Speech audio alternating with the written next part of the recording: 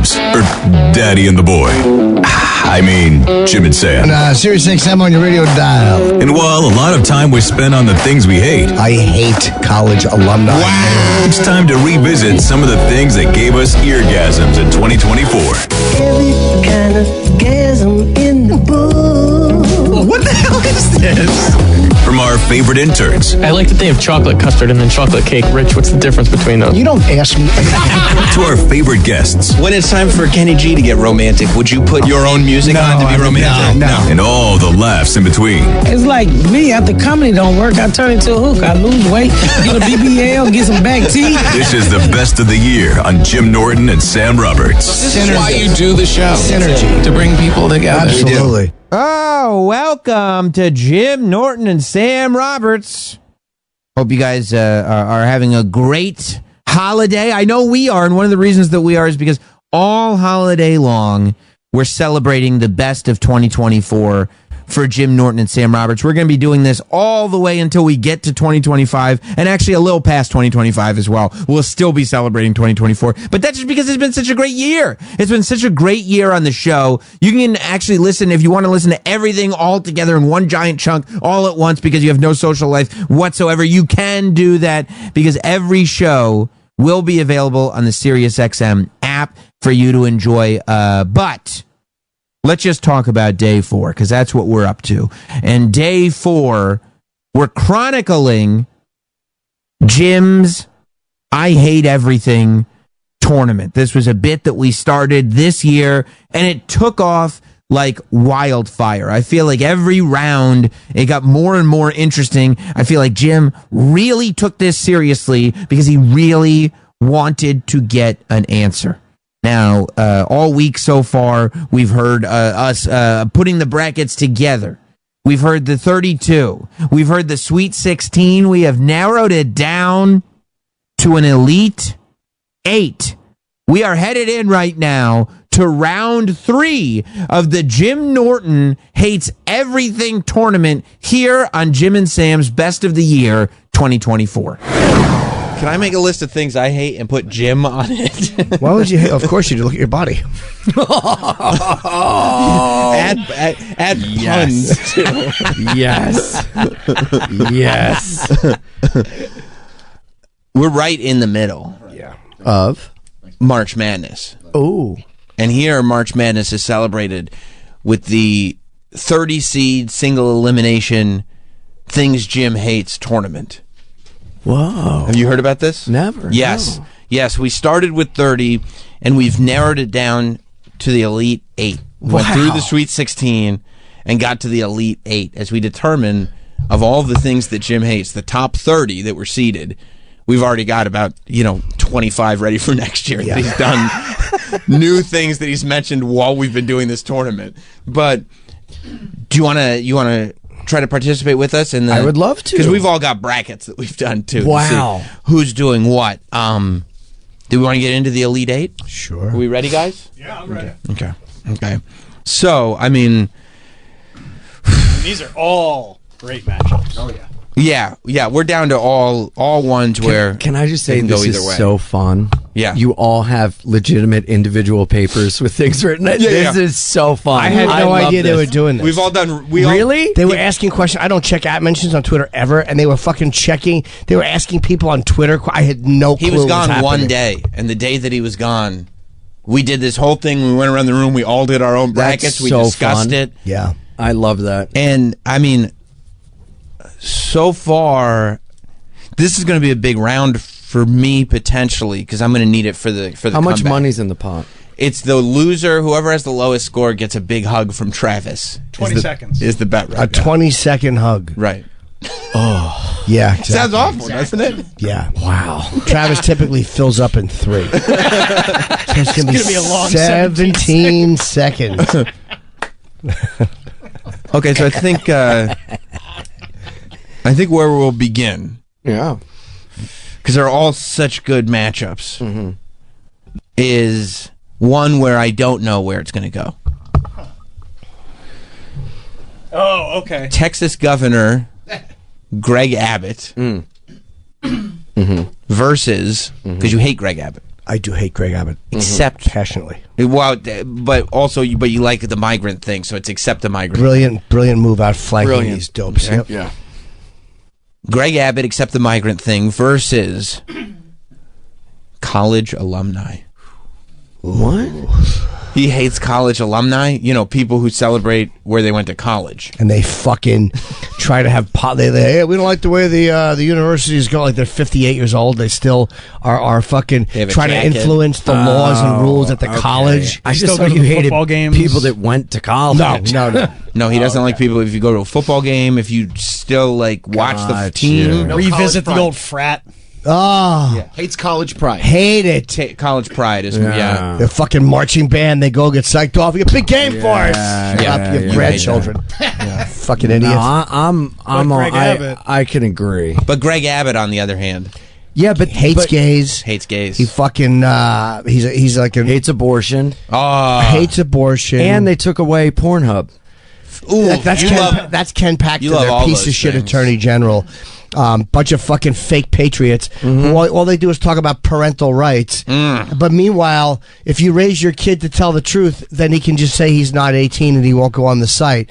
But meanwhile, now if I want to jerk off, I have to register with the government and send in my ID if I live in Texas. Doesn't it just grind your gears? It makes me sick. Yeah. I mean, and you got to think, what's worse here? You know, is it somebody who all they do is talk about parental rights and mother henning, fake patriot, fake freedom lovers, right? Yeah, fake, and fake bravery too. This fucking phony cowboy shit wheeling around town. Yeah, clean shoes, immaculate shoes. But what about he's the white sneaker kid?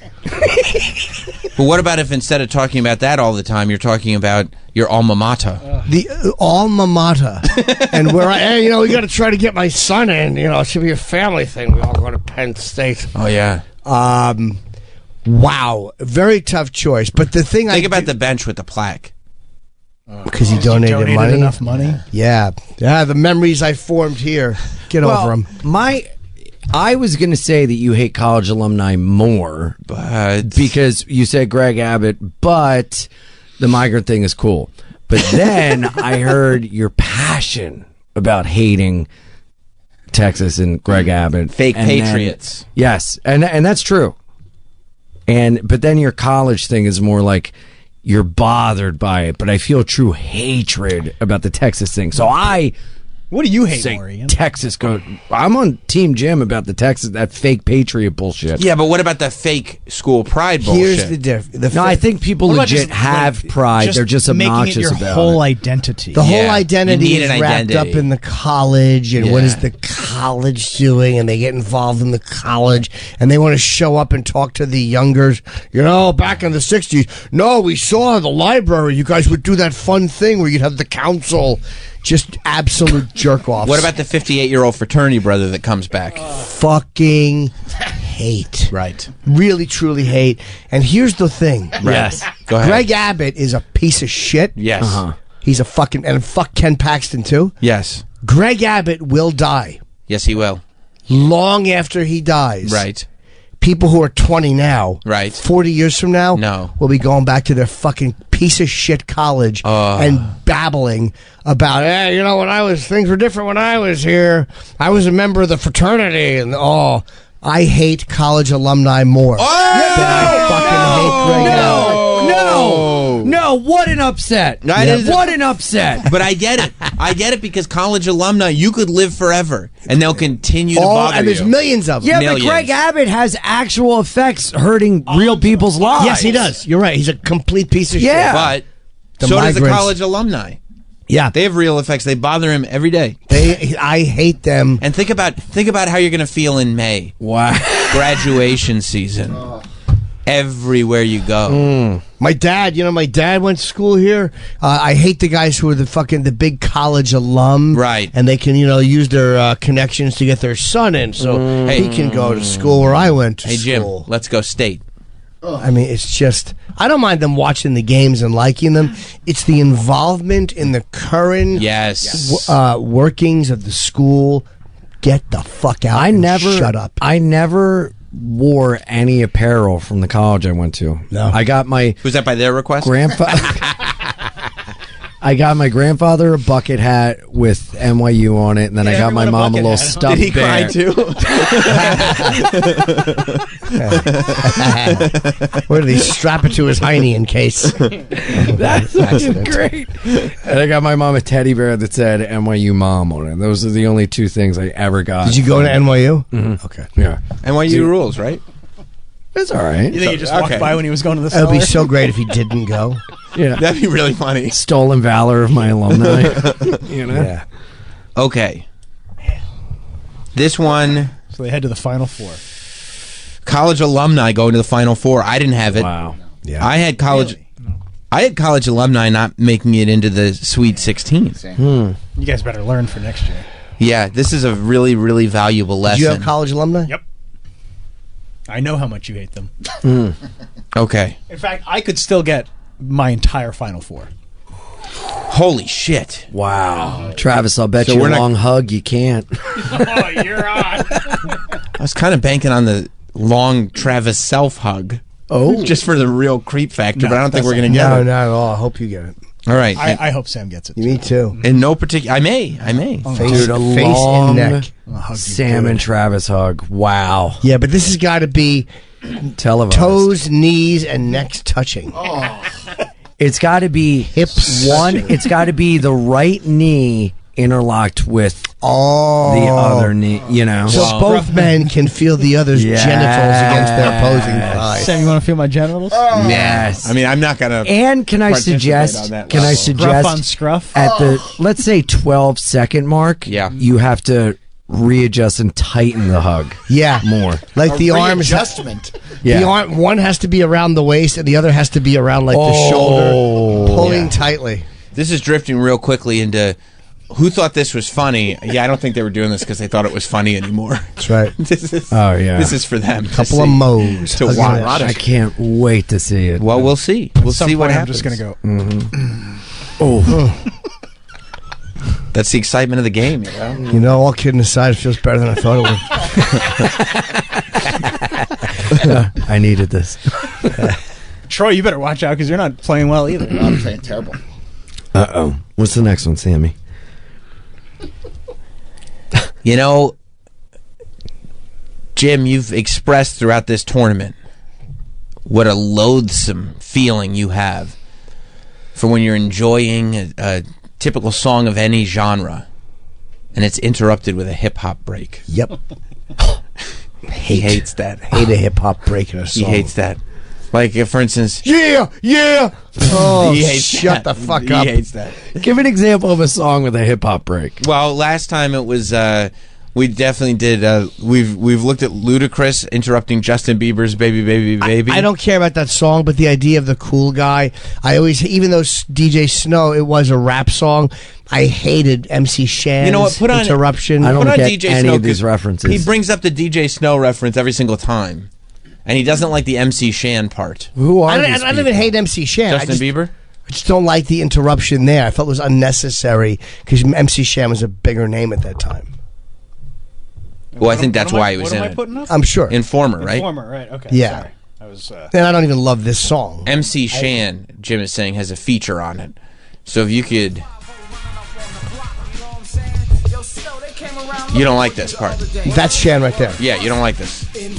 But it goes, jump into it, he comes back in. Because you But think this is the whole song is rap. So you Yeah, think- I know, but it's still a rap interruption. And you just like Snow so much. You think he has so much integrity. You know? I do like this. I don't love it, but it's actually a good song. I mean, you can get beyond.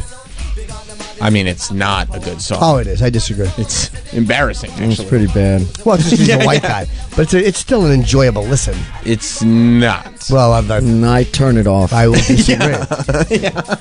Jim, Yes, 4 minutes and 5 seconds straight through. Keep the song on whenever it comes on. Never skip this type of song. This for 4 minutes straight. No, I don't listen to it. I would say if it was on, I'm listen for a minute. But that's a song I keep on of what? Anything by most things by Sean Paul. I'll keep on. Sean DePaul. Oh my God! It's that changed though brings me since back. you have Spotify though. because I zip through Ozzy sometimes and then say, all right, I'll listen to Bette Midler. Like, you jump. It depends on your mood in the moment, in that second. He was bigger. He opened the song. I just didn't like it. I never liked that part of the song. I don't like the opening of Umbrella with Jay-Z. I don't like... Oh, yeah. I don't care about Justin Bieber's song, but I don't like the ludicrous part. There's a caller with a good one. Let's see. Dustin in Texas. What's up, Dustin? Hey, the absolute worst hip-hop breakdown is in Taylor Swift's Karma.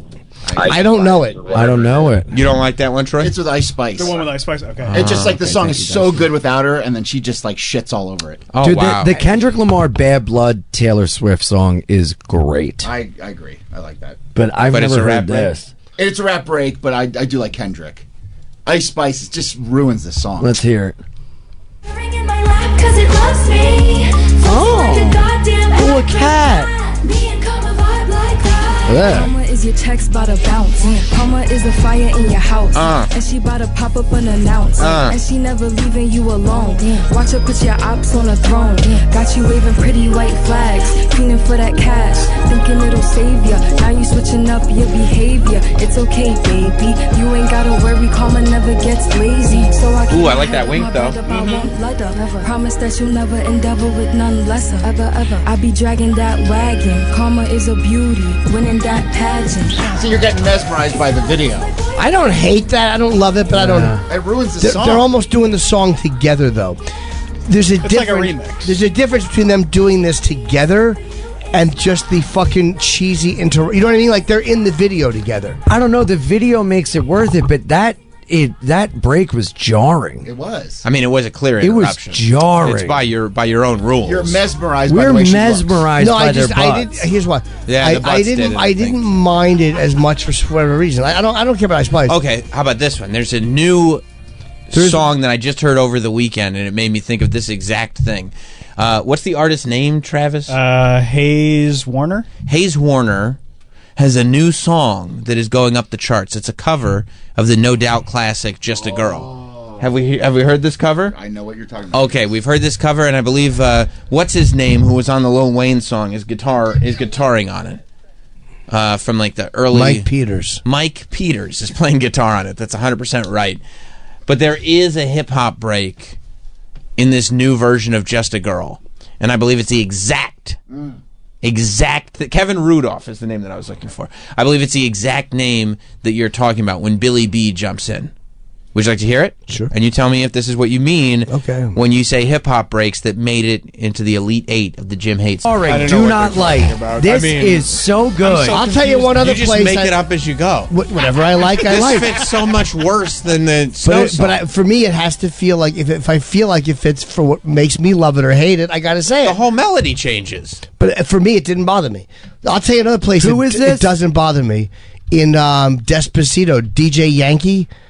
I don't mind. No, Oh, I hate reggaeton. but I don't mind that part of it. Despacito. That's His a name great Daddy song. Yankee? Sorry, wait, what did I say? DJ. You said DJ Yankee. Well, whatever, Daddy Yankee. Yeah. Yeah, Daddy Yankee. I like that DJ Yankee fella. But that part that he I does hate does this not. song. I actually like it. It's just a little. Well, then how could this have made it all the way to the Elite 8? It doesn't seem like it's a principled Everything hatred. we're showing you, you're like, oh, I like What are this. they, This is very hating? good. Like, actually, that is pretty good. There's literally no examples of it actually being That's something not you true. don't There's like. one I can think of I don't like. The Snow song? See, I don't mind the Daddy Yankee part. Where is he?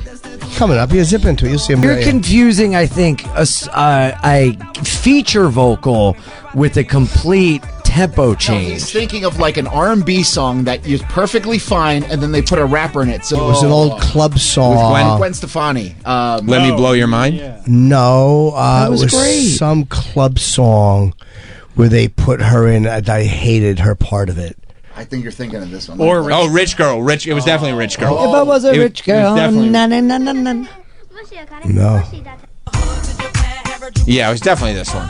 But this fits. That's not the one I'm talking about. Wait until the Try Gwen the other Stefani one. is such a baby. I mean, this is exactly it, though. I mean, it's a pop song that gets interrupted by a rap verse. yeah, I think you just disliked one and then made Yeah, a it's- Oh blanket. no, I've It's just not a been lot. principle. I don't. Well, no, I but mean, we're finding more that you like. Yeah. Some that I like. I'm writing these songs down. I dig it. I can't believe, like, Jim, yeah. Yeah. Right here. Oh, no. That's Gwen. Is this it though, Jim? No, I told you no a minute ago. Okay. So is it? Well, that was it. Mind? You just- I don't remember. I never heard that song. I don't. That's an Eve song with Gwen Stefani. Yeah, no. There's one where I think it was Eve who interrupted. I can picture it in a club. I mean, it was Rich Girl. That's not the song I'm talking about. There might be another one, but I think Eve is the one who interrupted. I've never heard that before. The other one was one I like. But either way, on the principle, I don't like hip hop interruptions. There is no evidence of that. My ska. We've yet to find. We've presented zero evidence. You're saying I this? could give you one. My ska band in high school did a rap Song full of interruption. pennies? Yeah. Well, I mean, that's just bad. Sure. Rap. I We mean, also, during a hardcore ska song, sang Shakira. yeah. I mean, I don't think Jim would probably like that either. Well, I But don't know. that's just Jim doesn't like your high school band. I like That's not a genre good- crossovers. I like a genre crossover a lot. Like a So rap is this rock. is this just you don't like Jay-Z and Umbrella? I also don't like MC Shan. And there's been other examples I can't think of, but it's annoyed me for years, and it wasn't just those songs. Are you sure? 100%. Okay. You just gave me a couple of examples that I like. Like with all Greg right. Abbott. There's things Greg Abbott's done that I like. Like, But we haven't found any examples of this. you found them too. And there are more. I just can't think of them. Dr. X in Mexico City. By the way, I don't know any college alumni either, but I know I hate them. Well, I don't think there's any college alumni that we could present to you that you wouldn't hate, and justifiably so. Hello. So if I say hook 'em horns, I'm out, right? Anyway, Yes. Jimmy, Yes. you like puppets, don't you? Everybody likes puppets. I do like a Put on good puppet. Enrique Iglesias with Pitbull, Let Me Be Your Lover, dude. The best damn rap break of all time, plus puppets. Okay. All right. I mean, that sounds great, Dr. X. Thank you. Yes, thank you. We haven't heard the rap break. That's true. I like the puppets. The poopits are fun. Does it come in at all? Oh, here it is. Okay. Here it is. You're fine with it. I don't care. Okay, he's fine with it. Okay, this one is going to get him. This one's going to get him. This one's going to get him. This is the one. James in New Jersey. What's Good up, James? evening. The Lady Marmalade reboot with Christina Aguilera. Yes. Yes. Yes. Thank you, James. That is a great call. This has to do it. If you go, I think Lil' Kim might be. Yeah. Now this is. Don't get confused. This is just a song you don't like. Hate. But do you hate these rap breaks specifically, or just overall hate the song? He hates the song. This is like I don't think that this is an. this is like throwing the flu on cancer. Okay. Which part is the flu? I mean, they're interchangeable. They're both so awful. I fucking hate this. This is awesome, right? That's a great song. It is a great song. Sucks. Why spend mine when I can spend yours? You know what I mean? Didn't Katy Perry and Migos have a song that they did together? Did they interrupt her song or did she interrupt theirs? I mean, It's such a disaster. I feel like if anybody really struck out on that one, it was Katie, not Migos. Oh, that's true. And this Swish, caller, swish, bish. The caller that's here. Oh, yes, swish, swish. Which one, Sean? Yeah. That ruined her career. Yeah, I don't think this is a good example because Katie came across way worse than the Migos. Sean in Canada? Hi, Scene. Hey, what's up? Hey. Katy Perry, Dark Horse, you're going to hate that rap break. Okay, You're gonna hate hopefully we found one. Thank you, Sean. Good call. Yes. It's like most are very good. No, but some I just don't care about. They don't make me hate them. This one I definitely would say I hated. Yeah. Because her beat was so different. And I hated his slowed down, fucking shitty mumble rap break. Honestly, Funk should have beaten this. Maybe. In the first round. I mean, I had Pranks beating it in the last. Yeah, and it should have. Yeah. It should have, but that's what this game's all It is about. what it is. Upsets. Well, in the Elite Eight, it's hip hop breaks versus squatters. I mean, is there a conversation to be had here? I mean, this feels like an all-time blowout. It's I don't even know how to try to talk it up to make it interesting. Hip hop breaks, I do hate them, whether it sounds like it or not. I really do. But compared to squatters, you know, you're basically saying you're comparing loud music from my neighbors to 9/11. Wow. It's not even close. It's a total blowout. I hate squatters with such every fucking fiber in my body wants them to be handled the way the cartel handles people. Yeah, this was hip hop breaks. Even the ones that are in the news right now. This is the ones that are suing. Yeah. I mean, again, they know who to pick. They don't pick drug houses. This is going to be a hell of a Final Four. Hip hop breaks, I feel like, was the little engine that could. Underdog team. Yeah, hey, look, nobody thought it was going to get this far. Came up against the right competition in the right moments. They were having a Cinderella season. But then it hit UConn. Yep. They were fucking Seton Hall a few years ago. Yep. Yeah. Yeah. And now they got to go home. Valiant effort. I think, too, that they also benefited greatly from the seeding. You know, the fact that Funk and Pranks, not the strongest competitors necessarily against it, and it was the right day. Okay, this one on paper I feel like is obvious, but does require a bit of dissection. Okay. Because both of these dissection. Both of these are bigger than you would think. Sitcom backstories. This is going to be a tough one. Writer's room. The stink of the writer's room. The quirk. Yeah. The messaging. The stench of the writer speaking to the audience through his character. Because he thinks certain things need to be said. Which is not dissimilar from the stench of the messaging behind its opponent, the press. Okay. Well, look, the writer's room stink has ruined so many enjoyable things for me. There's been so many things that I've loved that when I see the writer's room stink, it destroys it and it can't come back. Breaking Bad? Ooh. Remember the twins? They sat in the same side of the bench. Walt Jr. Oh. Party. Well, that's just the way he is, unfortunately. No, but it was really annoying. It was manipulative. It was manipulative. Shit. So you'd like Walter better. Remember they made him he's around the vice president still. Oh, I hated the. What about the heart attack box? Abu Nazir. Oh, what about he wouldn't let the vice president get to it? He still killed the vice president. Yeah. Showtime. Fucking Showtime is HBO, but not believable. Remember when you said that you didn't like Walter White was a physics teacher because they had to make it relatable. The chemistry teacher. Oh, wasn't he a chemistry teacher? Maybe whatever. Science. Yeah. Science.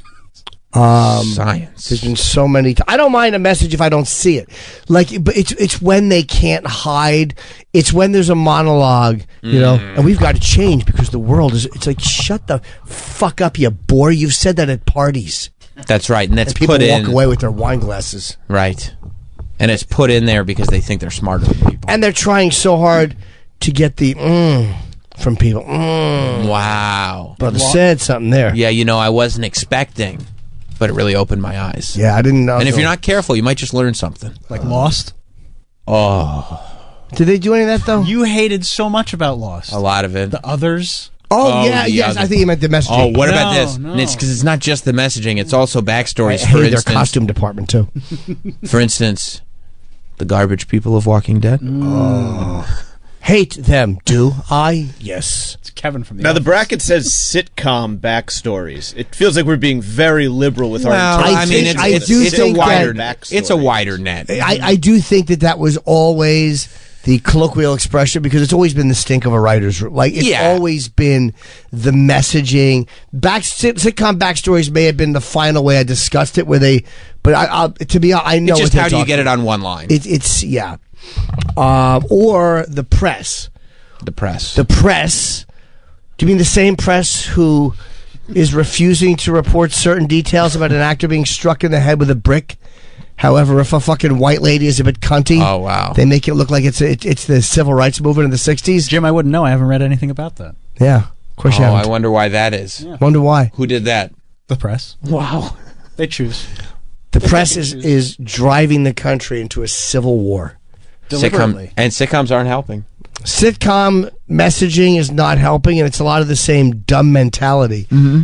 But the press are calculated. Oof, you're right. And they really are enemies Joy Reid, that fucking homophobe pile of shit. She was hacked. Can't be fucking fired, though. She was hacked. She's at MSNBC, obviously. Can't be fired. Oh, but they will fire certain people, won't they, Jim? Like this other fucking Rona, whatever. That's right. They couldn't have fired her fast enough. Yeah. Because she had certain vaccine beliefs. And speaking of Rona, what did they do during Corona when we talk about the press? Am I right? Corona will not beat us. That's right. It will not defeat us. But it should meet us in the park. But at night. At night. No. But how many times have you been trying to escape the press by turning on a television show? Only to get slapped in the face. Only to get slapped in the face by the messaging. The big dick of the writers' room. By the big dick of the writers' room.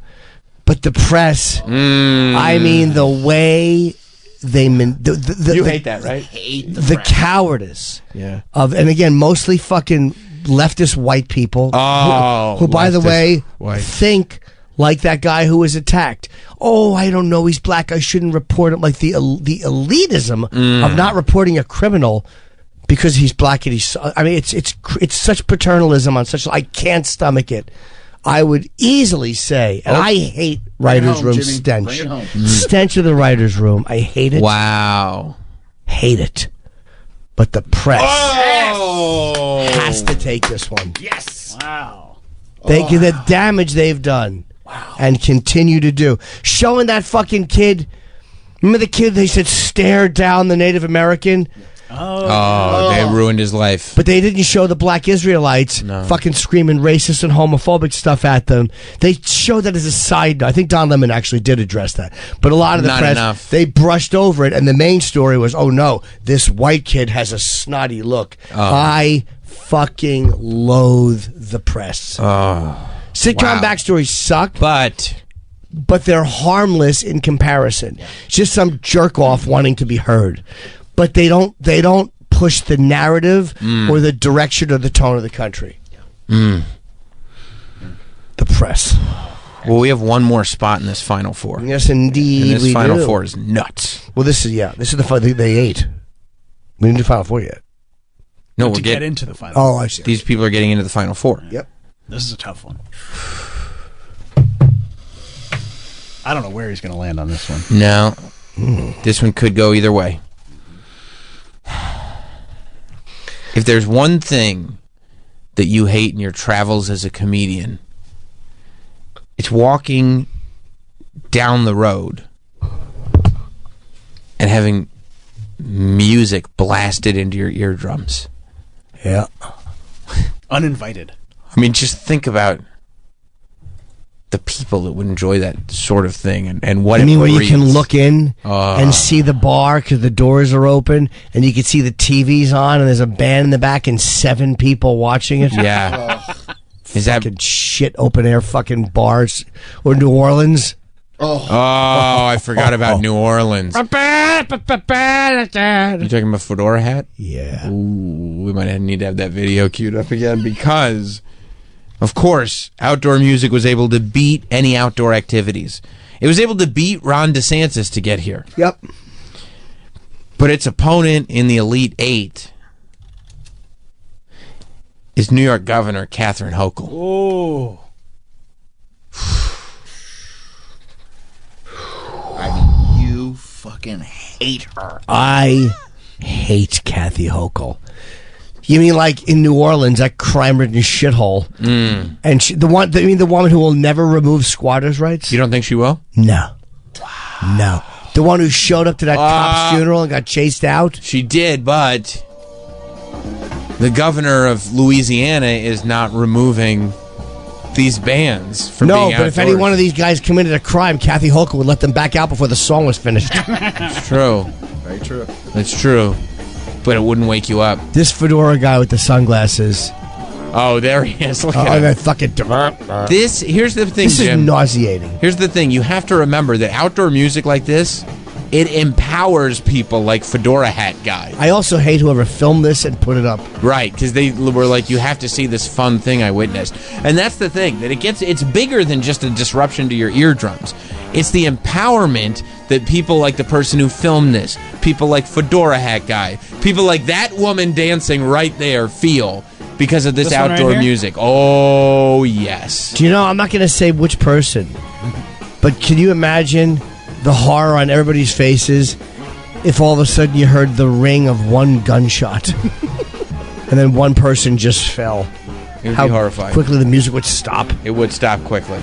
Look at doctor. Look at that. I mean, look at the bad Oh, my posture and the gut God. on Fedora Heck. Yeah, it's on me. Yeah, he That's does me have if I'm it. dancing. That's right. A skinnier version of you. Yeah, that's a rough The listen. computer almost just shut down. The computer doesn't want to hear it anymore. Our internet no longer works because of it. There it is. This is Oh, terrible. the breakdown. The breakdown. Let's go to crime reports real quick. New York City, 2024. Sure. This is terrible. I agree. But Hit him with it. Oh! Now you're in your hotel trying to get some sleep. Holding the drinks up in the air. Yeah, Fedora Guy is arguably the most offensive person I've seen online. Well, he is on the list for next year, but right now you're just looking at him. Look how empowered he is. He thinks he's going to get singing chicks. to his girl. He's a little buzzed, so he doesn't mind. It's 11 o'clock in the morning. Yeah, I hate the hats on these fucking guys. They're like milkmen. And the smiles on people's faces going, can you believe this? What fun, huh? Yeah, it's not what fun. A real taste of the culture. you know what else isn't fun? Go ahead. Dealing with the crime in New York City. Is it high? What crime? And the fact that piece of shit Alvin Bragg, DA. Well, how'd he get the gig? Because he's a fucking fat woke idiot. Wow. They're all against like stop and frisk. Wow. I love stop and frisk. You do? Yes. All right. Don't you have a list of things Jim loves? I do. Well, we know there's something else to add to it. As long as they're respectful when they do it. If I get stopped and frisked, I mean, it would annoy me in the moment, but I get it. Under Gene Hackman, please add stop and frisk. Hey, can you please turn this music off? We've moved on to the Yeah, next we topic. were But this is discussing- what life in New Orleans is I know, like. but we're not in New Orleans. We're in New York City. And this Thank is what's God going we're on. not in New Orleans because the outdoor music would just be blasting. You can't avoid it. That's I why love it's this so hateable. cop's widow who just blasted this shit governor of ours. Wouldn't let her in. Or that rotten Letitia James. Oof, this is fucking annoying. It's so annoying. It's like 10 in the morning. You're just trying to sleep. Travis is like baiting Jim. Turn it off. We're talking about. But imagine this wakes you up. I know we're not talking about. We live in New York It would City. drive Jim. me crazy. But does it affect my life on a daily No. basis? I'll be that guy in the front dancing. Hey, sucks. I Look get at it. him with his wing. With his single wing. You got to be kidding me. The way she threw fucking Andrew Cuomo under the bus. What did he do? Hug somebody? Who gives a fuck? that's it.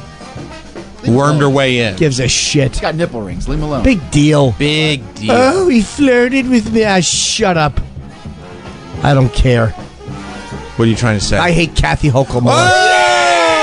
Oh! Yes. Oh man. All right, outdoor music. See you next year. Wow. We'll see Fedora Hat Guy next See you next time, right, Travi? Nope. Not at all. Should be sunt. Wow. So that's 3 points for every correct answer in that round. How many points did you get in that round, Travis? I swept the board, baby. Fuck. My final four is perfect. 12. 12 points for Daddy. Anthony points? Just in the last round. 9. Mike? That brings me to 33 total. I picked up 6. Ooh. Wait, are we That was- going? no, just the last round. Okay. 3 points each. Yeah. How many points, Troy? Just in the last round. 6? Oof. I picked up 9. Oh, Troy, get those arms out. You might be in line for a hug. Yeah. Our final 4, in no particular order, Yeah, because you don't want to. is Yeah.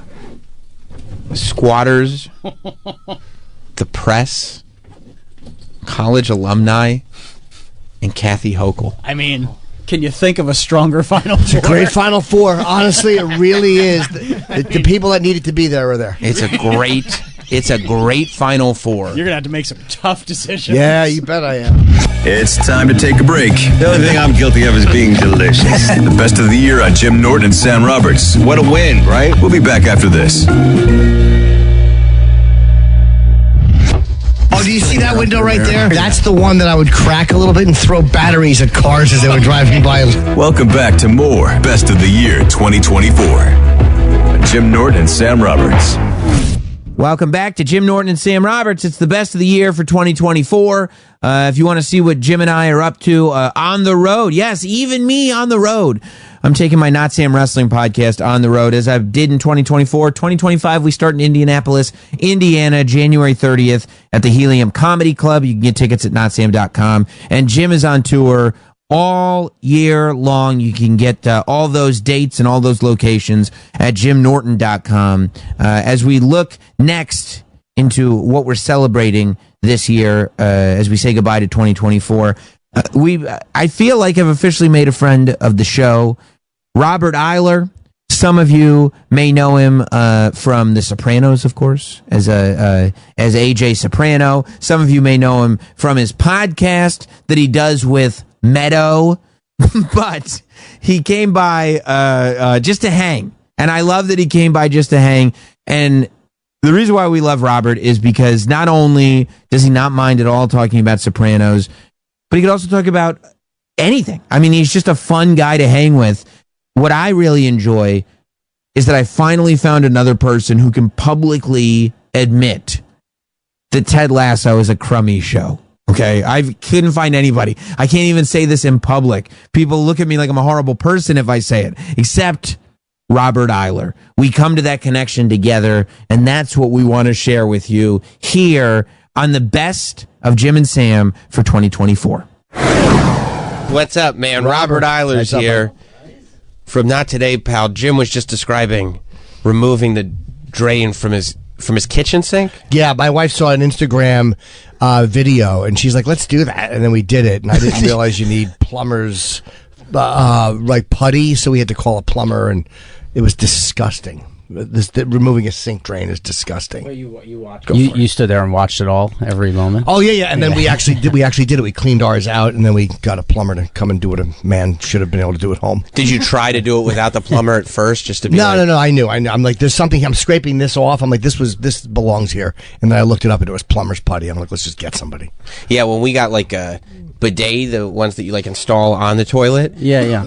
It comes with like plumber's tape, I guess, that you're supposed to be able. It's like rubber tape that you can wrap around the end so it doesn't leak. And I mean, dude, I had like it's a real simple process. You just unlatch the thing, put it on, and just kind of replace the pipes. But just all of a sudden it became leaky, and I'm like wrapping, and I had to call a plumber. Yeah. It's so humiliating. Are you a handy person at home or no? Like, I'm really not. No, and it makes you so sad because my dad, my grandpa was a super of the building, so he could fix anything. Like, we would hit him up, and be like, oh yeah, the fridge is broken. He'd be like, I'll be right there. And you're like, what? Like, to me, that was so foreign. I was like, anything breaks, I'm like, I have no. Just gotta buy a new one. Yeah, I've wanted to hang stuff up even in my apartment for years. I'm like, I'd love to put this here, and I'm like, but I just don't know how to do, like, it's like I can watch something and be like, I'll do it, but I just feel like I'm gonna fuck shit up. I'm the same way, and and there's this weird thing, like, I've hung enough stuff where I can actually do that now, but I get like a little level, like, those little levels that they use where there's like that little liquid in it and you can tell if it's straight. I use those so it gives me the confidence that I'm not going to totally fuck it up. But yeah, hanging stuff I've gotten better at. But you're afraid of putting a hole in the wall, and then all of a sudden you don't do it, and then you just got holes in your wall. Right, I'm going to hang it up, and it's not going to hold, or what? I think 90% of it is confidence. Yeah, I think like if you're like, oh, I could do this, and then even when you mess it up, you're like, all right. But when you go in thinking I can't do it, and then you mess it up, you're like, I'm such an idiot. It's a confirmation. Yeah. I'm shit. I knew I was shit, and I was right to be shit. But if you get like the little picture hanging ones, they hold like 50 pounds, and I'm like, you know what? My picture's not 50 pounds. I should be fine. Yeah. I've changed my like shower head before because I've wanted the one with like the hose. Yeah. And like you said, I'm wrapping tape, but then I'm like, this didn't look like that when the other shower head was installed, so I know I'm doing something wrong. Right. And like it says all over the packaging and stuff, like you can just do this at home. You don't need to call anybody. And I'm like, well, I think I gotta call somebody. Yeah, like ages 5 and up on the package. You're like, fuck, why can't I do this? Yeah. Yeah, you just call somebody. But people who are handy, it's a gift to have the ability to and the confidence to fix things in your own house. Yeah, I installed a new flusher on the toilet completely by myself. I felt like $1 million. Yeah. Like a real man. Well, I wouldn't even know where to start. Yeah, I would be like, the whole shit in a toilet's broken. Yeah. I know, that's the thing too. When something little is broken on something, I'm like, in my head, I'm like, the whole thing's broken. Yeah. Like in a car, if the horn doesn't work, I'm like, this thing's broken. Yeah. Get a new car. Yeah. Turn it in. It's fucked Selling up. this one, the horn doesn't work. Yeah, but- like this is illegal. You can't drive this. I just. Yeah, and I put my back up against the wall because I let my kids watch me try to fix it. And like the last thing you want is for them to know that their dad can't fix the flusher on the toilet. Yeah. So when I did, and I remind them all the time, I'm like, you remember why that flusher works, right? You Yeah. remember we went to Home Depot? You remember, right? Yeah, Like, and then for like 3 years, they're like, man, Dad could do anything. Yeah. It buys you a little bit of time. Every time they drop a giant log, they think of you. They do. They do. Yeah, but then, and it only lasts until they have something much bigger than a toilet flusher. They're like, Dad, can you fix this? I'm like, yeah, no, we're going to call somebody for that. But yeah, you know. Well, when they talk about, like, sometimes you have the conversation of, like, it's like a weed conversation where it's like, what's the greatest accomplishment in human history? And some people say it's plumbing. Like, so sometimes that's the answer. So you're responsible to them for, like, the greatest. Right. Every time that shit goes away, they're like, wow, that's Dad. Right. That's strong. And you also want to, like, make everything that you do seem much more complicated. Like, oh, how does that even work? It's like, I don't even worry about it. Dude, I'm in Austin now, so I have to buy into the sauna thing, you know. So when I come here, I'm like, I find a gym with a sauna. I'm going in the sauna 20 minutes a day. I get out of the sauna. I'm soaking wet. I go because I'm only a block away from the apartment. I get up to the apartment I'm staying at. I go to put the key in. It doesn't open. And I'm like, what the fuck is it? So like, it was just something in the lock was broken. Had to call a locksmith to come while I'm sitting there for an hour, soaking wet.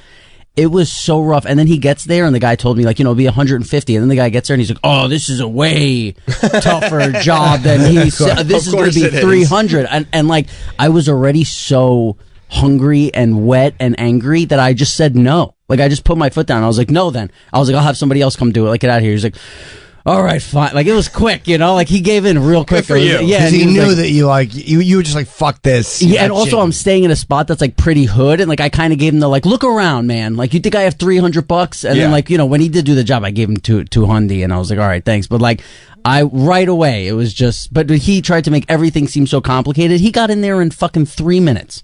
And he was like, this is an extra 100. I was like, what was the extra 100? A minute of your time? Right. Like, I was, dude, I would hear the water drip onto like the linoleum fucking floor while he was trying to haggle with me. And I was getting so angry.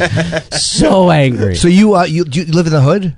No, so when I'm staying here, my boy was like, yo, you could stay at my place. Like, so him and his wife. Oh, that's here. Yeah, that's here. So this was, a few weeks ago when I was here. So him and his wife got divorced, and they couldn't decide who could stay in the apartment. And I think it was because they have a kid, and they didn't want one of them to be like, oh, well, the kid likes going with you because you're in his home. Yeah. So they both got separate apartments, and he was like, yo, my apartment's free for the next however long until our lease is up. So you work it out, yeah. Yeah, so he was like, you could stay there. So I was staying there for like 4 weeks. And then fucking 1 weekend, I put the key in the thing and I turned it. And the guy was like, this is probably from somebody like trying to kick the door in is why the lock broke. And I was like, well, that makes sense with the divorce and all. Yeah, I was like, oh, that checks out, Oh, okay. So yeah, that's then they try to shake you down. It's just infuriating. And they know that you don't know what you're doing. Like, they know that they got me. And you know why it's such bullshit? Because he's never in his life gone, well, he told you 150. Actually, this is like a $75 job. Like, never. And it's like, Never. you fucking piece of shit. And then like, after when I handed him the 200, he was like, oh, I'm sorry for that. And I was like, just please. Like, I was soaking wet. Yeah. Soaking wet. He knew what he did. Yeah. He does it all day, every day. Yeah. It took him 3 minutes. And I would have given it to him. Because I'm so like, I don't know. Okay, here, just. If that's what you say, that's the job. That's I the would job. probably give it to If him, I was too. dry, I probably would have. But the rage, The sweating. the rage that was in me from because normally, like, when I'm home, I go in, you could do a bathing suit, you go in the sauna, whatever, with a towel, but I was going to this gym and I'm in my gym clothes and I go in there, whatever. It's a whole, I'm fucking soaking wet. I get up to 2 flights of stairs, I put the key in, and it was just like, it was brutal. And then now the key on the lock doesn't work on the door, so I had to put a stool in front of the door and like pile up cases of water so that like I had some sort of defense system for people breaking in. I'm like, dude, so now I'm staying at another friend's place. That's probably the right move. Yeah. Where was this place? What part of the city? It was around, let's say, like 96th Street, Upper East Side. You here for 4 weeks?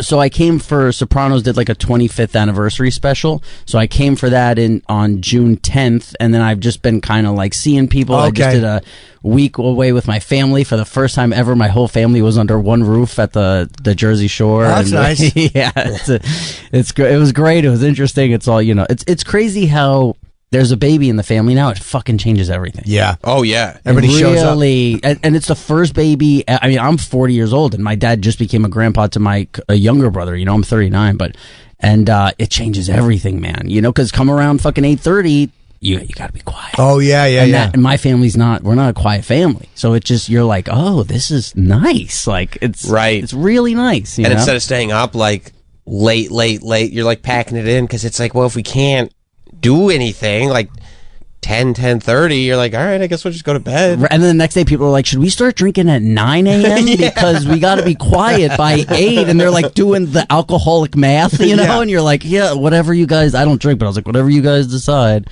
How was the special? Was it I am guessing it was for TV. It wasn't like a live audience, right? No, it was. So they did a few things. Like we did like some morning show. It's funny because like you do the morning show, and then after the morning show, everybody doesn't know what to call it. They're like, yeah, remember we did Good Morning America, or like we did the Today Show, or we did the. No one knows. Like there were 14 of us. Not one person was like, oh, it was this. Like everyone's just like, yeah, we did one of those morning shows. Yeah, I'm assuming if we were all there, it's probably one of the big morning shows. Right, and that you just kind of throw those out. Yeah, it was like Good Morning Today. Like, you're just jamming them all together as one thing. So you did that, you did a bunch of stuff, and then it was part of the Tribeca Film Festival. So they had, it was like a live audience in a theater, and they showed this David Chase documentary that's coming up. So we all said, we were going to watch 2 episodes of Sopranos, and I think people were like, we don't want to do that. So they were like, well, HBO in 3 months has like a David Chase documentary coming out, so they gave us like an early screening of that, and everybody said it. But it was so good to see everybody, and I think right after Sopranos, some people had the like, I have to separate myself from this, because in the Hollywood, that stupid thing of like, I don't want to be typecast, and I think that's more. I mean, I'm sure it does happen a lot, but I think it's also like that happens when you're on crappy stuff. I think when you're on something great, people are more like excited about that thing, and they want to as opposed to I don't know. I don't want to shit on anything, but when you're a Nickelodeon kid, or when you're that's a lot different. But now I think it's almost like everybody has come around to being like, wow, what we did was pretty special and like crazy, instead of people trying to be like, I'm doing this thing now, pushing this thing away. Like everybody's kind of come around to accepting like, we've gone around and tried other stuff, and nothing is like that thing we did. And nothing will be better. But there's other things that will be great. But I mean, like, hey, just because nothing will be great, it's almost like Pacino didn't retire after The Godfather. Like, but The Godfather's always going to be The Godfather. There'll be nothing. You know what I mean? Like when guys do a masterpiece, and you got into a masterpiece young, it's okay. Even if nothing is as great, it's like it's all gravy now. You've hit the fucking pinnacle, and now you just enjoy whatever else it is. If there's some clunkers, who gives a fuck? So what? You've already won the World Series. Doesn't matter. And I think too, like it's been enough time that people realize, like, oh, this isn't just like, oh, that was great. Now it's on to bigger and better. 25 years in is when people can go like, oh, this isn't maybe the best. This is just the best show of all time. Like, right. Now people are like, no, we can say with some authority, this is the best TV show of all time. Yeah, because 2 years after the show, it didn't have all the obviously people loved it and were saying a lot of things, but it didn't have the spot it has now in people where it's like, yeah, well, it's kind of, at least you say like top 5, where people are like, it was top 5, and to be on another top 5 show is pretty tough. So yeah, I think a lot of people have, but like Drea De Matteo did our podcast recently, and she said it's like because it was the first show she ever did, or the first acting role she ever had. So she was like, it was like the first person I dated was my first love, and everybody I've tried to date after that, I'm just thinking about my first love. Yeah, and it's so funny because she's been on so much. Like Sons of Anarchy is is great. People love that show, and for most people, they're like, I got to do Sons of Anarchy. Like that's exactly. And she's like, well, yeah, I guess I got to do Sons of Anarchy, but yeah, she's like, you're always looking for that first love of your life, and she's like, that was and like I was 12 when I started, so of course I feel that way. But it's good to hear when there's people who are like 50 and 60 who are like, no, it's the best thing ever. I'm like, okay, that makes me feel right, that you're not like romanticizing that thing that you did when you were a kid. Right. Yeah. And you, I always wanted to, I don't think I've ever asked you yet, because I don't remember her name. Who played Tony's mother? Livia. Nancy Olivia- Marchand. Yeah. Oh. So holy fuck, was she great? Yeah, I think she's the most underrated. Everyone knows, but like I think she's the most underrated because she didn't make it far. She didn't make it that far, but god damn, you had some funny moments with her, man. Like really fucking, you die in your own arms. I mean, she was perfectly cast, and the dialogue is perfect. And what's so great is when you watch, because we at first they were like, you're going to see this David Chase documentary, and we're like, oh my god, that's so exciting. And then they were like, yeah, it's 2.5 hours, and we're like, what? We're like, fuck that. But somewhere around 2 hours and 15 minutes, I was like, I could watch this shit all day, because they show auditions. They show people's fucking audition. So they show Stevie Van Zandt auditioning for Tony, and bro, you're because I've never seen the show, and I didn't want to watch episodes, but this is you're glued. And then it also, David Chase talks a lot about how he modeled Livia after his mother. And he gets into that, and it's pretty wild. Well, it seemed like if you watch that show, up until the beginning of season 3, it was her show, really. It was really about the relationship between Tony and his mother. But she was the person who was the result, and then they had to shift, right? Because she died. Yeah. And then they did I think 1 or 2 scenes with her CGI before it was before they had the technology people that. Were really down on and didn't like it in this, but I think they needed to wrap something. I don't know. Go shit in your hat. One of my favorite lines ever. Go shit in your hat. There are times she reminds me of my grandpa. I remember my sister caught my grandfather brushing his teeth with hand soap.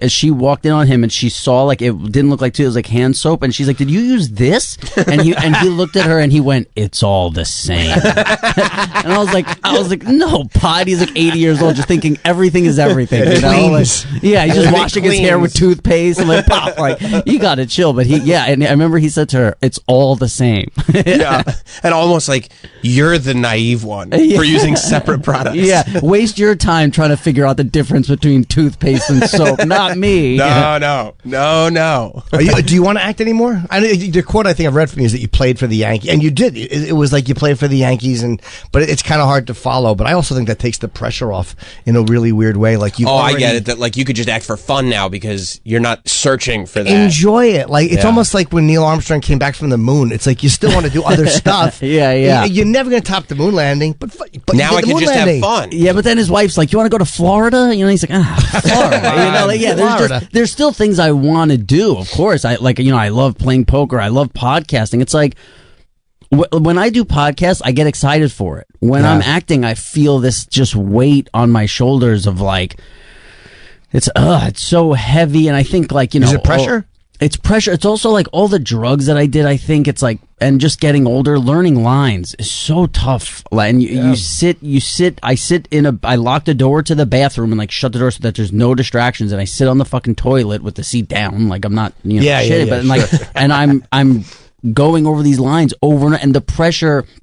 There's a pressure of on Sopranos it was everyone did their job so well, and I always felt that pressure of you can't mess up your lines, and I still have that. You don't want to mess up your lines because these there's 100 people working, and every time you mess up your lines, you're delaying them, and I also on Sopranos there was that thing of I was a kid. Everyone had put more time into this industry than me. The directors were the best. Everyone was so good that when I would fuck up, I felt even worse because I'm I gotta at least know these. I gotta do what the minimum. I gotta know the line. So the only acting I've done in the last, 10 years was something for Tom Segura recently.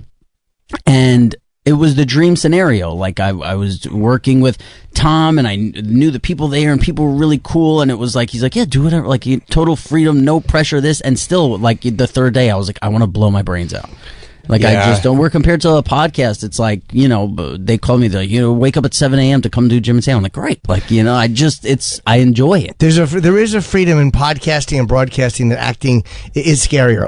In the fact that you have to have these lines. You don't have to say anything today. That's whatever you want to say, you say. And however it comes out. And I don't know. I think it's almost like when you're doing a podcast or a show or whatever it is as yourself, there is, maybe not at first, but after a while, there's a confidence in being okay, I'm just here to be me. That's why they hired me. When you and Jamie are doing the podcast, it's you're just there to have your conversations. Whereas like when you're acting, like this is the role. It was already created before it was given to me, and I have to live up to those expectations, not just like I'm just here to be myself. Right. And there's also something to like, you have a bad podcast. You're like, hey, it's free, all right? Like, you can be like, hey, listen, that's free. We're like, I'll come back next week and do another one. Yeah, that's the thing. It's like somebody, and then you could also kind of go back to like, well, like, that I know this one a month ago was good. That was good. And like, I don't know, but something with, I'm also somebody who like, with when we're in a room doing a podcast and everyone's hysterical laughing, we're like, oh, this is good. Where with acting, it's like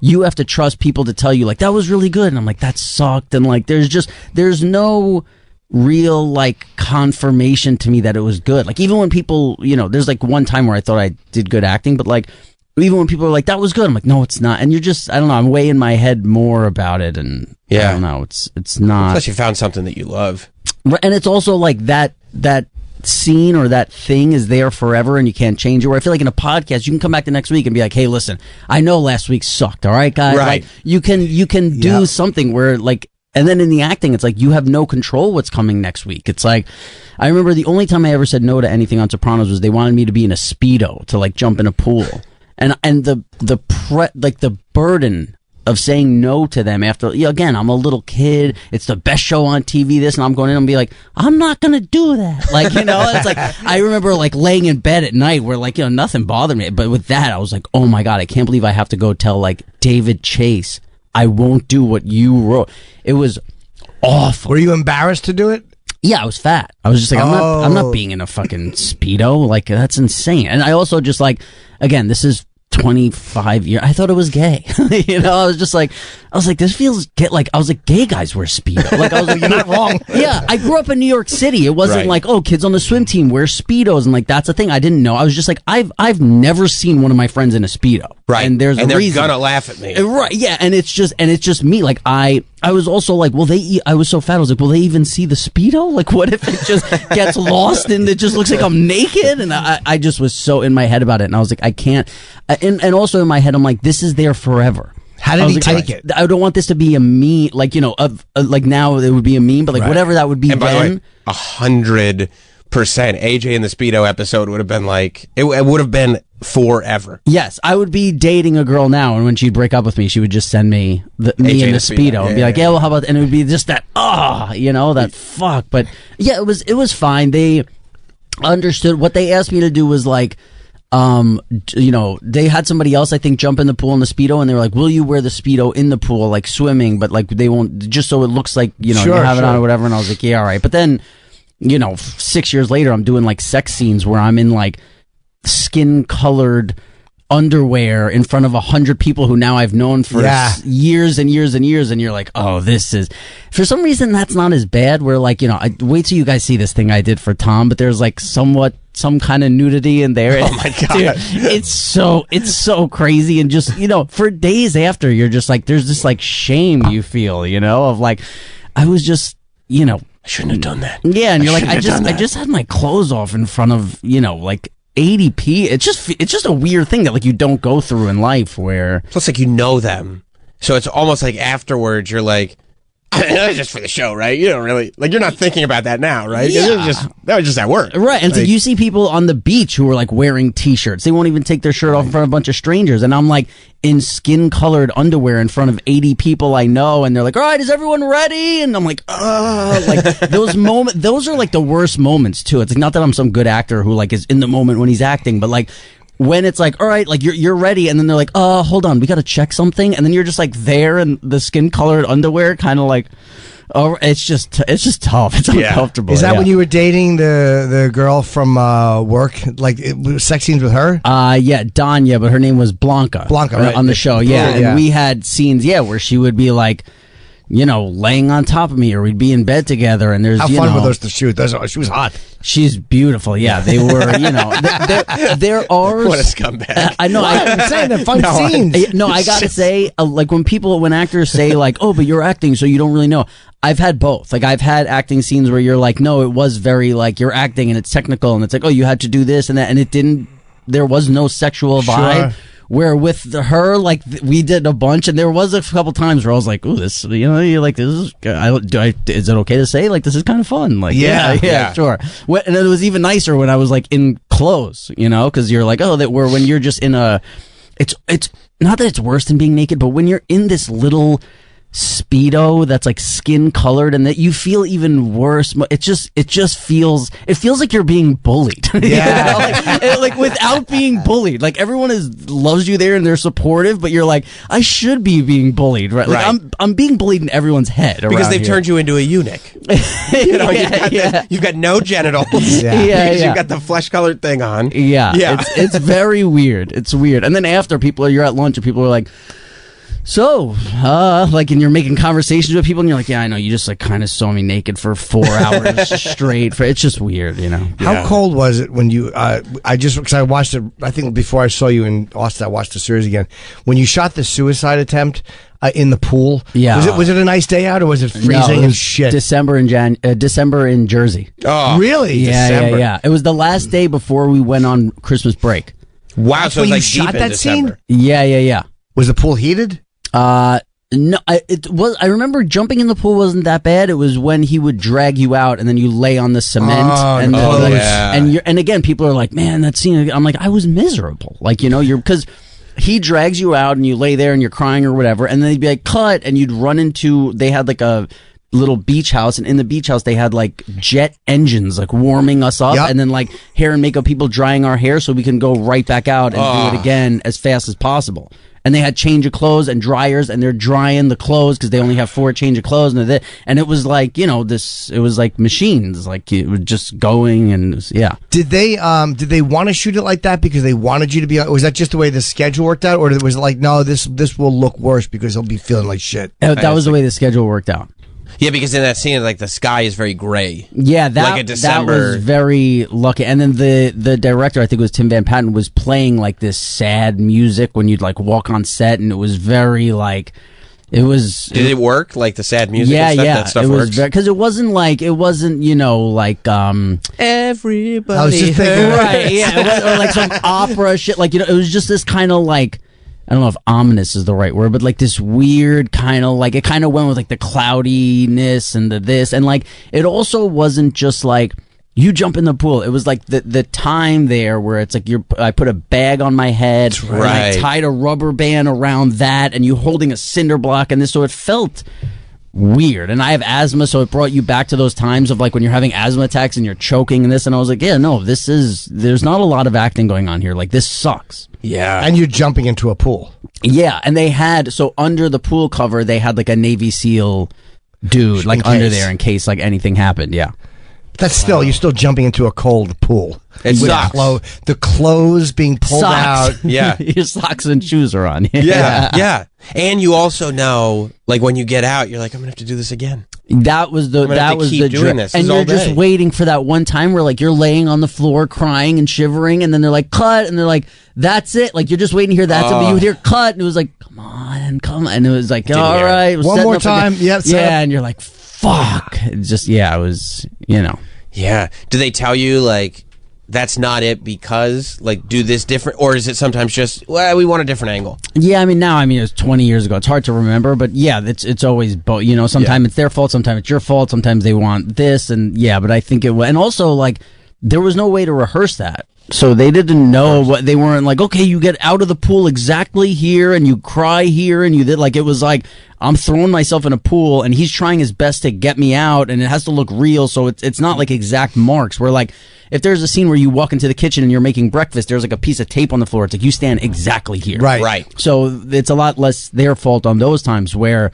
yeah, he's pulling me out somewhere on the side of the pool and try, and he would say things that he didn't say before. He'd be like, what's your problem? I love you. And what are you doing? And it was just whatever was coming out. And yeah, it was, that one was pretty crazy. It was a very intense scene. Yeah, for sure. And, he's just, because it's funny, you think about the things that like annoy you about stuff, but then I also think like, man, I'd love to just do like a scene with him again. Like you're like, fuck, I hope they don't say another take, but now it's like, oh, I wish Yeah, I'd love to. I wish one Jim more was take. around to do another. Yeah, like, it would be nice, You I had was a actually- lot of them though. And I was actually just thinking that while you were talking about how much it sucked to jump in the pool, he's got to spend all day pulling you out of a swimming pool. Yeah, Like, pull him out again, pull him out again. Right. Like, that's, man, what a wild thing. Yeah, it was. It's crazy when you read shit like that too, because it's like somebody could just call you with like good news and you're hanging out with your friends and things are good and you're like, oh, I'm going to read the script. I wonder what, maybe I have 3 scenes this week and maybe I'm telling somebody fuck you and maybe who knows what, and then like you're reading it and you're like, ties a bag around his head and you're like, wait, this isn't. Well, I was just feeling good. Like what? And you're like, holy shit. Okay, it's pretty fucking. When you don't have scenes in an episode, because again, storylines, sometimes you and Meadow wouldn't be in it. It is what it is. Yeah. Would it bother you, or do you, or like, you're like, what the fuck, are they writing me out? Or do you kind of...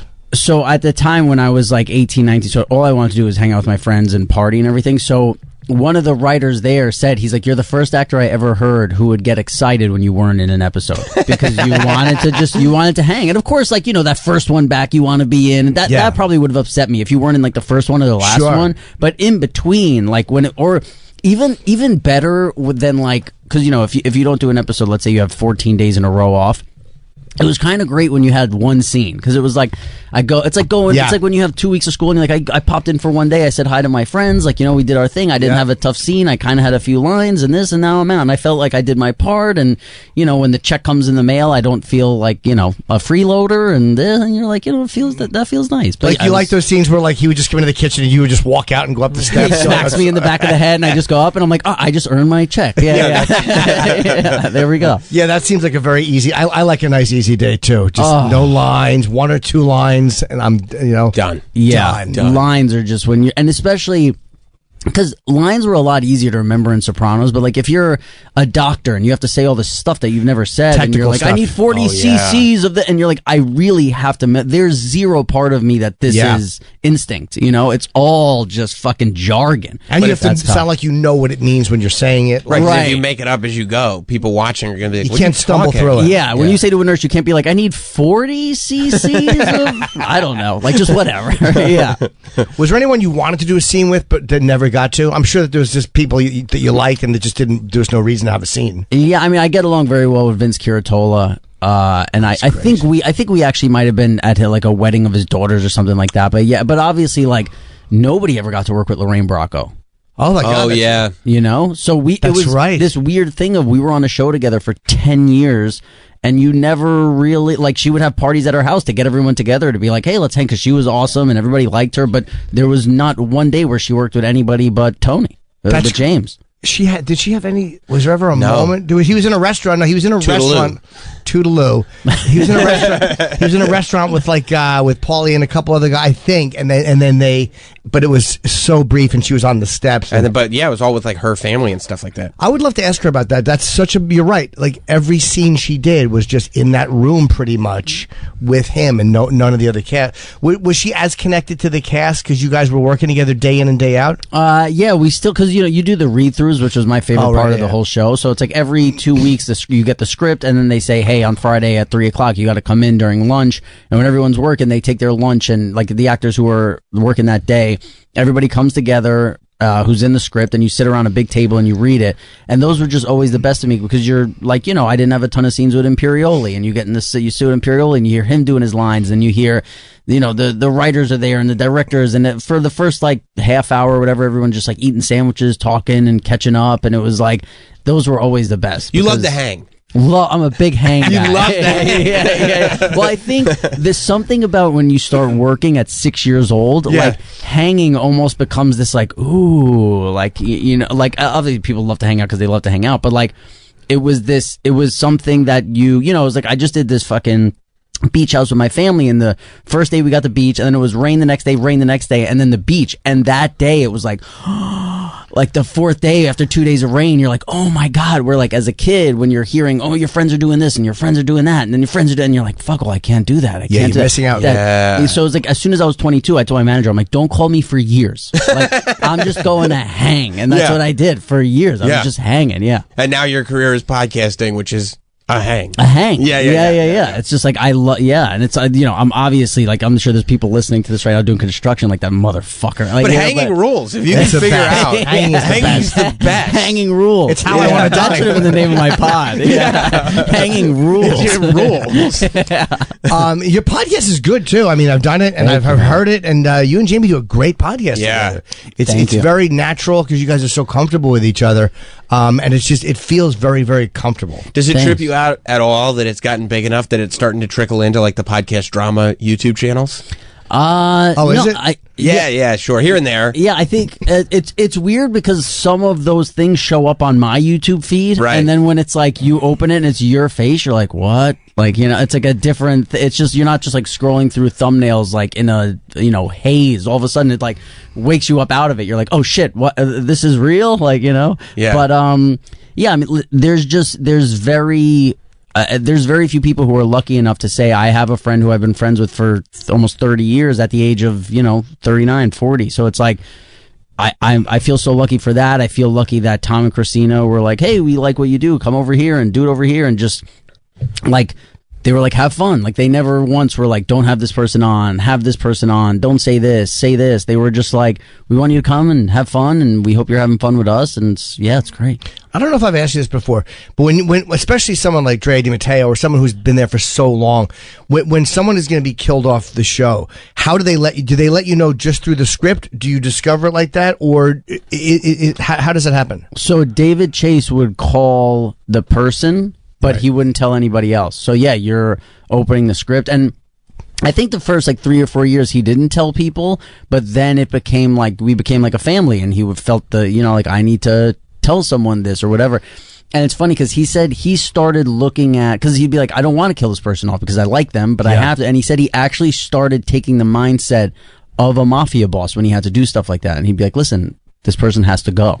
Like, and that's what he had to do to like psych himself up to write them out, because it had to be tough when it's like, I've known this person now for 7 years and we hug every time we see each other and this, and now they're going to open this and it's going to be like, yeah, you got shot in the head. Like, you're gone. And it's also like, I think he talked about this when he did our podcast, that like, it's their livelihood also, Yes. It's somebody's, it's all of a sudden you're like, hey, not only are you now off of the show where we all enjoy it, people outside enjoy it, but also the money's not coming in anymore. Right. And it's just, but yeah, we would only know when we would read through the script and you had no idea. And the weird thing is at the read through, the person would know, but some people hadn't had time to read the script, and you get there and people are just like, you would hear like, like, and people like covering their mouths of being like, they had no idea that would like, there was like back rubbing of like people who were like, yeah, it was wild. Do you remember the first one or the one that like was like, oh, this is what this is going to be? I remember when the script I don't remember the first one, but I remember the script where, because I think like the first one it's silly then, because it's like, oh, we've done one season, who knows what, like, maybe the first season if somebody dies you're like, what are we even doing here? Like, is it like HBO doesn't even have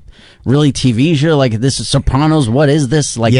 But I remember when they did the scene where Michael Tony kills Christopher. Oh yeah, there were tears, and like it was a lot. There was talk about that for like days on set, where people were just like, oh my god, like, because it also made it clear like this is the end. Also, this is not. There's no salvaging this. It is done. Yeah. And I think even people who were on the show, who loved the show, even were like, oh my god, Tony, like, like it was everything. Like, people were like, holy shit, yeah, this is. And again, it was coming to an end, and it was all, but I remember there was a lot of sadness around that. What was the final scene you shot? Oh, was it? I mean, I know the final scene of the show, but I'm sure that wasn't the final scene in order that you actually shot. This could be wrong, but I think it was like I'm jogging on the side of the road, and Tony drives up alongside of me, and he's like, hey, you want to get in the car? And I'm like, no, I can't. I'm like running, and maybe I do get in the car or something, but I'm like sweating, and I think I remember that, because I remember David Chase was in the back, in like the trunk, because he was watching it on the monitor, and then like after that, I remember him like giving me a hug, and they're like, it's done. But I know there's the scene where after the car blows up and I'm sitting on the couch and they're kind of like yelling at me or telling me whatever. That was the last scene that the four of us shot together. and we didn't even realize it. And right when we wrapped that scene, they were like, "Ladies and gentlemen, for the last time ever together as a family, the Sopranos." Right. They were clapping, and that was rough. Like then you realize, it was so unexpected. Like you're Right. like, "All right, I'll see you later," and they're like, "Wait, hold on." Once they always do shit like, "Oh, we have to check for one more thing," and then you're like, "Okay," and you're just sitting there, and they're like, "Ladies and gentlemen," and it's every face. Like you try and make eye contact with somebody who you don't give a fuck about, and then you're looking around, you're like, "Oh, I love him." Yeah. Like, "Oh, I fucking love her too." You're looking at everybody who works in the set or the craft service people. You're like, we've been around together for so long, and you're just like, you're just like staring up at the ceiling, trying to not, get emotional. If you want to make eye contact with people you don't give a fuck, you should work on this show.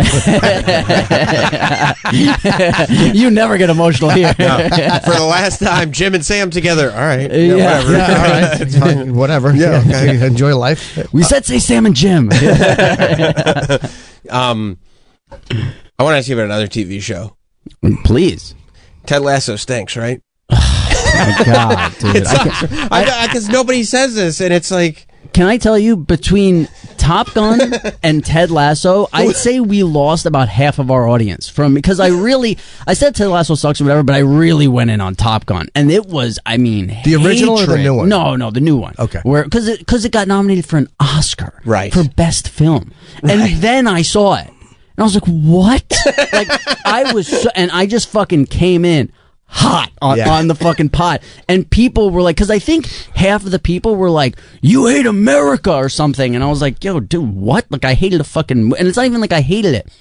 I was just saying, how do you put this crap up for an Oscar? Yeah, for best film, it's like when you go through and it's like, okay, Godfather, best film, and you watch it, and you're like, wow, that was some great, and then Top Gun, I was just, but yeah, dude, Ted Lasso, and again, it's one of those things where everyone's like, "Oh, Ted Lasso's so good." It's so good. And then I was like, okay, and I put it on, and I was looking around the room of are people fucking with me? Yeah. Is that... It stinks, dude. Yeah, and again, and I don't even think I'm a good enough actor for this to be coming from the perspective of an actor. I'm coming from someone who watches TV. Yeah. Right. And that's it. And it sucked. I did not... I was like, I couldn't believe that this is what everyone is enjoying. Yeah, I got through one episode. I think I got through one episode, and I just didn't... I kept going because I was like, I have to be wrong. Right. Yeah. I watched so much because my wife loved it, of course. Everybody loves it. But it's one of those things, you can't even say that in a room. If you walk into a room... It's like being unvaxxed. Yeah. Yeah. It is. Yes, you're like, no, I like Ted Lasso. Right, you just say it because you want to fit in.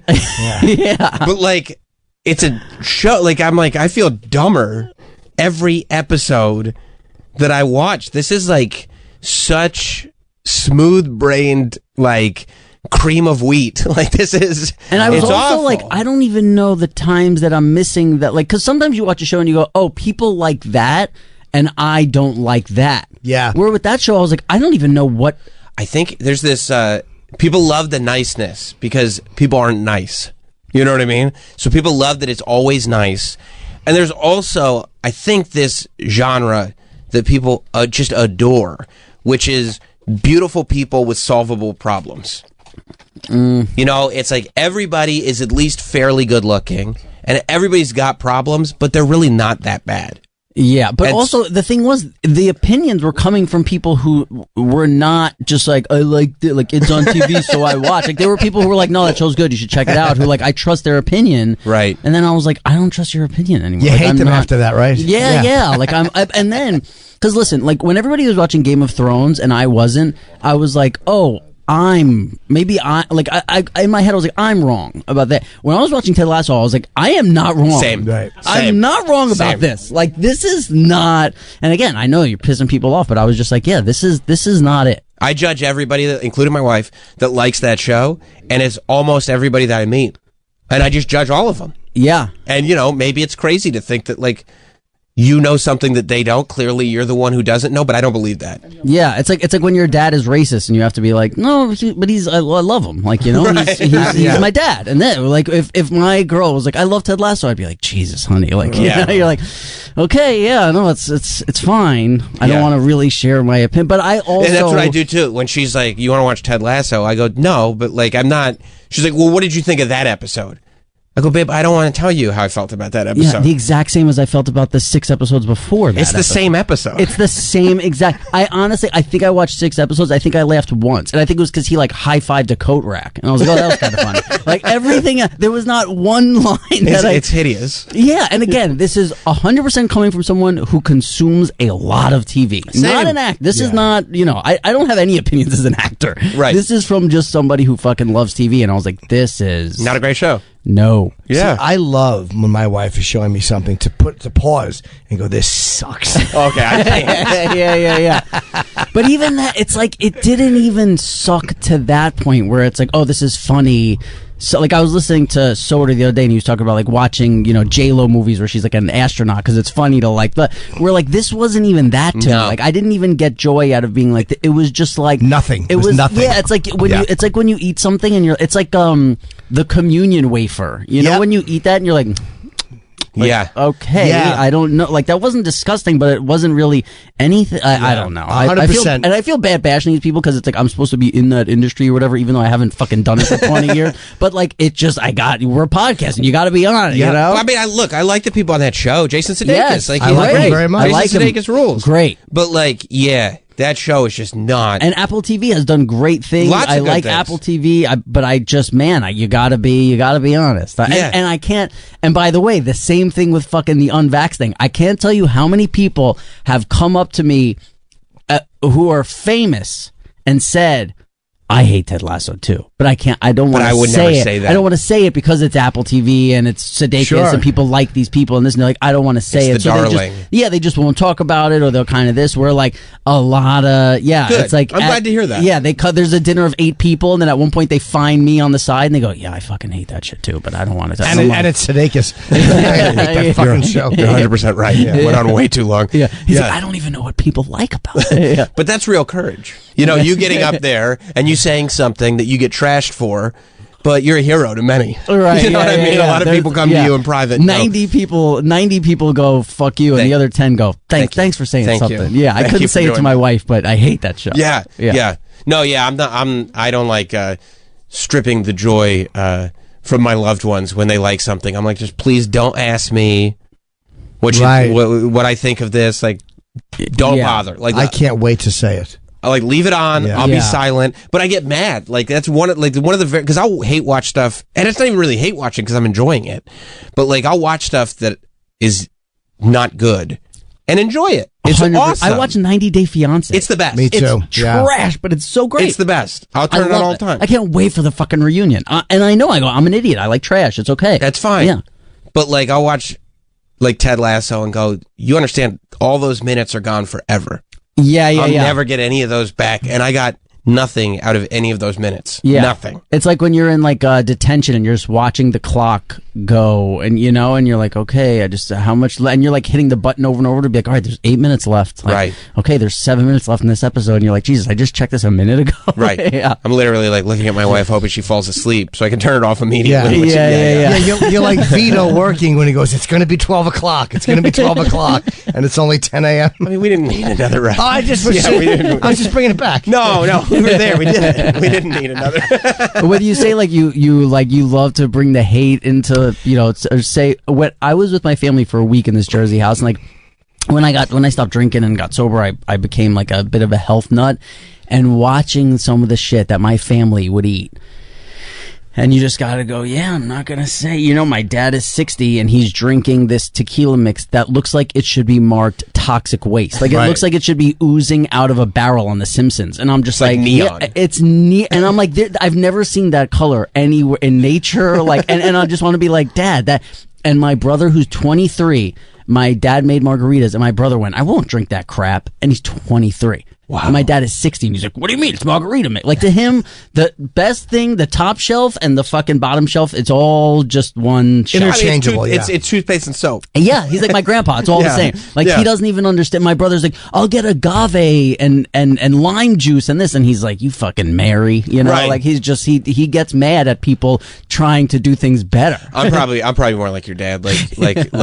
Yeah, my wife has tried to go, oh, it's your birthday's coming up. Like, what kind of cake? I'll make it from scratch. Like, what kind of cake do you want? And I'm just like, just do the funfetti. Yeah. It's in a box. It's perfect every time. What's funfetti? It's the best cake. Oh, it is cake. Okay. And it comes in a box, and you can get the icing for it in a can right next to it. Yeah, And it looks like sprinkle cake. Oh, like it's you good, definitely yeah. see It's delicious. Not an ice cream cake, but I'm sure it's. I mean, or go to Carvel and get an ice cream cake. Exactly, Fine, but like, don't make it that from looks scratch. good. Yeah, make it like, and every year it's going to taste the same. Yeah, because it comes right out of the box, It's good and the cake. instructions are right there. Don't fancy it up. Don't do it. No, I don't like ruining things, but I can't help it if she's watching. I was watching something last night, and I'm just enjoying it, and she's on her fucking Instagram, and I can hear it. I'm like, can you not? And then she's just, this is boring. It just wrecks the vibe, so I'm happy to do it. What was it? It was a show I just started watching, which I actually like. It's rare. Yes, I know. It's, oh my God, what the fuck is it? Silicon Valley. That's a great show. Wow. Just started. I'm only on episode 2 because I love TJ Miller. And you like the show. Yeah, and Kumail I've been seeing at the Cellar, so I'm like, yeah, let me just, I was flipping through, I was like, yeah, let me just watch this. Yeah, I mean, I haven't rewatched it. It's very good. Since it was first on, but like, you usually don't like comedies either, specifically. No, but this is also, again, I like the people in it, and I like the story is an interesting subject. And she just watched 5 minutes of it, had no idea. They were just in a meeting. She had no idea what was going on. No, she's in the wrong on that. It's a good show. Yeah, I know she is. Yeah. I like what I've I seen like so that far. you were like, yeah, obviously she's in the wrong. I'm going to keep watching. You should. I will keep watching it. Are there any comedies that have come out in the last like 10 years where you're like, that was great? Movies or shows? Or anything? Shows mainly, but I'll accept movies, but really like show. I'm such a show guy now compared to, I'm like, well, I can't get into a character in an hour and 20 minutes. Like, I need 10 years. Yeah. I need 8 years to be like, all right, I like this guy. Yeah, by season 7, I'll probably be on board. Right, yeah.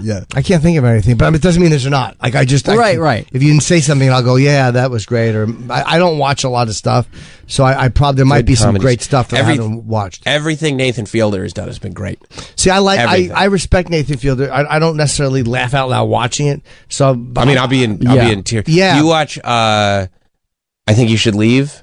Yeah, sketch yeah. show. Great. Dude. Yeah. There's moments in there that are really like crying laughing. Yeah. Really good. And that's one that I try to put on for my wife, and she's really nice about it. She doesn't think it's funny. Right. But she's like, oh yeah, I know. I'm like, this is my favorite one. And I'm putting it. Yeah. And you know which one it is. But this is my favorite one, and she's like, oh yeah, I'm really glad that you like that. Right, and that's a show where like I could understand if my girl is like I don't get it. I'm like, okay, I don't think you're dumb for not liking it. Right, like, that's a specific. Fine. Yeah, when he's in the suit and he's like, I don't want to be around That's anymore. the funniest fucking thing. And there's so many great. But I mean, listen, I think possibly the best show of all time is Love on the Spectrum.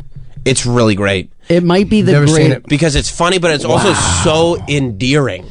And that's the thing. It's like people come, because we talked about this on our pod, and people are like, "Oh, that's mean. Like you're laughing at them." It's like, no. If you when you hear their parents speak about how much they love them, and they're like, "No, we laugh at them too." Because if you're not laughing at them, you're saying that there's some sort of poor thing you can't laugh at. And this, like, people are fucking funny. Humans are funny. Their lives are funny. We're all funny. And their parents, like the parents who have come to be like, no, there's only something wrong with my child because people tell me there is. Like, my child is incredible. And you just watch their relationships. You watch them dating. You see how they are with and like, I remember there was one time where like the kid was going through something so awful. And he was like, I'm going to need another donut. And you're just like, yeah, like he says the thing. And the best is, for me, the all-time moment on that show is she loves like Lion King. So he takes her on safari.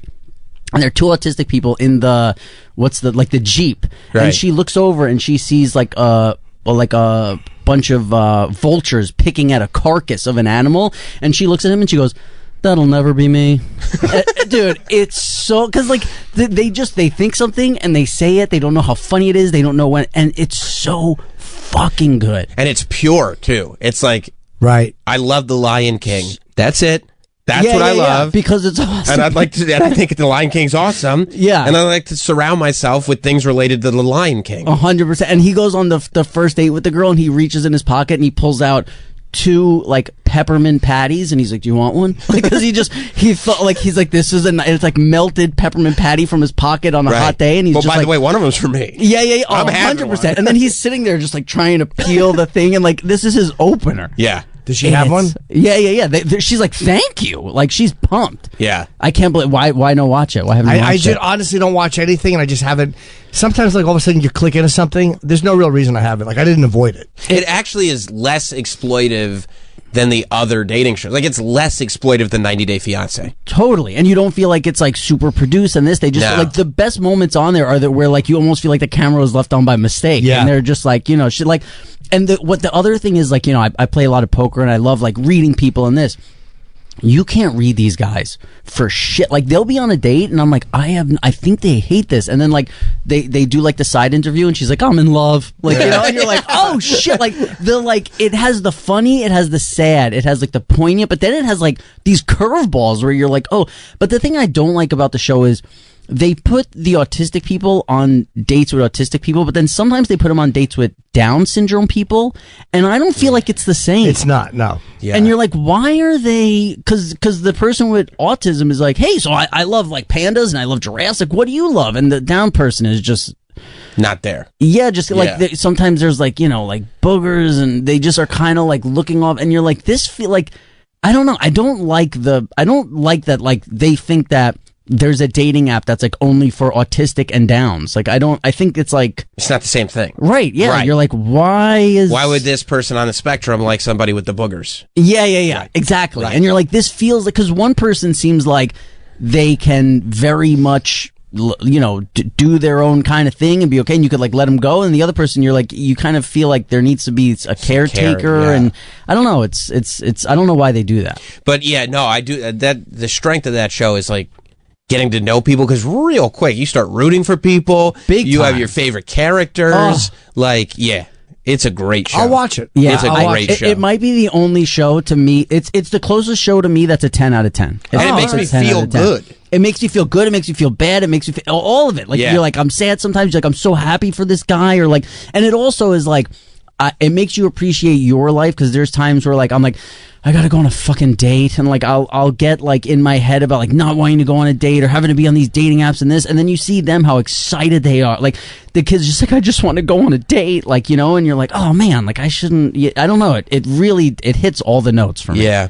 It's such a great show. That's a good call. Is there anybody you go out with that doesn't recognize you? Like, I know on dating apps, people thought you were impersonating you, but did you go out with somebody who's like, I don't know your work or anything? I've had it all. Yeah, because again, it's like, you know, my age range is probably like 26 to 45 or whatever, but even like girls who were my age, most of them did not watch Sopranos and still haven't watched Sopranos. So I think that actually got me laid more when I was like going out and I was like 21, 22 in clubs, and like a girl would just know I was famous and on the biggest show in the world, but she didn't watch it, so she didn't know like that I was like a fucking mopey, like annoying character. She just knew like, oh, that guy's on the best show. Like, you know, at the time people were like, this is the best show ever, and he's on it, and that's it. It was like, oh, okay, we hear that. We're like, I mean, I would say it's maybe 2%, like 2 out of 100 girls who are like, no, I love Sopranos. Like, it's so rare, and most have no idea. But then the weird thing is, like,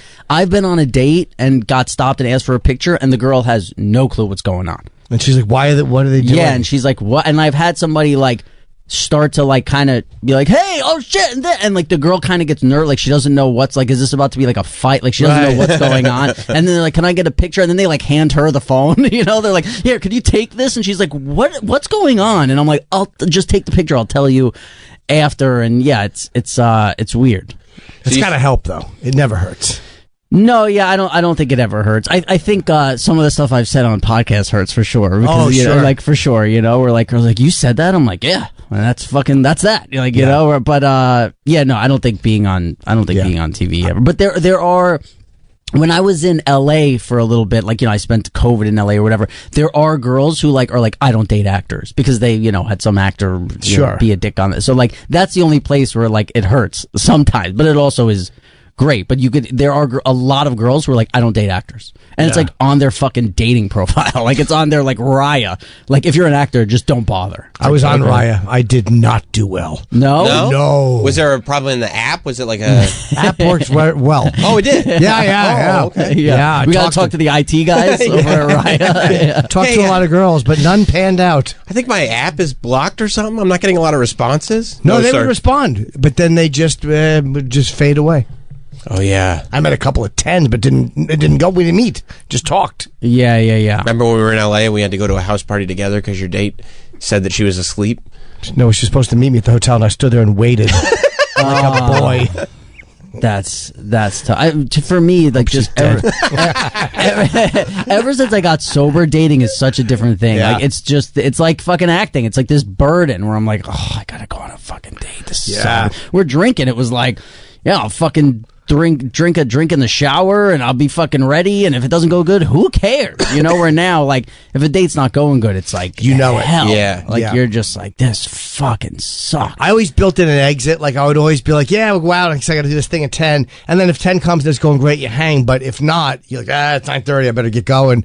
You build in a graceful exit, and then you just don't. Yeah. I think my problem is people know I love to hang, They know I don't really have a job. I kind of hang. They kind of get that vibe. And then like 10 minutes in when I'm like, oh yeah, I think this hang is like, it's tough. So I usually just try and find the positives in it and, enjoy it in some way. But yeah, there's times where you're like, this fucking sucks. And it's also being healthy. Like if like, I don't mind if someone's unhealthy. It's more like when they don't know what's going on in their life, when they're like, yeah, I don't know why I feel like shit today. And then like 10 minutes later, they talk about how like they got 4 hours of sleep because they were on TikTok all night and had chicken fingers for breakfast. And I'm like, you want, I have an idea. Like I know. And when people don't know like themselves or like what's going on, for some reason that really scares me. Like I feel unsafe when it's like, when they're like, yeah, I don't know how this happened, like I don't know how I got here, and I'm like, but you just, I don't know, that yeah, it's creepy because it's like, well, what are you capable of? Exactly. Yeah, like what else don't you know? Like,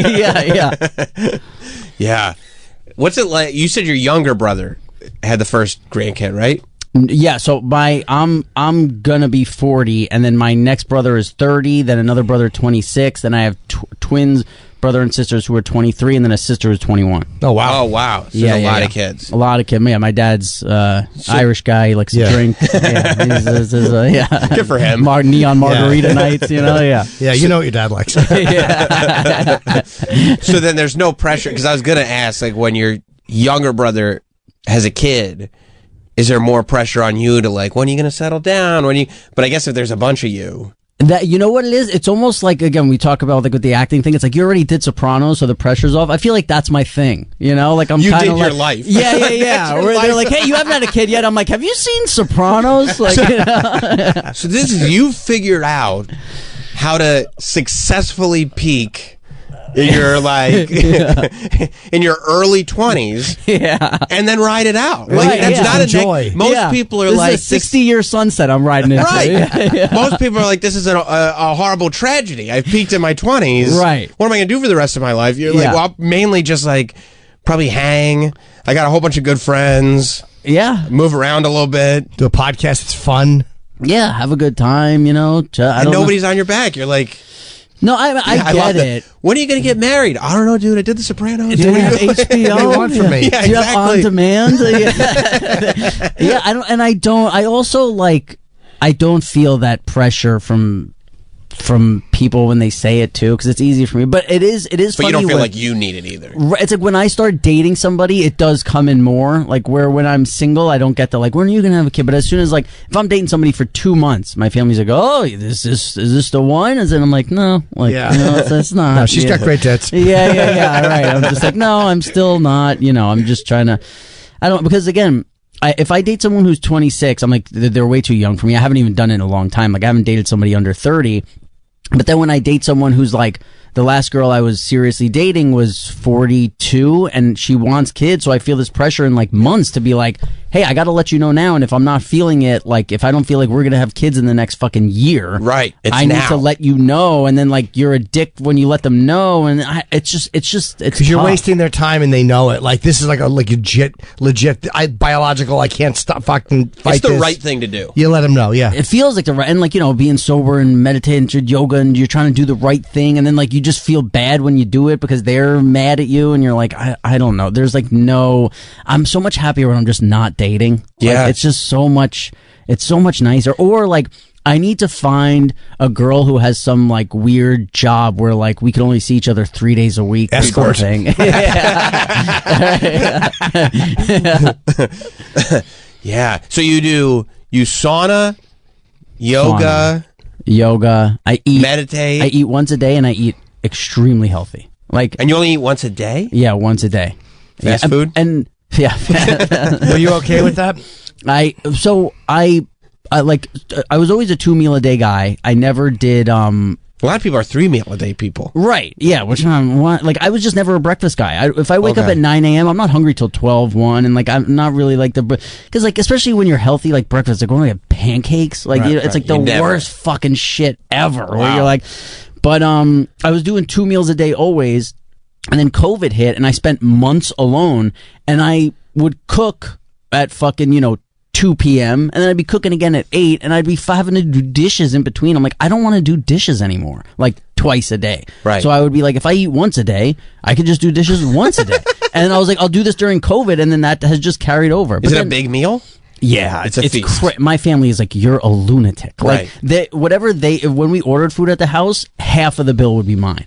And then half of the bill would be for the other 12 people. Wow. Yeah, because, they would have like one bowl. Like we did Chipotle one night. I had 4 bowls. Like, it's like you eat a lot when you eat once a day. But if I don't eat until the point where I feel like very full, I'm just hungry all day. Like I hate eating like a small lunch, and because then all day I'm just distracted by You're hunger. like a snake. Like you want to fucking bloat up and then let it dissolve until you're ready to eat again. Exactly. I like to eat once a day, and then let's say at night I'm hungry. In my head I go, tomorrow I'm gonna fucking kill. Like I'm gonna clean. Like don't worry. Where it's like you start thinking already. Yes. Where if you're hungry at night and you go, well, tomorrow I'm gonna wake up and have 2 hard-boiled eggs. It's like fuck that. Like, I don't want. I want to wake up, or when I want my meal, I want to crush 3,000 calories. Yeah and be done. And then like I'm done, I'm full, but then the thing does kind of come into like I'm kind of done for the day too. Like you kind of, people are like, oh, let's go do this, and I'm like, oh, like we were on like the Jersey Shore, like let's go on a roller coaster. I'm like, are you crazy? Like I'm like, I can't do anything, I could barely walk. It's time to take a break. Taffy, a he or a she? It's another thing. It's a he, but according to some people, it's a she. That's not true. Yeah. Is that real? That's so fucking funny. Yeah. The best of the year on Jim Norton and Sam Roberts. We'll be back after this. Welcome back to more of the best of the year 2024. You been and did a party? I would love to have gone to a party. I was never invited. You shouldn't say that out loud, sir. Well, I can't see your little white ass greased up. Jim Norton and Sam Roberts. Welcome back to Jim Norton and Sam Roberts. Special shows this week and next week. It's the best of the year for 2024. I can't believe how many years we've been doing this. I can't believe how fast 8 years have gone. But the reason 8 years go by so quick is because each of the years go by so quick. 2024 went back in a flash, but looking back on it like we're doing today, it's amazing how much we accomplished and all the fun people that we got to talk to. Greg Fitzsimmons is one of these guys who it's I guess he comes from broadcasting, right? His dad was in broadcasting, but he's just one of the most easy to talk to human beings on the planet. When he sits down in a chair, you don't have to think about what you're going to say next. You don't have to look down at your prep. You don't have to do anything. You can just sit back, have a good time, and have a chat with Greg Fitzsimmons, one of our favorite guests, and that's why we're featuring him here on the best of 2024, Jim and Sam. On YouTube, and you can also catch Greg Fitzsimmons Friday and Saturday at the Louisville Comedy Club in Louisville, Kentucky. Then he's on to Denver and Austin and California, Alaska. Are you big in Alaska? Have you been before? I went once years ago, and I remember I was in a bar, and it was it's late at night, and this guy goes, "You want to go up in a plane and see the whales and the bears?" I go, "How much?" And he goes, $100. I should have known right out of the gate that was bad. And so I get up at the crack of dawn the next day, and we go out to this airfield. And no airport security. It was just like a chain link fence. Yeah. You pull up, it was rusty. And we walk in, and it was a 1942 Stenson. That was what it was called. And it was a wood plane. Oh my god! With the prop that he's like putting his body weight into to spin, and it's not starting, and he keeps doing it. And I go, "What the I can curse, right? Yes. Yeah. What the fuck am I getting into here?" And then the thing started, and we went up, and we went into like a pass between mountains, and we are getting tossed, and I'm like, "We're gonna die." Oh, it was bumpy. Oh my God. And then we get down, and sure enough, we get over the water.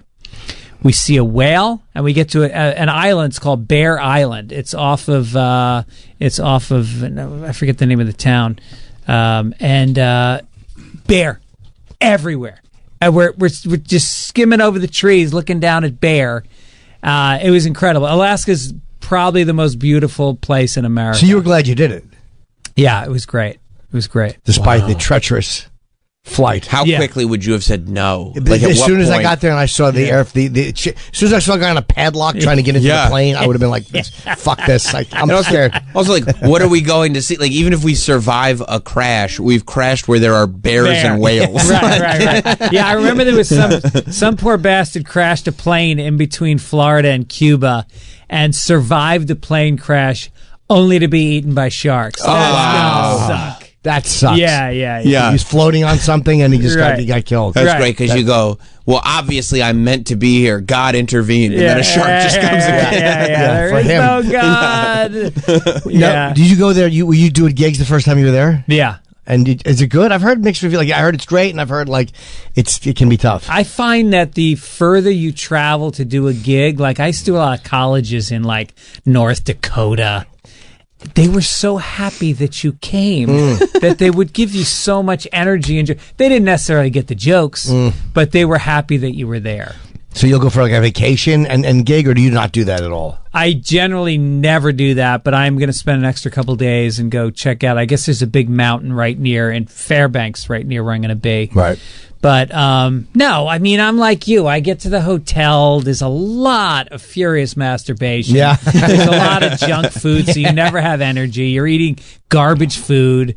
And then people are like, "Oh, you're in Louisville? Did you see the bat manufacturing museum?" No, I missed that one. But I did see a sister and a brother that were doing things they should not have been doing on my laptop. No, they were doing things I should have been doing growing up. Yeah, that's a lot of the times it is, especially now that I'm married, you're just getting away. And I'm so happy to have the fucking hotel room by myself and do whatever I want to do. Did you have a sister growing up? I did, yeah. She was younger. I was 7 years older, so we didn't hang out a lot because she was just, I was 14 when she was 7. It was just, I had my own life. Yeah.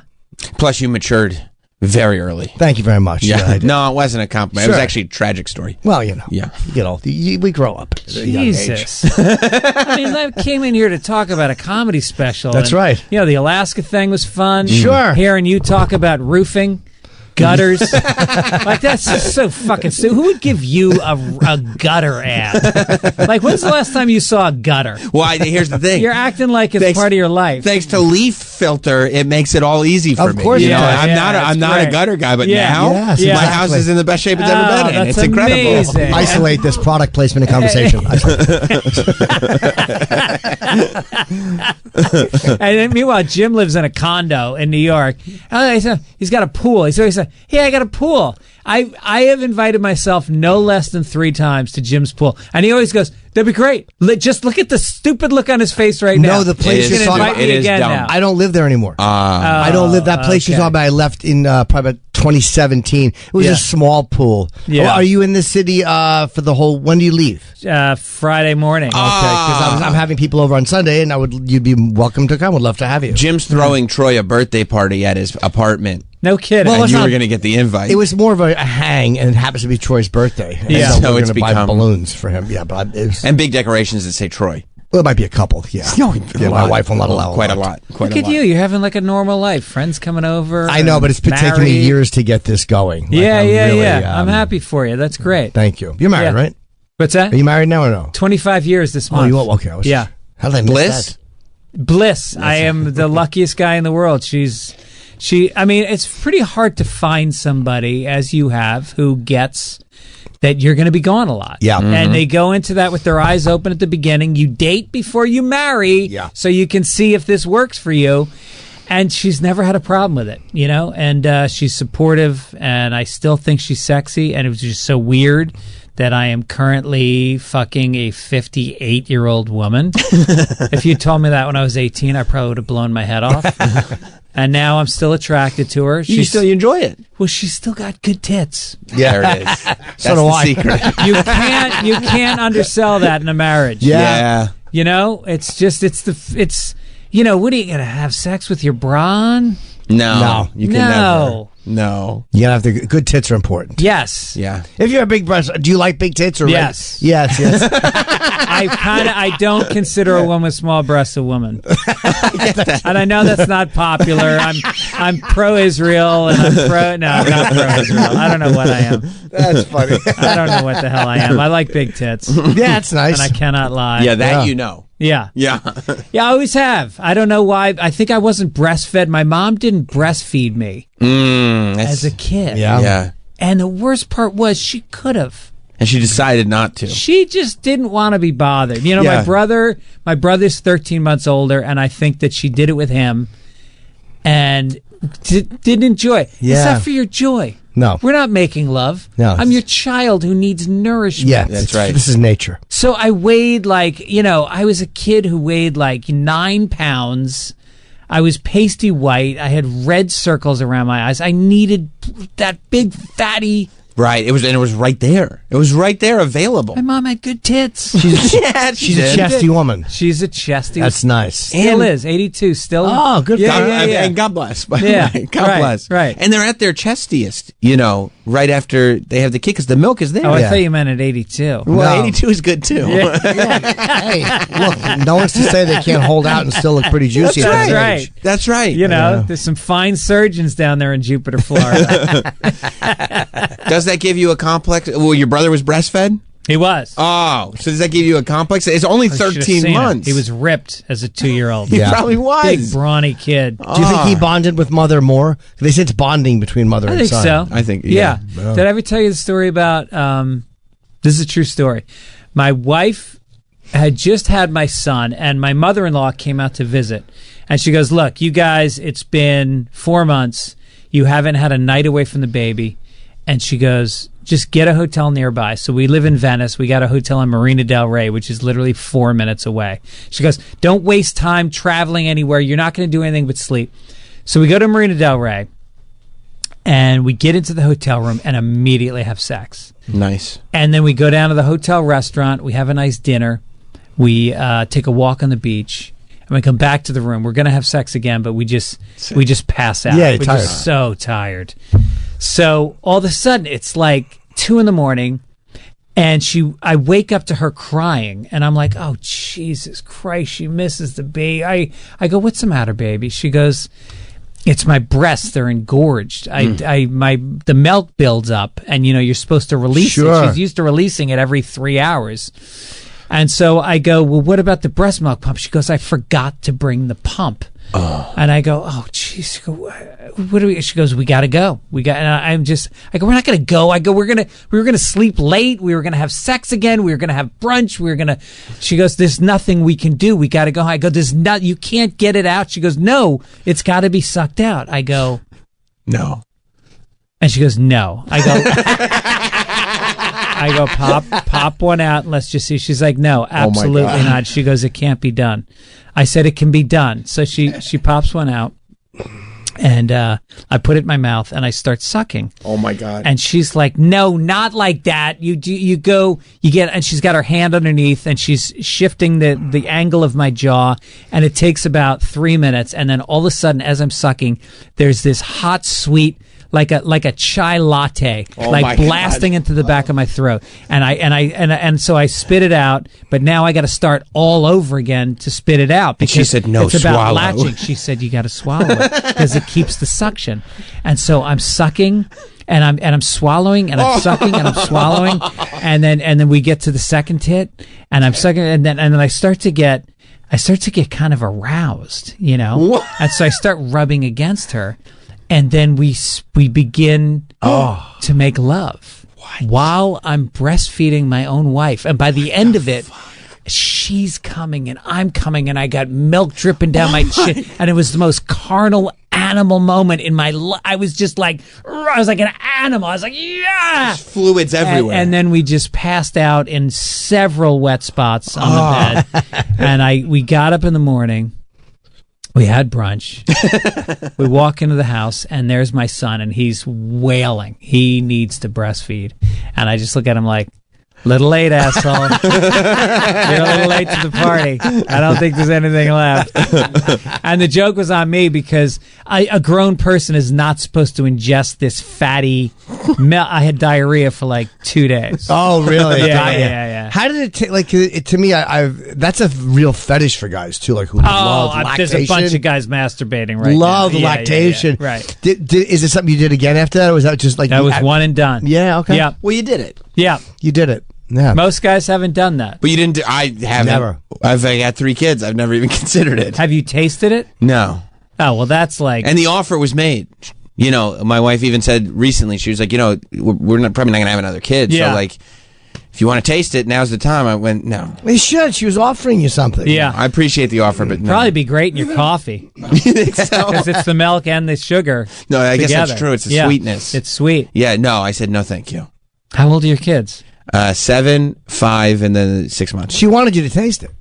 She can want a lot of things. I mean, How long did she breastfeed for? Well, she's still breastfeeding our 6-month-old. How long did she go with the other 2? I mean, not like a weirdly long time. Is a year regular? Probably about. That's good. Probably Year about is a good. year. Yeah. I want to say about a year. Yeah. She likes it. Yeah, she likes developing that connection. But it's interesting. She likes when she has, especially when there's a newborn.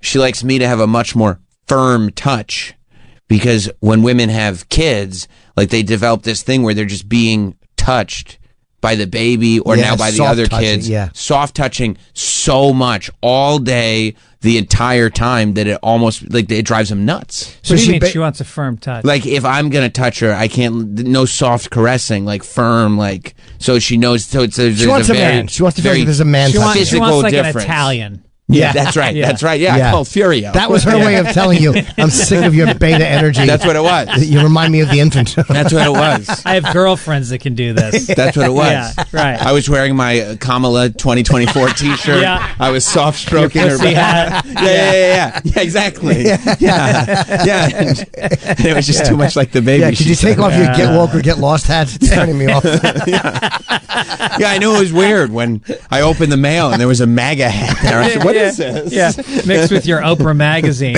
Yeah, it said, "Don't Fauci my Florida." I was like, "What the?" Wow, so you did it, man. That's crazy. Yeah, I did it. Wow. And, she breastfed each kid for 2 years. How many kids you have? 2? 2 kids, and she's a lactation consultant. So she was really into it. She was committed to it. So a lactation consultant means she knows how to get it going if a woman's having a hard time. Yeah. How old are your kids? 23 and 20. Oh, this is okay. And they're still breastfeeding. They're still breastfeeding. That's amazing. Congratulations. Just not her, but other girls. Yeah. I told my son about it, and he's like, "Oh yeah, I'm going to get into this." So the key is to find a woman who's recently had an abortion because she's lactating. That's great. That's perfect. Yeah. Right. That's a great hint. Helpful hints. I never had dirty. I always feel like I come on your guys' show and I should be as filthy as possible. You don't have to, but it's welcome. Sure, whatever you want to do. Always delighted. I love your podcast too. You still doing it in the same place? No. Where did you do it? I've done. I it in don't a few remember. It was places. a drive. It was a big empty parking lot. I don't remember where it was, but I think it was your house. Oh, okay. Well, maybe yeah, it was an office. No, now we're in a studio. I used to do it at Sirius XM because I had a show on Stern's channel for 10 years. So I used to do the Stern show, and then whoever the guest was would then stay for another hour and do my podcast in the studio until Sirius found out that I'd been doing that, and they weren't happy. Oh, you were doing that on your own. Well, my producer in LA was cool about it. Yeah. But then one day I came in, and it was funny. There's this place called the Swing House Studios, and I came in, and I don't know if you know, but I have a bad temper. I get into fights. I've never seen that side of you. Yeah.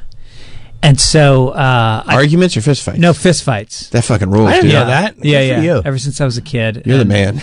I'm Irish. Yeah. And so I show up to the studio one day, and I go to park, and I'm late. Like, I was always late. Like, I would literally show up. Like, Andy Kindler once hosted the first 7 minutes of my show because he was my guest and I wasn't there yet. And he just roasted me for 7 minutes while I listened on my car on the way to my own show. And so I get to the studio late, and my show's going to start in like 90 seconds. And the guy that owned it was this little rock and roll studio. Aerosmith used to rehearse there. Like, Steve Perry would come. Steve Perry? Joe Perry. Joe Perry would come in and because our studio had the bathroom, and he'd walk in and hang. Anyway, so we pull up, and there's a space that says employee parking only. So I pull into it, and the owner is this like douchebag kind of guy that still wears like jeans and a black T-shirt and black sneaker. Yeah, and, understandable. And he's like, it is douchey. Point made and accepted and agreed with.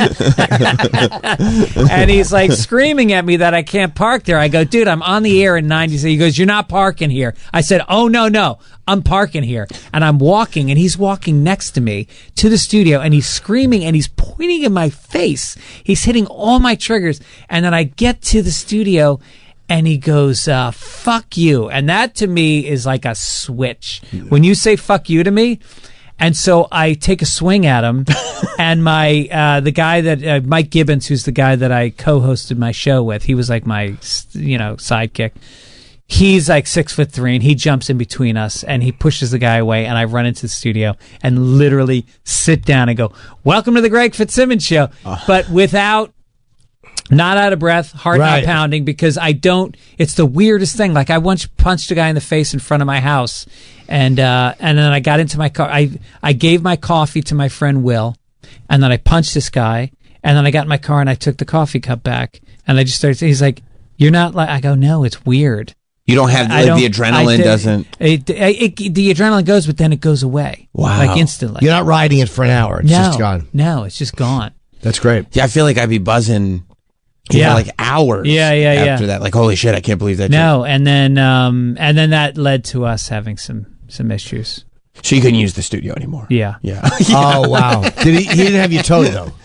No. That's literally what I'm thinking of as he's talking. I wonder if he had the car towed while he was on the air. They made me apologize. The producer was in my ear because that guy was calling New York, because the show's produced out of New York. So the engineers would be here, and they would patch the calls through to L.A., and so he was in my ear saying, you got to apologize at the end. And I did. And what did he say? He became very beta. Oh, he took it? Yeah. Because he knows you're the type of guy that swings. Yeah. But he accepted the apology? He did. Okay. Yeah. How did that affect you with the Sirius got word that you were doing that because of that incident? There was a security camera that caught the whole thing, and it's circulated around. Did you get to watch? Sirius. Yeah, I can show you guys. Did you feel good about it? Yeah. Yeah. I mean, it's a good video because it's grainy. It looks like cops. Sure. Yeah. Sure. And your swing was good. It was a haymaker. Nice. Which is always that's the stupidest punch. It's so easy to block. Yeah. I think part of me wanted it blocked. Yeah. You just reacted, and you're like, how far do I want this to go? Yeah. What's gonna happen? Right. So how'd they approach you about? What did they say to you? Well, the guy, my producer, Jim, do you know Jim McClure? We just saw him. He's on our channel. He runs our channel now. Kidding. Yeah. He's one of my dear friends. Yeah, he was my producer for a lot of years. He's great. And he was very calm about it. He's such a pro. I heard you punch a guy in the parking lot. Yeah, you hit him. You can't punch people. It's the only thing. I like the show's great, but I'm going to give you a special lot of spins on the. Yeah, I'll give a lot of plays. Channel. Run an ad. I'll run it for you on the Comedy Channel. So you never hear the ad. Well, I ran it. It's 2 a.m. to 2:15. We ran it. I don't know. Yeah. If you're listening, we ran it. That's kind of dirty for most of our channels. You can't really talk about breastfeeding. And I mean, you're talking about the stupid party, and you're talking about breastfeeding. I mean, guys, when are we going to get to something here? When I was at Howard, things are different. Yeah. He was at Howard a long time. He was, yeah. He paid his dues. Yes, he did. But he kind of had your back. Totally. That's always awesome. had my back. Yeah. What was the guest they found out? Was there a final guest that they found out? They're like, what are you doing? You can't have... No, well, Doug Stanhope was the guest when this happened, and he was outside smoking a cigarette when we came by screaming at each other. And he just came and he sat there and he goes, what the fuck is going on right now? And he got a kick out of it. But, no, whatever. It was good. I did 10 years. It was a good 10 years. That's a good run. Did they fire you for that or no? No. I continued on for a while. I think they didn't fire me as much as the channels. At a certain point, every whack packer had a show. Yep. And you had, who was the black guy that believed in aliens? Riley Martin. Yeah, he had a great show, and Ace Ellis had a show, and Bubba the Love Sponge had a show, Right. and then they had the fast food. Anyway, so they started chopping those one by one, and then for the last year and a half of my show, I was the only show left on Howard's channels except for his. And then they finally just they want all Howard. But you survived. I That's survived. pretty cool. I somehow lived without the $300 a week that I was making. Yeah. You made it. Luckily, I tucked it away. And I just bought a pair of shoes. So It's all about investments. Yeah, right. So you doing their own podcast is easier though because you keep everything. You're in charge of the ads. Like I don't trust the ad departments of major companies to get ad. You're better off doing it yourself. Well, I mean, I'm not getting any of that sweet gutter money. I mean, that's what I'm going after that. Right after the show, I'm on the phone with my agent. Like, why are we not talking about leaves I'm telling and you. ladders? I'm telling you. Yeah. It's the best product you could have. I could tell by the way you delivered it. There was just such a... We could you have were so foundation grounded. of the damage to the foundation of the house. Goes in right into the wood. Water damage is treacherous. Yeah. And Sam is actually, even before they were sponsors, Sam would say, like, this leaf filter thing sounds really terrific. Yeah. That's what I would say it all the He time. would, a lot. So you guys really live each commercial. Like Steven Singer, have you bought anything from Steven Singer? My engagement ring came from Steven Singer. Actually, He's Did a he give you a legit- deal? He did. That's a good question. But he doesn't give deals. But as a friend, he did. Yeah. Like, he doesn't have sales for the... Right. How does he phrase it? The scum. For me, he did, though. Right. Is he in Philly? Isn't He's he in other Philadelphia? corner of 8th and Walnut in Philadelphia. Yeah, right. He's a very... anyway, it's been appraised twice for higher than I paid for it. How much did you pay for it? I'll tell you off the air. Tell me how much you paid for Not it. on the air, no, but I'll tell you off Six the air. figures? What would say? Probably not, no. 6 figures is I love that he 100,000 or just over. stopped Wait, in his 6? tracks and went, 6 is "What's 100,000. six?" Oh, no way. Yeah. No. Yeah. Are you Way making less. good money on this show, though? Because it's been 8 years. Decent, yeah. Yeah? Yeah. Not what I would like it to be. And Well, it's never what you'd like it to I be. have a but feeling that it's going to be cut at the end of contract, so this might be the because end. of this interview? Yeah, I mean, it's not... Well, actually, the advertisers probably love this interview. Of course they do. We love a guest that just brings Steven up the Singer's library. going to be like, they're not going anywhere. Yeah. Leaf filters, like, more about the gutters. Yeah. Would it be funny if they fired us, just hired Greg? He knows how to make it organic. You guys suck. He actually has pictures of him on a ladder falling down. Yeah, he took good care of me though, and it's obviously when you're friends with somebody, but he knew exactly. She told me what she wanted, and the fact that she was fucking thrilled with it, I was like, all right, Yeah. good. So Was it a that's- surprise when you got it for her? Yeah, she was in Canada at the time, fighting to get in. So we went on vacation to Vancouver, and I asked her there, and she was happy. Yeah. Like, and she's Well, she's Canadian, of course. no, she's Norwegian, but she was in Canada. Okay. And she's shitty enough where she would let me know if she didn't like it. Yeah. She's. Have you ever gotten her a gift that she didn't like? I'm sure I have. Like emeralds or anything? Oh yeah, emerald earrings. Yeah, Emeralds. What's wrong with emeralds? Well, what was the reaction? It was bad. Yeah. I mean, she would have reacted better to a scat film. Which is weird because you have a whole shelf of that. Exactly. I went into the closet and just got to this one. She gets a VHS. I'm like, come on. And the rotors are stuck. They don't spin anymore. Yeah, she was happy with it, but it was nerve wracking. The idea of doing it like traditionally. What's the worst gift she ever gave you? She said yes.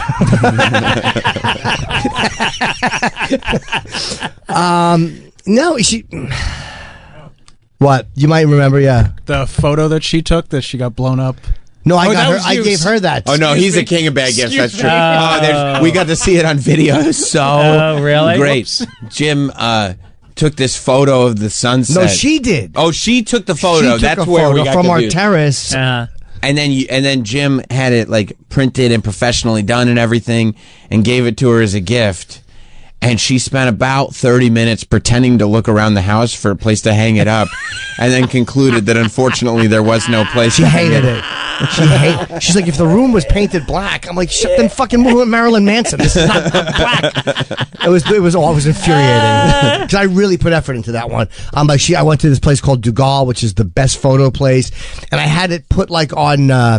It was a metal, but it was like a cool look. Like it looked great. It was a sheen, and it was just she fucking hated So what'd you do with it? It's still in the house. It's Is still it on there. the wall? No. It never made it. We should put it on the wall because it's actually she just took it with her iPhone, but she doesn't like it. But she likes the photo, but not what you made. That'd be a great point. No, not that. She liked the picture that she took. It's an iPhone. Dude, it's an iPhone photo. That is just the colors are very pretty. Yeah. It was just a great sunset, right. And it was one of those weird moments that you catch on your phone that actually just looked great. And it was worth blowing up. I was so impressed with this picture. Yeah. And I figured she took it, she'll be happy. She'll know that I loved her. Yeah. Nope. No. Wow. Nah. Yeah. Not at all. Not yet. There it is. She's like, okay. Yeah, and I like that. It is a nice picture. Isn't that a great picture with just like that was not enhanced at all. Yeah. I can see her face. Oh my god! Like, you know what's so telling? The way she's rubbing your back when she's reacting to it. Right. She's reacting for you. Yeah, and that's she's a like telltale sign. Like she's not. Those aren't her emotions. Oh my god, this is so great. Yeah. She's making sure that you notice a reaction, but she's not. Yeah, it was. I literally wanted to smash her over the fucking head with it. I was so annoyed. I mean, luckily we had somebody shooting it, but this was very angry. Oh, you couldn't find a place, huh? No. Anyway, I'd still like to put You it have up. shag carpeting in your apartment? Not shag, no. It's a very soft rug. Yeah. By the way, that Modi helped apartment. me pick it. So no shoes in the house. Well, we There prefer will be on not. Sunday. We're going to tear that place apart when he throws his birthday party. Timberlands, Yeah. right. Oh yeah. Yeah. Oh I don't know what yeah. to do Sunday because last time we had a big party, which was like 5 years ago, we took the rug up. So I'm debating, do we take the rug up? I'm going to be Rick James on the couch. Just stomping. Yeah, maybe we should have someone take the rug up. Oh, you better. You know what I mean? Like we I'm did gonna last fuck Can't it imagine. up. I mean, I've known you 30 years. Yeah. And to hear you sit here and talk about taking a rug up. He literally For the first party you've had in 5 years. Maybe it's it is kind of ridiculous. it's douche. You know what he said? It's a You know what he fair said point. before he got here? He considered asking everybody to wear booties over their shoes. No way. I swear to God. He somebody, considered it. in fairness, somebody did mention booties like as a joke, and I went, Yeah. "Well, that's actually a great idea." Yeah. It's not a great idea. No, it's not. It's awful. Like It's fucking the bunch face of mask of the shoe. yeah, bunch That of is. Yeah. Jim's just asking everybody to trust the science. Yeah. bunch of it's a bad look, and I don't want to ask people to take their shoes off because if they go sit out, we have a little terrace. If people sit outside, they feel weird in their socks or whatever. And now they're tracking in the dirt from. Well, yeah. Yeah. Why do you mop down the terrace in the morning, Jim, with an Yeah. apron on? I mean, what happened to you? I never liked, which is crazy because I've been so reckless in so many ways. Yes. But when it comes to people tracking stuff in on the rug, Yeah. I love the rug. Right. And again, Modi helped me pick it. It was a nice green color. But I'm so afraid of. I don't know why I'm afraid of fucking the rug up. But just get it washed. Meanwhile, Isn't you it lived funny in that like we a. all? Sorry. No, you go ahead. Isn't it funny that like all us straight people hire homosexuals to do our interior decorating? They know. Yeah. But they know gay. Why do we? Yes. We get their haircuts, we buy their clothes, we buy their stuff, and we don't like them. It is Modi helped me. He's the guy I brought over. He helped me hang up my pictures on my wall. Like I have a big hallway when you walk in, and I have a lot of photos I wanted to hang. And Modi came over and spent like a couple of days with me, showing me how it would look good, and he was 100% right. He did Attell's place. That's right. He was. Really? Every time I saw Dave for years, all we would talk about is interior decorating. Yep. And what ideas did he have? Right. I've still never been fucking invited to his house. I want to see Attell's Is he house. invited to the party? He is. I already texted him. Hell yeah, dude. I can't imagine going to Attell's place. I was at his old place, which was, back when he was on like 28th Street and it was in the projects, and I just remember walking in, and it was a laundry basket with a bed. Oh yeah, the whole floor, and newspapers and coffee cups, and he was still drinking back then. Oh, okay. But now I have this feeling that it's kind of pristine and smells like an ashtray, I bet. He probably does still smoke in the Yeah, apartment. Yeah, I think yeah. he's still smoking. Yeah. Right. I want to see his place, though. I mean, we've talked about it for every time I see him for years. Has he invited you over? No. I mean, I'm sure if I really asked him. But I don't Can wanna I come ask over him, your though. house? I would say that to Attell. Attell's the type you'd have to. Yeah. Yeah. 'Cause you would never think No, he just to- kind of comes in with his bag. I would like to Yeah. say to him, can I come to your house? Yeah. I want to come. I'm inviting myself over. Yeah. Yeah. And he'd probably say, No, he's one of my best friends, and I have yet to have a meal with him. Like, we talk on the phone constantly. You know, I'll be in St. Louis, he'll be in Cleveland, and it'll be 2 a.m, and we'll talk on the phone and then I'll come to New York and go like, hey, you want to get dinner? No, you don't got. Yeah. You don't got anything. But I don't think he can, before a show, I don't think he can, like, go do something. it's funny about eating a meal, because I've been on the road with him, and I don't think we've ever eaten together other than grabbing something to go. Like, I don't know if I've ever sat down with him and ordered food. That's a great point. Yeah. Just coffee. And he's a fun hang on the road. Yep. But the weird thing, the meals and stuff, you don't go out to dinner with Dave after sit down at a place. And Really? have dinner. Yeah. No.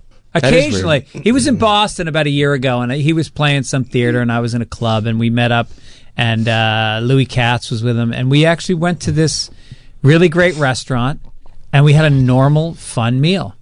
And it was, he does his birthday, you know, like he'll always have like a birthday dinner with some friends, and he'll post a picture from it. But, yeah, he's such an interesting, did you see his last special? I did, and I never watched. It was the most Attell thing. It was perfect. Like it was at Cobb's, and it was. He dressed like Dave normally dresses. He didn't try to change and it was great. It was a great set. It was really funny. Yeah, I loved it. And the ending, you know, for Netflix, you have to give them 40 minutes for them to pay you. Yep. And he handed in 38 minutes, and they said, we're not paying you. And so he went down to the docks in San Francisco with his recorder, his little flute, and he played to the sea lions for 2 minutes.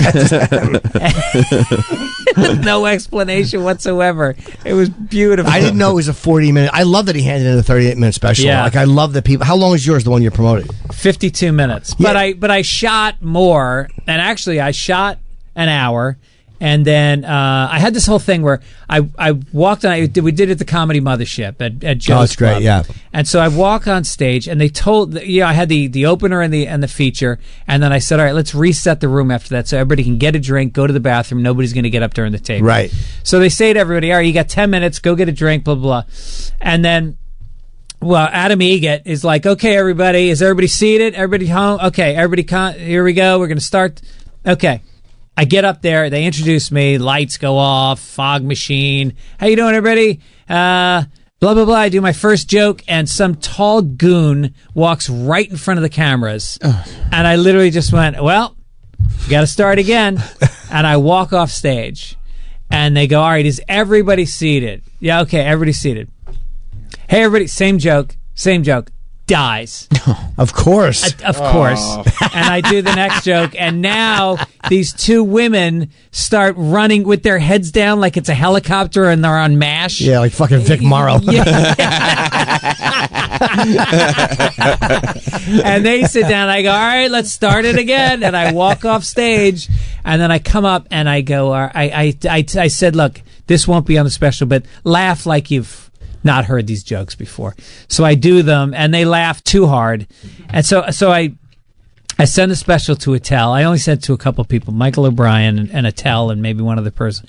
And I said, what do you think? And Attell goes, lose the first 3 minutes. And I did. I chopped out the first 3 minutes. So the special starts, so now it's shorter. Is it starting? Are you actually showing the intro, or like I think Jay said Big Jay started his with like just in the middle of the set, which I like the idea of that too. It shows me walking on, and then it cuts to title page, and then it just is a hard start with me beginning a joke. Okay, that's great. Probably really good, like based on how YouTube works and algorithms, to just start as little intro as humanly possible. Is calling Girl Scouts whores and saying fuck 12 times, is that good for the algorithm? That's tough for the certain algorithm. Other algorithms, it'll be great though. You can guarantee I'll see it though. I'm getting kicked off that algorithm like fucking like Nat King Cole out of a hotel in the 50s in the Deep South.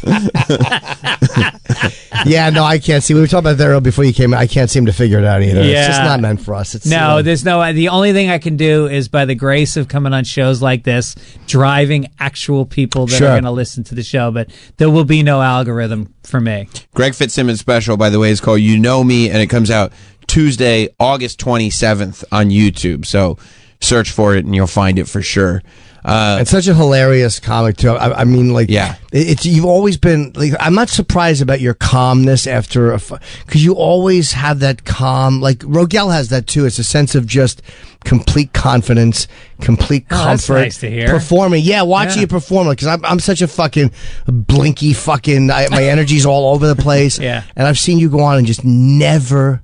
You never seem uncomfortable, ever, and you might be, but you don't seem it. I bury it well. Yeah, I definitely feel uncomfortable. I still get nervous every time I go on. Every single time. Even in the city, like if you're working out, like just the cellar or some like. I think in the city I do, because I know there's comics in the back of the room, and they haven't seen me, and they think we all go out to LA and we get soft. There's become this whole thing where New York comics think that LA comics suck, and it's like it's pretty fucking annoying because there's a lot of shit comics in New York. A lot of shit comics. And, in LA, you've got people that haven't really broken through, but there's people like, Kirk Fox and like names that you guys don't even know that are really, Harlan Williams kills it every time. Yeah. There's a lot of great comics in LA.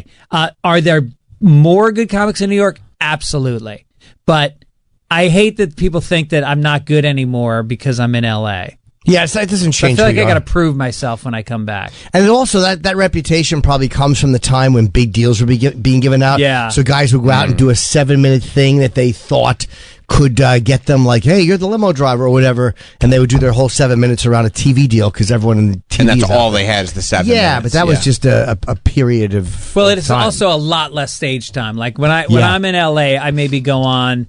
Maybe I do 4 sets a week, and if I'm here, I'm doing 4 sets a night. Yeah, here it's just much more. It's easier. I can walk to the cellar every night. Yeah, walk home, do 2 sets. It's great. Right, right. Do you like that you still get nervous? Like, is it like, no. You just wish? No, because I still think that there's a part of me that if I'm nervous, it means I'm thinking about what could go wrong. And I think that you watch Chappelle go on, and I think he's always exploring what can go right. Mentally, you mean, before he goes on? Yeah. I think that I wish I could do, maybe I should try some of that, what do you call it? What's that thing when you think about how things can go wrong? Visualization. Yes. Maybe I should do like some visualization. I don't know. I mean, 35 years in, I'm still getting nervous every time. He might, though. I mean, who knows what Dave's brain is, though? Like, does he? I don't know. But like guys like him or Tony Woods is another guy who I know he was influenced by, but like exude 100% confident. It really is crazy when you watch either of those guys just standing there talking about something. It's interesting because they 100% believe in what they're Well, could it be saying. that they both smoke about half a pound of pot before they I think that would have a tremendous amount to do. But you know what I mean? It's that weird. Yeah. I've never had that, and I could never pretend to have that. Like, it just doesn't. I was Do you get nervous when you go on? I have moments, a little bit, not petrified, but like a little. Even in New York? Not as much at the cellar. It's almost like I'm really looking forward to what, like I want to do this thing. I'm like I'm working on something in the beginning, and I want to. But when you're on every night at the same club, it's like your living room. But fucking, I was working with Dice years ago, and I remember we were going on with some theater, and he goes, we're backstage, and he goes, "Are you nervous?" And I'm like, yeah, a little bit. I'm like, are you? He goes, I'm terrified. Yeah. And he meant it. And I was like, wow. For him to, and this was like a 2000, it wasn't like the arenas. And for him to still get that fucking, I'm like, I'll probably never get beyond that. It goes away. The first laugh I get, it completely goes away. Yeah, so about 10 minutes in. So during the next comic. Yeah, that the first laugh really does. Yeah. The worst though is when you're having a set where like everything is almost overworking. Like it's like you said, they laugh too hard. Like you're having one of those sets where they're almost laughing like beyond what is reasonable. Right. And then they become terrified of losing them. That's when I'll get nervous, like when I'm fucking killing beyond what I should be killing, and then all of a sudden something doesn't work. I'm like, oh no, because to fall off a cliff and lose them. Right. It's like being a kid going down a big hill on your bicycle and you start going too fast. Yeah. And you get scared, and then you pee yourself. But no, I think it's when I go on the road, I don't feel as nervous because I've got an hour, and if I don't get him out of the gate, I got plenty of time to get him back. But when you're doing a 15 or 10 minute set, and you're following some heavy hitter or like crowd work, if it's crowd work, I don't love following it because I feel like you got to kind of reset the table a little bit. Yeah. I don't love that. I don't like following black people, and I don't like black people following me, like down the street.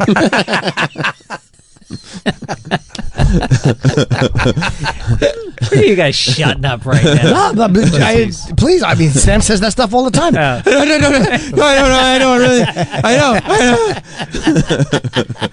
The crowd work thing is getting to be, I feel like, a lot. It's a lot. It's a lot. Especially when you see young comics coming up and that's all they do. It's like, I do crowd work, but I do it as like, it's kind of like a little bit of connective tissue between bits. Right. I might throw some in, or if I lose the crowd and I feel like I'm not connected to them, I find sometimes it can get me back connected to them. But I don't ride it, and I feel like you see these comics, they've been doing it for 3 years, and they're putting up a tripod and a camera, and then just mining. They don't even care if they're doing well. All they care is that they get one good 40-second clip that they can put up on their TikTok page and sell some roofing. Yeah, that's right. They've all got roofing sponsors. All of them. Yeah. All of them. Yeah, it is weird that that's what it becomes. That instead of it being, okay, I'm just going to do 5 minutes, 10 minutes a night, and I'm just going to keep doing it and doing it and doing it until I get good. Yeah. Now it's just, if I can get 10 minutes, I'll find a clip in there. Right. And that's it.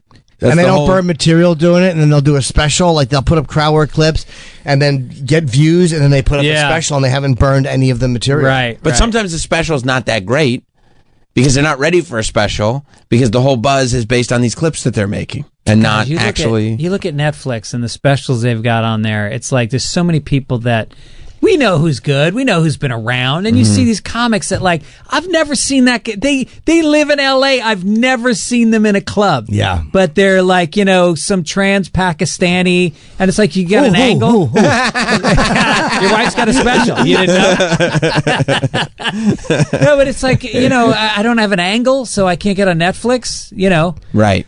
I mean, that sounds bitter, but it just seems to me like the people that have put in the time and that are going on the road 35 weeks a year, doing an hour 5 times in a weekend, should at least be looked at.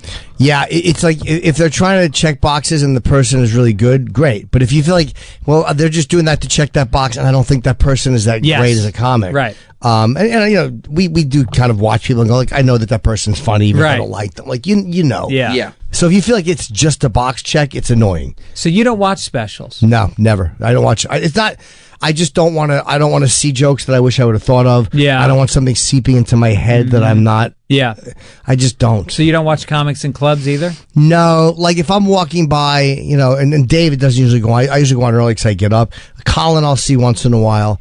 I'll watch him for a few minutes. It's always funny, and it's just. I think the last time I went and saw a comedy show was Keith. We went to Keith Robinson's premiere for Different Strokes. Yeah, I saw that special. That was great. Yeah, and I was at the taping. Yeah. And I watched this special. which two things he never would have done for me, by the way. Yeah. But I did. I did go, and I like really laughed watching it. Like I was like, wow, this is a really funny fucking special. Yeah. So when you watch him, you enjoy him. But I just and I like that there was a theme. I like that he took one idea and really went deep into it. When you got a comic that is a seasoned veteran, that like Ari Shaffir with that Jewish thing that he did, like that. That's really taking it to another. All the Colin specials are it's like crazy. that. Yeah. That's when you feel like, oh my God, I'm a fraud. Yeah, it's the worst. When you watch a guy do, it's hard for me to put together a few new minutes, and you see Colin doing an hour on a subject that I maybe had one joke on 5 years ago. It's like, that's what happens when you're really great. And but every night he goes on, he's got notes. Every time you see him, he's got a fucking handful of notes. Right. He's always writing. Writing constantly. And he's a guy who doesn't care. He does not care if the crowd is not getting it.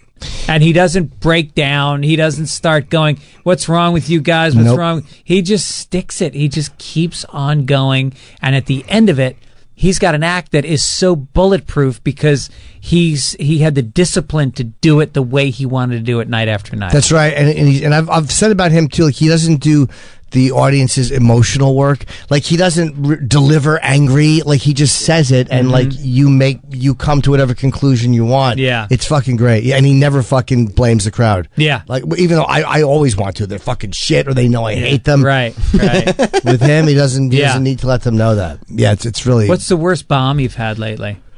It's been a while since I've had like a full on tank. Like once in a while at the Village Underground.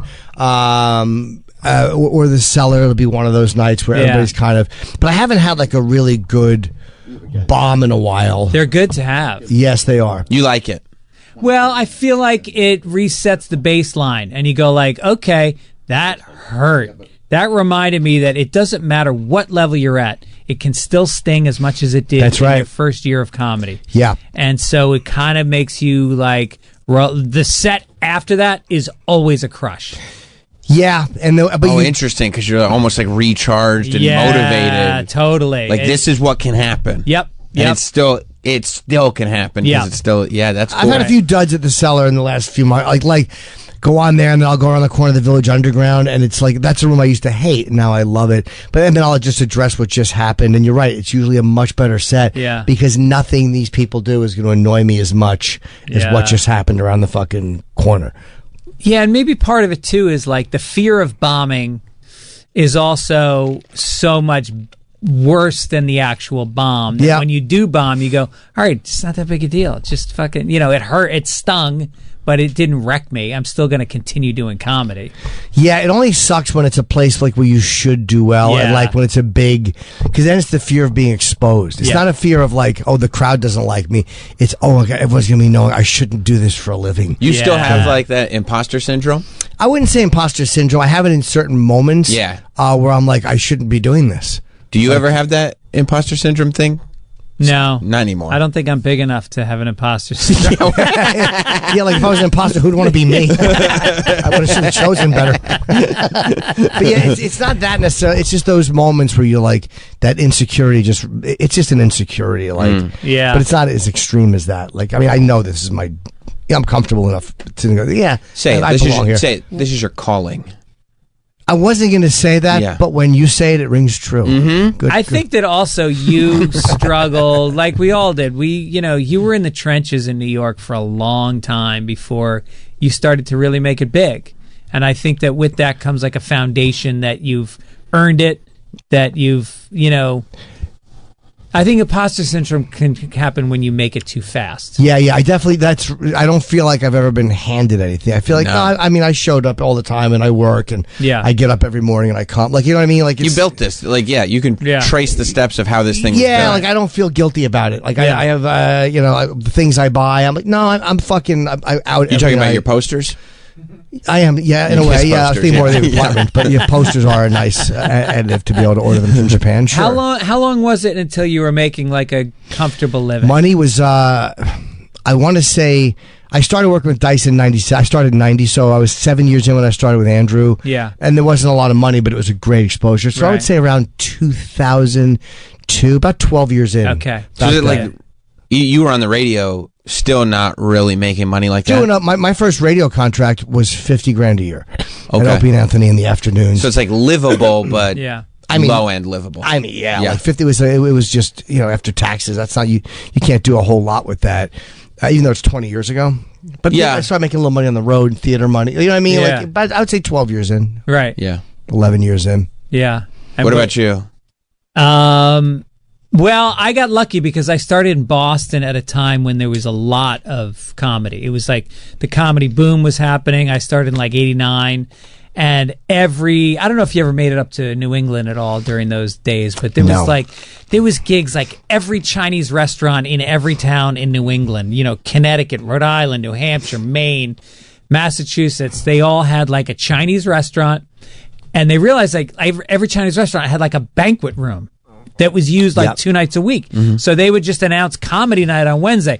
And the whole marketing plan was, we write comedy on sign, and they put it out front. They get a microphone, and the place would just get packed. Yeah. Wow. And they were charging probably $15 a head back then. We were getting $200 to headline, $100 to feature. Yeah. So their budget for the show was $300. Yeah. And they were packing in 200 people at $15 a head. These guys were making tons of money, and we were happy to be working 6 nights a week in front of tough crowds, but potentially very hot crowds. Right. And so I was in college. I graduated college. I was already making a living doing stand-up because I had a car and I was willing to usually drive the headliner because those guys all had DUIs. Sure, yes, and they exactly. couldn't drive. So, Don Gavin and Steve Sweeney and Kenny Rogerson and all these guys, you'd put them in your car and you drive 4 hours to Maine and you get to talk to them the whole time. Yeah.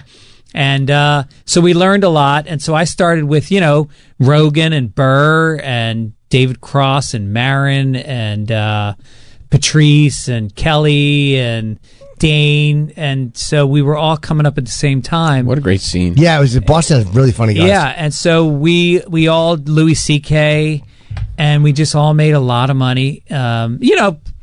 Relative to rent, my rent back then was $250 a month. Yeah. So we could afford to live. And so when I moved down to New York, I would still go back to Boston like every other weekend, and I'd be able to pick up enough money to pay my rent in New York. And then I got into college shows. Kevin Brennan got me a college agent. I just went with his college agent, and then I'd go out and make $700 or $800 or $1,200 to do and they'd line me up with 5 or 6 in a 10-day period in the Midwest, and I'd go bang those out.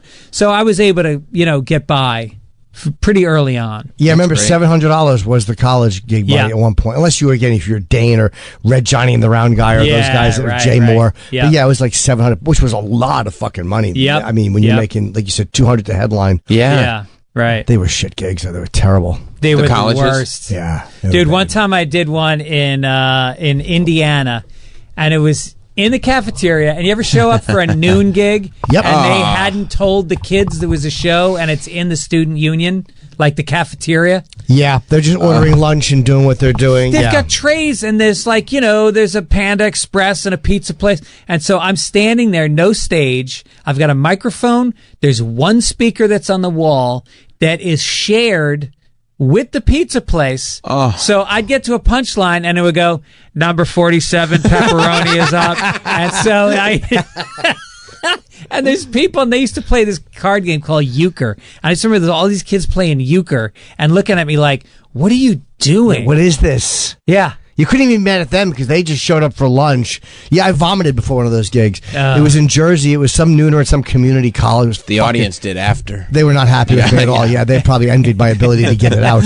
I was so nervous. I drank Dunkin' Donuts. It was I'll never forget these kids playing hacky sack. Yeah. I mean, it's probably 1994. Disaster. And you got to do your hour to get paid, so you just stay up there. It was. Or you could just play flute to wherever you are. Yeah, for the last 2 minutes. There was a time where I play guitar, and there was a time where I went out twice with a guitar, and I just said, you know why? Because then I'll just play music. Yeah. And I felt like such a hack. I put the guitar away. Nah, but I mean, the college, no one cared what you did in colleges. Yeah. No, the other comics wouldn't even judge, as long as you weren't like ripping someone's act off. Right. No matter how hacky it was in the college, people like just survival. 100%. Right. We Survival. we get it. Yep. I used to do this totally nude strip club in Jersey in Phillipsburg called the Boxcar. It was great. The Boxcar. The Boxcar. It was in Phillipsburg, New Jersey, and it was bring your own alcohol. So you could fucking, you could drink, and it was a disaster, totally nude. And all of us would do it, but you would do Thursday, Friday, Saturday, and you would go up in front of the same crowd 4 times in 4 hours. They were there for nude women, and at the top of 7, the top of 8, 9, and 10, or whatever, you'd go up and do 10 minutes in front of the same fucking audience. It was horrendous. Were there nude women in the crowd giving lap dances while you're on stage? They would be milling about, but they would kind of let you do your thing, and I really think that this was because the bouncers were so sick and tired of just make the girl. They wanted something different, so the manager liked comics, and you would come in and do 3 nights in a row, and it paid $500, which again was all the money in the world in 1992. But it was a fucking brutal. That was one of the worst gigs ever. I remember Sarah Silverman told me this story about working at a strip club in Boston, and she's watching the strippers, and they're hanging upside down on a pole and grinding their asses and picking up money with their ass cheeks, and then Sarah goes up and just like you said, just tanks death, brutal. And then she's backstage and she's in the green room, and one of the dancers is there, and the dancer looks at Sarah and she goes, I don't know how you can do that. But it is weird. They were so happy to have something other than the dance. You know what I mean? They just wanted the people that are there every single night. They hated it. The audience hated it. But No, but I mean the workers that are just there. Yeah. They were over it. They didn't care about the girls. They'd see it every 7 nights a week. But that was a rough. There was a place down on 7th Avenue called Billy's Topless. Do you remember that place? I do. And they made it Billy's Stopless after a while, right? Yeah, because Giuliani came in and he had these new laws about what you could do in the city, and so you couldn't have topless. So they added an apostrophe to Billy's Topless. No, they took the apostrophe out. Yep. And it was Billy Stopless. Billy Stopless, yeah. And so I just remember going in. It was around the corner from my house, and they had this like $3 all-you-can-eat buffet, and I used to stop in there all the time. and Chappelle would be at the bar alone, at the counter, on the stage, alone with singles, just dropping down singles and eating chicken wings. It was in the daytime. It was so sad. Don't go anywhere. And again, I've daydreamed about this, but I have never done it. More best of the year in just a few minutes. Having a hooker storage locker. Yeah. On Jim Norton and Sam Roberts. It's time for more memories and laughter. One paragraph says you transitioned into Nikki, and the next paragraph says that you married Nikki. Both are true. I'm a lesbian. The best of the year on Jim Norton and Sam Roberts returns now.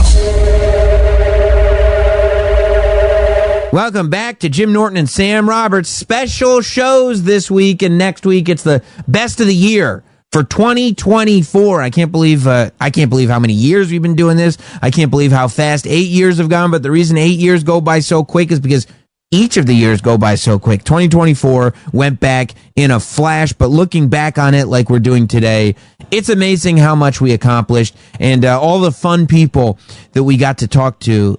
Greg Fitzsimmons is one of these guys who it's I guess he comes from broadcasting, right? His dad was in broadcasting, but he's just one of the most easy to talk to human beings on the planet. When he sits down in a chair, you don't have to think about what you're going to say next. You don't have to look down at your prep. You don't have to do anything. You can just sit back, have a good time, and have a chat with Greg Fitzsimmons, one of our favorite guests, and that's why we're featuring him here on the best of 2024, Jim and Sam. We lost a legend over the weekend. I'm here. Well, no, that's not how I probably would have phrased it if the unthinkable had happened. Oh. But, we lost Bob Newhart. 94 years old. Sharp as a tack. And he was great. We interviewed him, a couple times, I think, on the phone. Yeah. And he was really good on the phone. Which is difficult to do. It's hard. When you're not 94 years old. Yeah, and I'm, I guess, so lucky to meet him. When Bennington had him on Unmasked, I was able to say hello real quick, and I got to ask him a question during the Q&A part of it. It was that great. Over at Comics? Yes, it was. Yeah, over on 14. What year was that? Like 2010? That was a long time ago. Yeah, because I remember going to that. So, rest in peace, Bob Newhart. And I still say the series finale of Newhart is the best series finale ever. Finale of all time. Yeah. Yeah, where he wakes up and Suzanne Plachette is next to him. That's right. Fucking I was rewatching insane. it over the weekend. Yeah, I did too. Unbelievable. It's also amazing that when like people are remembering him, how he traveled between generations. Like for a lot of people, it's like, oh, Bob Newhart from Alf. Yeah. You know what I mean? Like you're like his role in Alf is Absolutely. what a lot of people were talking about. I think he also, the most amazing thing about him, didn't he have the number 1 and 2 album in the country at the same time? Did he? Both comedy records, and I think the comedy record he taped after he'd only been doing stand-up a very short time. I mean, he was just the stutter storyteller, right? But I think he went to number 1. I don't think anyone's ever done that before. I mean, number 1 and 2 together, I think.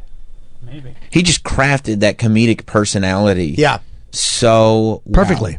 It was unbelievable. His delivery, incredible, always funny. Yeah, Newhart was And the first show was great. The Bob Newhart show in the 70s. Yeah. He had a great cast, really, really funny. I was thinking about how for the finale of Newhart, they only got one shot to do that. That's right. You know? That's right. And the fact that it was done perfectly, because you can't get that crowd reaction. Oh, because the studio audience. Yeah. Because when he turns on the light, there's a section of the crowd that instantly realizes what's going on because it's the old bedroom. They almost started laughing before the light went on because they saw the set and they realized, wait a minute. This is weird. Yeah. But then when she turns her light on. I mean, Bob, and then she goes, I'm from the first show. That's right. I remember that line. And then I was like, oh, I get it. We're ending the new show with me from the first show. This show was a dream from when you were asleep on the first show. And then even the last line, no more Japanese food before bed.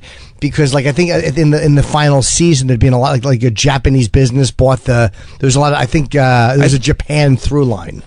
Oh, was there? I thought it was just because that gives you weird dreams. Yeah, it is. But I mean, I also thought in the final season there was a Japanese through line, if I remember. Again, it's been years. But there was. You're still asleep from the first show, Bob. This was a long dream.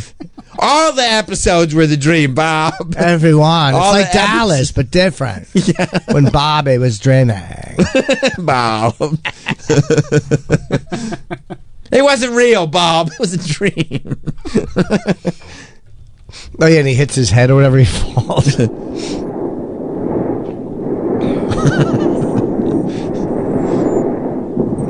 you know who he is, Jordan? Yeah, I know him from Elf, as you were saying. Like, that's... Alf is a dream too, Bob. Yeah. It's all dreams. It's a movie with Will Ferrell. It's just dreams. Honey. They get it. Immediately they can see where he is. Honey, wake up. You won't believe the dream I just had. They're like, no. But don't you want to hear about it? Perfectly done. She even has her head like turned so you don't see the face right away. She reaches up without her face showing. Perfect. And then you get the reveal. Jordan, do you get this? It was a dream, Bob. All right, Bob. What is it? Well, I was an innkeeper in this crazy little town in Vermont. I'm happy for you. Good night. Nothing made sense in this place. I mean, the maid was an heiress. Her husband talked in alliteration. The handyman kept missing the point of things. And then there were these 3 woodsmen, but only one of them talked. That settles it. No more Japanese food before you go to bed. It was a dream. It was a dream, Bob. Bob, you dreamed all that. See, Jordan, they were ending this series, the Newhart show, and then in the final episode, they bring back his wife from the first series he did in the 70s. So it looked like the whole series was a dream. That's why they recognized her. Yeah, there's one show called Newhart and one show called The Bob Newhart Show. Yeah. And they were 2 different shows. But that wife was from The Bob Newhart Show, and she came back for the end of Newhart. Where he played a psychiatrist or something in the Bob Newhart show, and then he played an innkeeper in Newhart. So that's why I had this dream I was running an inn. Right. So, but he was dreaming from the first show. I like that. It was amazing. It's really... brilliant. Yeah, it was brilliant. Why don't you go be a Santa's elf, Bob? You're dreaming. Yeah, Bob. I'm Suzanne, and I got hired to do this.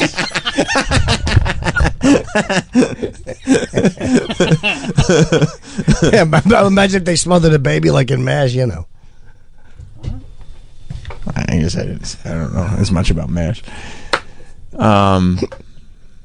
Yeah. Yeah, I guess rest in peace to Bob. Bob Newhart, the great Bob Newhart. Bob Newhart. Yeah. Yeah. Funny fuck, man. Yeah, it really was. And he did great skits even like later in life, like at the Emmys. There was I was rewatching one where he was with Ben Stiller. You rewatched the Emmys? He loves rewatching award shows. Oh, what are you doing today? What are you doing when we're off for the week? I'm going to watch the Tonys from I the rewatched 78. the clip that was on the internet. And he gets mad when Bob his Newhart favorites don't funny win. at the Emmys. You watch whole award shows, dude. Yeah, You're you a do. weird Well, I forget guy. who wins. Yeah, you do. You're a strange guy. You know who my favorite host was? Yeah. Conan. I got to update my rankings. What was the sketch he did? Ben Stiller was going through a bunch. They had like mannequins of like old, like Lucy and somebody else. It was like comedy throughout the years. Yeah. And then Bob Newhart was just standing on the stage. Yep. And Ben Stiller thought he was dead. That was the joke. And Bob's like, I'm alive. Oh, I remember that one. Yeah. Yeah. Yeah, rest in peace, the great, him and Rickles, legendary friendship. Always going on vacation. And Rickles could never make him laugh. He would always make Rickles laugh. Rickles could never make him laugh. That's amazing. Yeah.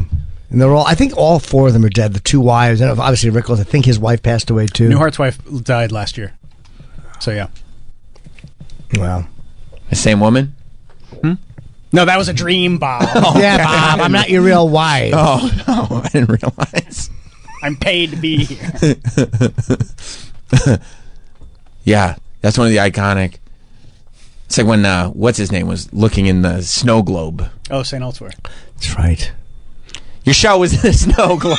Yeah, Bob, none of this happened. It's not like Lost. They were dead the whole time, Bob. Yeah, exactly. Whatever happened, happened.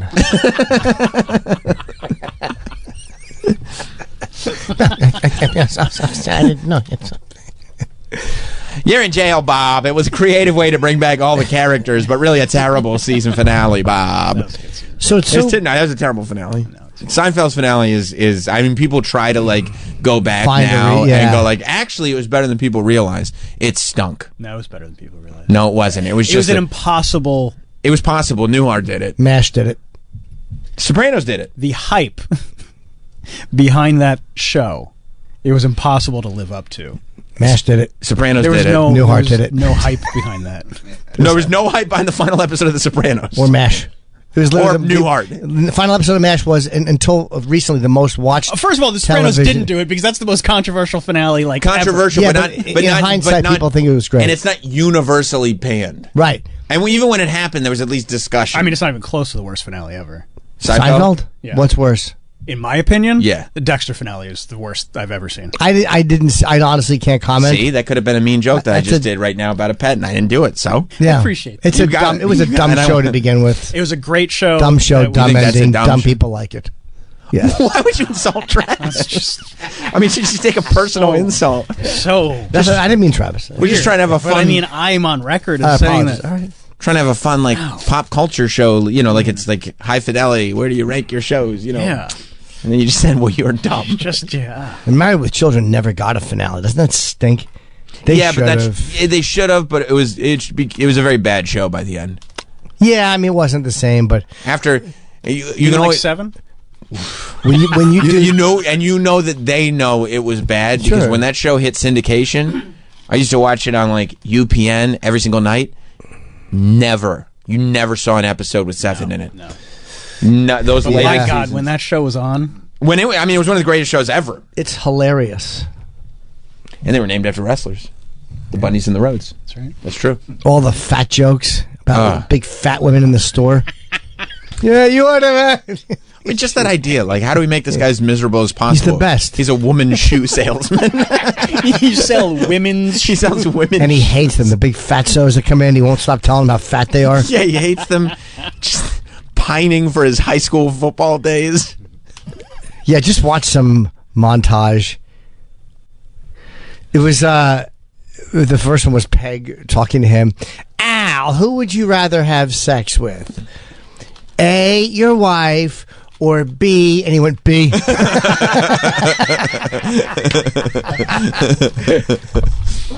you ever watch this show, Jordan? No, I haven't watched Married with Children. The call costs more than the Lot on my list.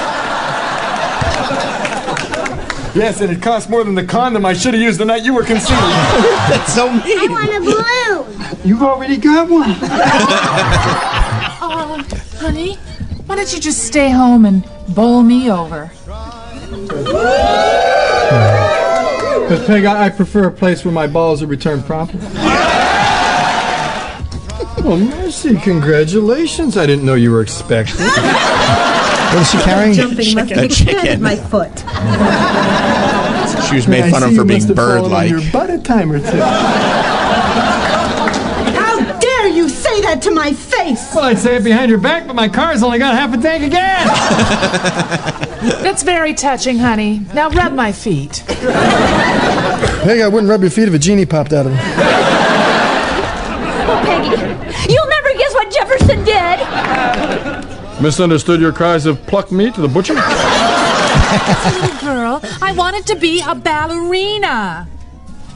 Ballerina? You sure are my nutcracker. I have just about had enough of you. Well, This is long. I came with fries and a medium drink. Yeah, we can stop it. It's just so mean and great. What a great show. Also, just like the little things they would do, like Marcy needs a new husband, right? Because Steve Rhodes, she was Marcy Rhodes, and Steve Rhodes was on for like the first 2 seasons or whatever. But then, except I think he was like a theater actor. Did they dump him or did he want to leave? I think he left to do theater. He didn't want to be on like this, like because he came back at times, right? Yeah, because he didn't want to be on this rude sitcom anymore. He wanted to be a theater actor. Ugh. I don't think he ever regretted. I don't think so. Yeah. I don't think He so. just didn't He want wanted to- to do other syndication. things. Yeah, who wants that syndication money when you can do a soldier story in Des Moines? But then they were like, okay, they got this hot dude. Just the dumbest guy. Just a bimbo, a male bimbo named Jefferson Darcy, so that she could be Marcy Darcy. Yeah.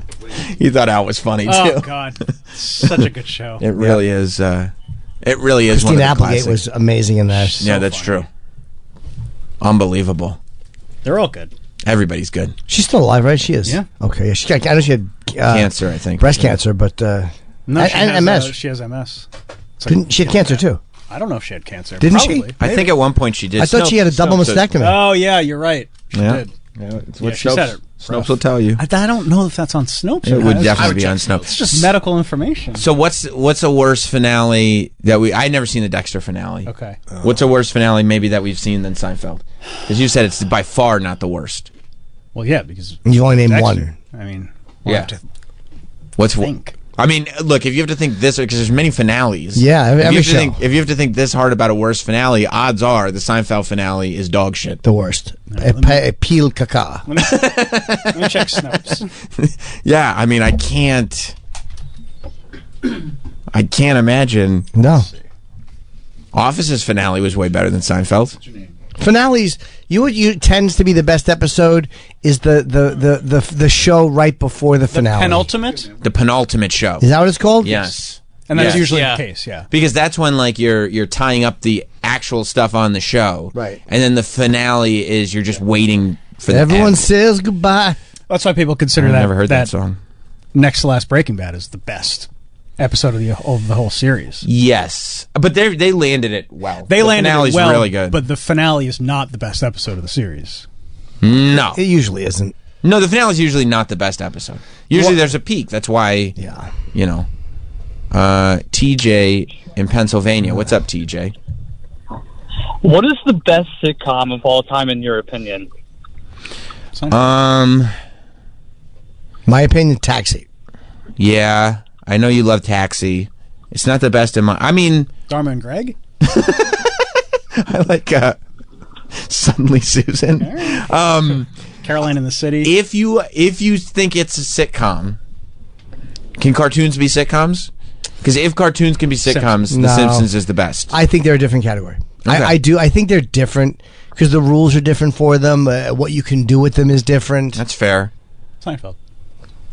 Is Seinfeld the best? All in the Family? Yeah, I don't think Seinfeld's funnier than All in the Family. You've never watched Seinfeld? Sure. I mean, I've seen enough moments. You've never been.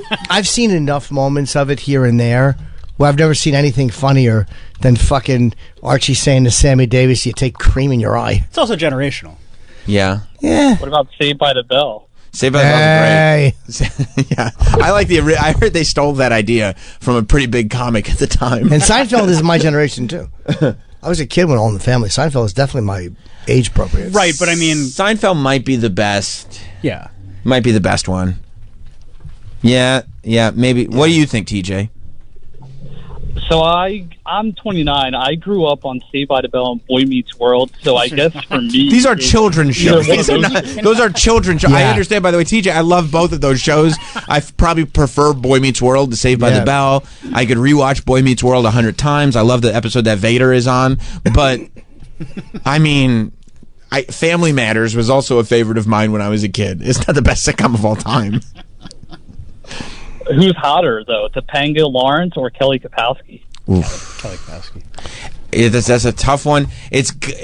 Come on. Kelly Kapowski is hotter, but the fact that Topanga was so hot that she started as she was cast as the awkward nerdy kid, and the series had to acknowledge that she was hot, I think goes a long way. Topanga's also far more attainable than Kelly Kapowski because she started awkward. So I do feel like for a lot of us, TJ, I think we're probably in the same boat. We were not the type of people that could ever dream of landing a Kelly Kapowski. Of getting a hot skirt. Right, but a Topanga felt more like on a good day, under the right circumstances, maybe we could get a Topanga to give us the time of day, and that makes her much hotter. You see what I'm saying? I mean, I don't think I could score anyone. I have a face for radio, so I mean, hey, not me. I'm a real handsome dude, so that's where you and I separate.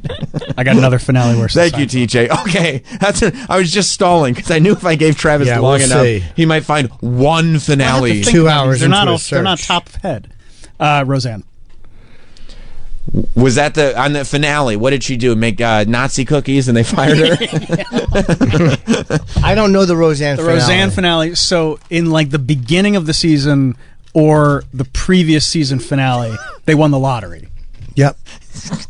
What? Shoving baked lays in his face. What? With the mic on? We have a whole break. I could just hear him crunching. I mean, and he doesn't even. It's not one chip. Yeah. It's a handful. Well, as Mike Travis also keeps his microphone on the entire show. Well, because you never know when he's going to chime in. Yeah, with you should be able to something talk. valuable. Plus, he's got that great Geordie wheeze every time something funny Yeah, happens. Mike shouldn't have to worry about Jordan eating. He should leave it on. I like the wheeze. This one's on Jordan. Yeah, I agree. Yeah, I agree too. Because a lot of times with Jordan, I go if we were to remake "Chillin' with the Wheeze," I would go with Jordan because of that.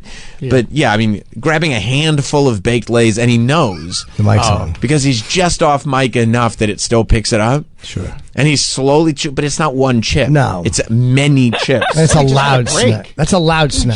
We just had a break. You could eat them during the break. And who needs baked lays? He does it every single morning at 10 o'clock. He needs baked lays. Yeah, I mean, why would you have them now when you had a break, and instead of eating during the break, you went Halloween mask shopping? Yeah. What do you think? What do you think of my Biden? Well, let's go. Travis, you were saying there was a show. What was the season finale? I don't even know. The series. What happened? Did they hire an intern and he started just chewing baked lays into their... Yeah, and everyone was like, this is fucking awful. Into the boom mics, like they were trying to do their show, and their intern just looked up at the boom mic and started chomping on baked lays. He's like, this is my office. You guys are just doing a show in here. Yeah. By the way, I mean, full calorie Coca-Cola and a bag of baked lays is like a real wild snack. That's a young man's snack. Wild selection. You should get that Coca-Cola from The Vibe. What's The Vibe? Is that the name of the... It's the name of the kitchen up here. Yep. Yeah. You did? You pay for it? Yeah, I paid $2. Okay. Nice. But then you went down and realized there's free baked lays. Yeah. Ooh, baked lays. Navy SEALs.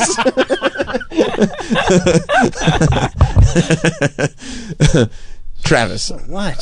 Sorry for the interruption. I don't even know what I was talking about. You were talking about the Roseanne finale and trying to say that it was worse than. Bad. Was it really worse than Seinfeld? Oh yeah, because so the finale, you find out that when Dan had a heart attack in like the previous season, he actually died, and that the whole lottery thing was her writing fanfic to mask the pain of Dan dying. But they were that they never really won the lottery. But they were just trying to mask the fact that they had pinned themselves into That they had just written a horrible story. Right, and didn't know how to get out of it. Yeah, and it was like, oh, I know. Dan died, and I made all that up. Oh. It was awful. Yeah, I don't... That's really bad. That's really bad. But that's also... Roseanne was kind of running out of steam, right? Yes. Like, Seinfeld is one of the few shows that got to... They made the decision write to their walk own away. ticket. Like, Seinfeld... The Office. The last season of Seinfeld is not the greatest. It's not the greatest, but they chose to leave. Yes. Oh, they offered him a lot more money they to offered stay. him $1 million, $5 million episode. $5 million an Remember when episode? Jerry scolded Larry King for asking him? No, I wasn't canceled. That's right. Have you seen the show?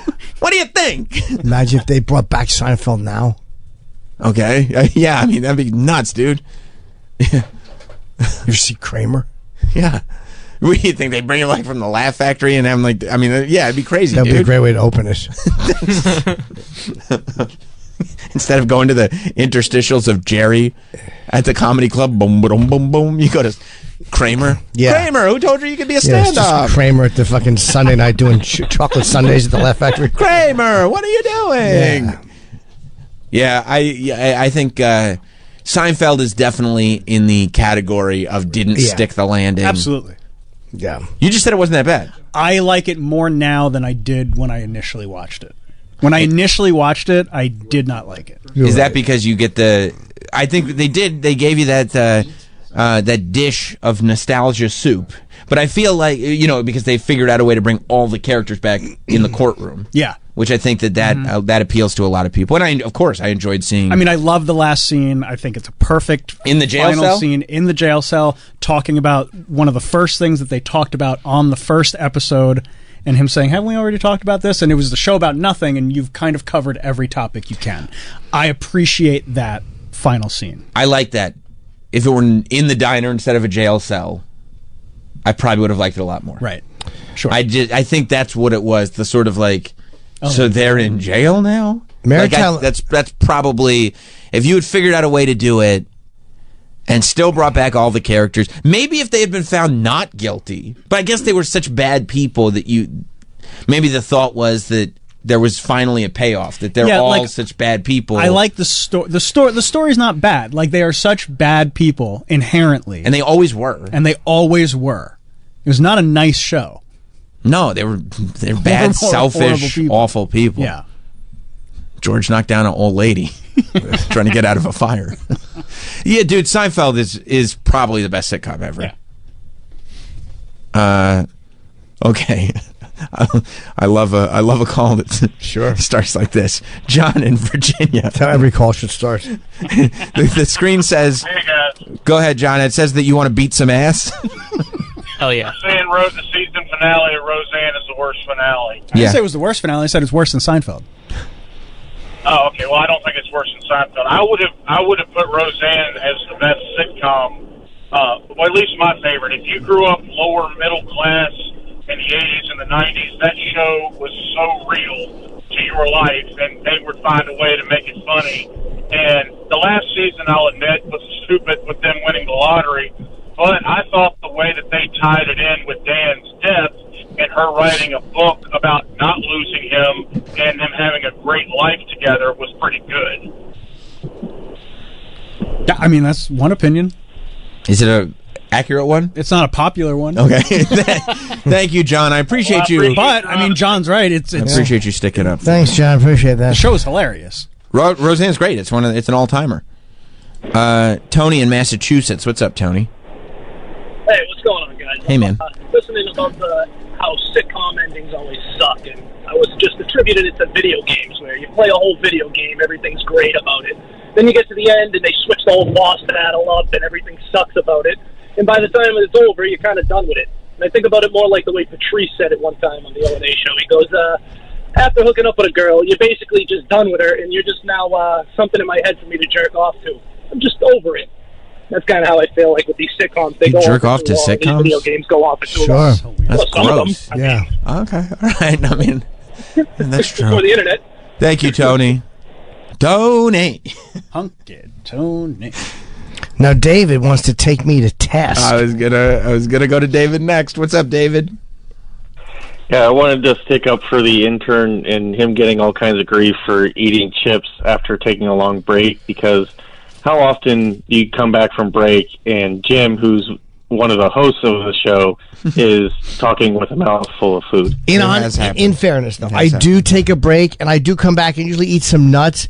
And I also have my cough button on. I don't chew into the mic without the cough button. I'm always pressing the cough button. But yeah, sometimes I'm just trying to because I've been talking. But I come back and I start eating during the break, and it drags a little into. What about 30 minutes into the That's segment? what I'm saying. I'm not doing it like that. I'm not waiting for 90 minutes when the mic is on and going, now would be a time for the loudest food right. in existence. Sorry, just need to get some more chips in there. David likes that. David thought thank you, David. Got him with a good one. No, I fully take accountability. I'm sorry to whoever I've offended with my chip eating. I don't believe I'll it. do better next time. I don't either. I don't like that he incorporated every aspect of a terrible apology. Accountability, do better next time, and I apologize. Also, he couldn't have eaten during the break. Of course not. He had a costume on. Yeah. I mean, I wasn't going to acknowledge it. I was actually sending you a text, but you walked in as I was sending you the text. I wish I had gotten the text. Yeah, I was creeped out by it. Jordan walked in with a Biden mask on. Although there was glasses on the outside of it. There was a pleasure. So you know it's me. You don't get confused. Oh, it was a relief. Yeah. Yes. There was a pleasure. How would they know it's you? Yeah, the Sesame Street shirt would have. Anyway, it's very Bert and Ernie. I get that. Yeah. I did. There was a pleasure, though. I'm sure you saw it in my face. I believe I saw it in your face when we came back on, and he slowly removed the mask. It was the greatest. Watching you just give in and go, all right, well, this is not going to be talked about. This didn't go anywhere. What were you thinking would happen with the Biden mask? What did you think? I don't know. I thought you guys might ask where I've worn that. But why during the break? I didn't want to put it on in the middle of the show. I didn't want to ruin your... You don't want to be weird? Yeah, what is he, eating chips? I mean, yeah. Baked Lays? On the show is the best time because anything we talk about, it should happen on the air. No, I didn't want to ruin it. What No, if you're it in the should middle of happen during a the break. hot conversation about baked lays? Like, I wouldn't want to screw that up for But you. you didn't know you were going to have that. So I'm saying your instinct to put it on during the break.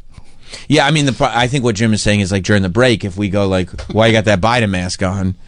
And you start telling us the story. No, I felt like putting I'll it do on. the creative thing during the break and the break thing while we're on the air. Yeah, exactly. The loud break thing. You see where I'm a real wild card. You see where the chips might have been more exactly. like it might have been more useful to eat the chips because I know you needed the baked lays. Yeah, the nourishment. Yeah. It's not like you were doing Foley work of some sort. Right. So you could have had the baked lays during the break, and then as the rejoiner's on, maybe duck under the table, slide the mask on. Now that you got a belly full of baked lays. Yeah. And then pop back up, and now you're Joe Biden. Yeah. Who's not hungry anymore.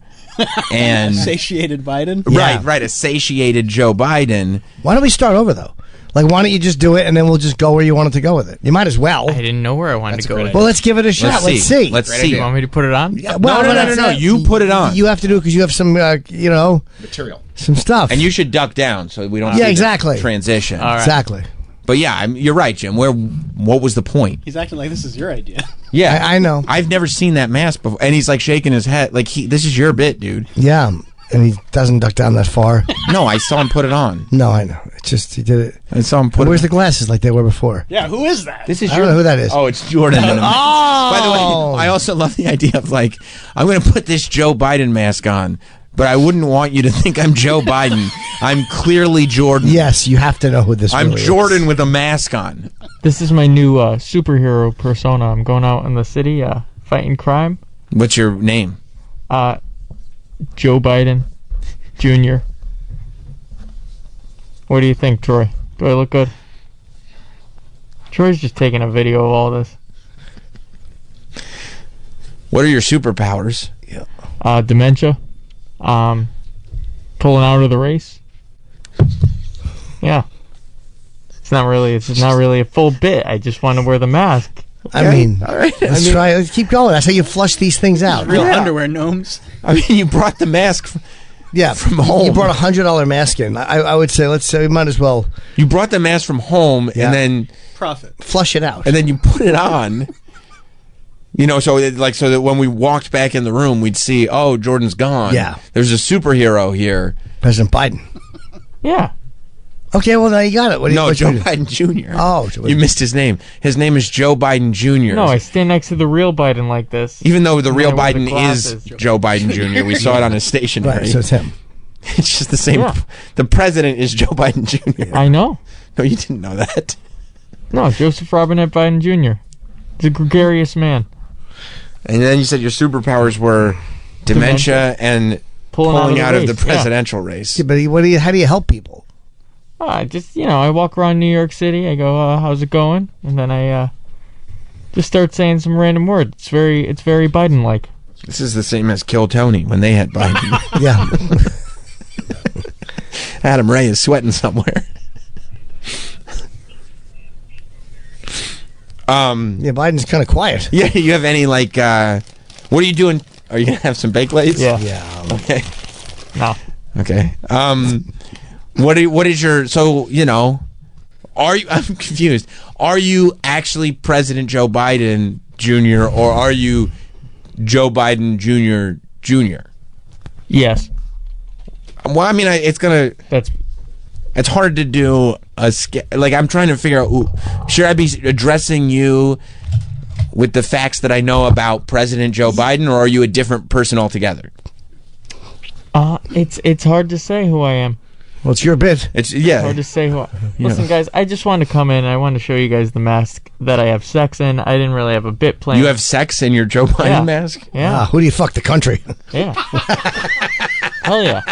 That was such like a we shouldn't have invited the political uncle joke. He's taking it off defeated. Why are you taking the mask off? Yeah, it was going swimmingly. I felt the whole thing happening. So what was no bit? So what was the plan initially? Because I just wanted to see how long. I want to know. I wanted to see how long it would take anyone to notice, but clearly. Why would you an eighth of a second. You want to see how long it would take to notice you're wearing a mask? Yeah. Yeah. How long did you think it would take? Yeah, there's a spectrum dweller with a president's mask on. Yeah. And it's also it's unfair that you felt like you the way you were answering. I wanted to do it during the break so it wouldn't be addressed during the show because I didn't have a bit for it. I just want to show you. You thought my cool mask. You thought. How long have you been interning here? I'm so confused. Too long. How long have you been interning? Month and a half, probably. Yeah. Okay. In 6 weeks of sitting in studio, every day. You know, that's 7 shows that we've done in the last 6 weeks. Yeah. In 6. We're going off Jim's schedule. Yeah. Whoa. Well, he's not wrong. Daddy gets days off. In 6 weeks, you thought, well, if I wear a full face mask into the studio, but I do it during the break, the guys will definitely not address this on the air. That was the thinking. No, I thought you'd just be like, hey, nice mask. Do you wear it during sex? And I'd be like, yeah. You had plans for us asking you joke questions? You thought we would ask if you wear it during sex, and when we didn't ask, you were like, well, I still got to say I wear it during sex. Yeah, you wanted to get it in there. I just want you guys to know what I'm into.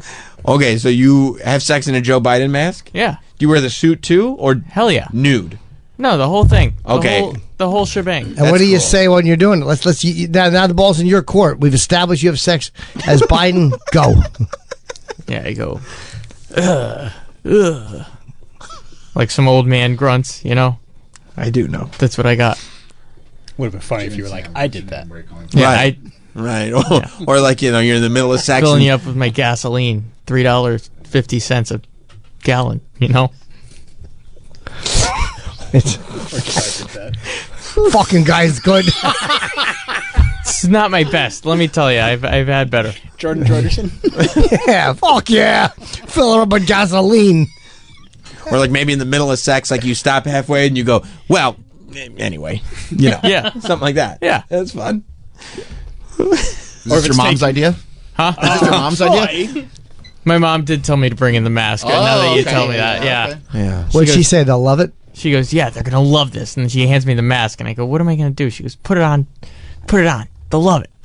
Are you going to go home and say, Mom? Yeah, no, she's listening to this right now. She knows. Do you think she sabotaged her son for a bit? Yes. I should have her. Let's have her call in the show. I would love to talk to your mom. Sure. Let's see if we can get her. What's the number? You would know. Oh, you mean your number?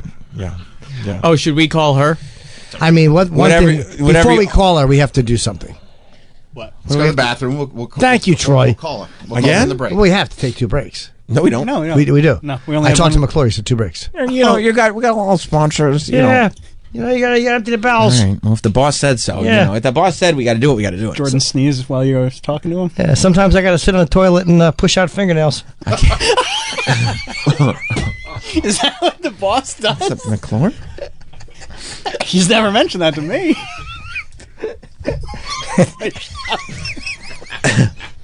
They all get stuck up there. Yeah, they sure do. You can hear the plink of them against the porcelain. I'm looking forward, by the way, to finding out what bitch Jordan has for this break. Yeah, I got a lot of them. I won't talk about it on the air when we get Wait, back. No, please don't. Wait till you see my Kamala mask. The year is in review. No, this year is in the rear view. And so is this installment of Jim Norton and Sam Roberts' Best of the Year 2024. Check out all the Best of the Year episodes anytime on the Sirius XM app. It's been quite a year on Norty and Robs, or Daddy and the Boy. I mean, Jim and Sam. Sirius XM on your radio dial. And while a lot of time was spent on the things we hate, I hate college alumni. Wow! It's time to revisit some of the things that gave us eargasms in 2024. Every kind of gasm in the book. What the hell is this? From our favorite interns. I like that they have chocolate custard and then chocolate cake. Rich, what's the difference between those? You don't ask me. To our favorite guests. When it's time for Kenny G to get romantic, would you put your own music on to be romantic? No. And all the laughs in between. It's like me, after comedy don't work, I turn into a hook. I lose weight, get a BBL, get some back teeth. This is the Best of the Year on Jim Norton and Sam Roberts. This is why you do the show. Synergy. To bring people together. Absolutely. Hello, happy Monday. Welcome to Jim Norton and Sam Roberts. Hope you're doing well. Hope you're ready to say goodbye to this year, 2024. What do we got? We got 2 days left in 2024. And how should we celebrate those 2 days? I don't know, maybe continuing the best of the year? Yes. All last week. I don't know if you guys were ready for the holidays. I don't know if you had your radios with you. But all last week, 5 days, by the way, 5 full shows. Yes, they were best of shows, but it was 5 different shows. So it's still an amazing thing. We were playing some of the best bits of 2024. Now, if you missed any of the shows last week, all of our best of 2024 shows are going to be available to listen to and download anytime on the SiriusXM app, so you can check those out. But we start this week with a whole new fleet of bits from 2024. Yes, 2 full weeks of the best of the year for 2024. And we start that right now. And there's only one way to start it. I don't even need to explain it, right? Like, you kind of know that this is going to make best of the year before it even happens. We're talking about Colin Quinn and Rich Voss in studio. Colin and Rich, they know each other well. I believe, is this the episode the homeless pimp was in to shoot? Okay, so there is video of this as well on Jim Norton's YouTube channel. So if you go to, Jim Norton's personal YouTube page, you can find a video of some of this. There's also some clips that went out there. But this was such a fun day. It was Colin coming in and promoting a new special that he had put out on YouTube. Then Voss joined, and it was just a mean, insulting time. So let's dive right in. Colin Quinn and Rich Voss in studio as part of the Best of the Year 2024 for Jim and Sam. Welcome to the radio show. Hey. On a fine Monday morning. It is a fine Monday. A nice November morning. Halloween was crazy. Getting brisk. Getting brisk. As it should be. Sure.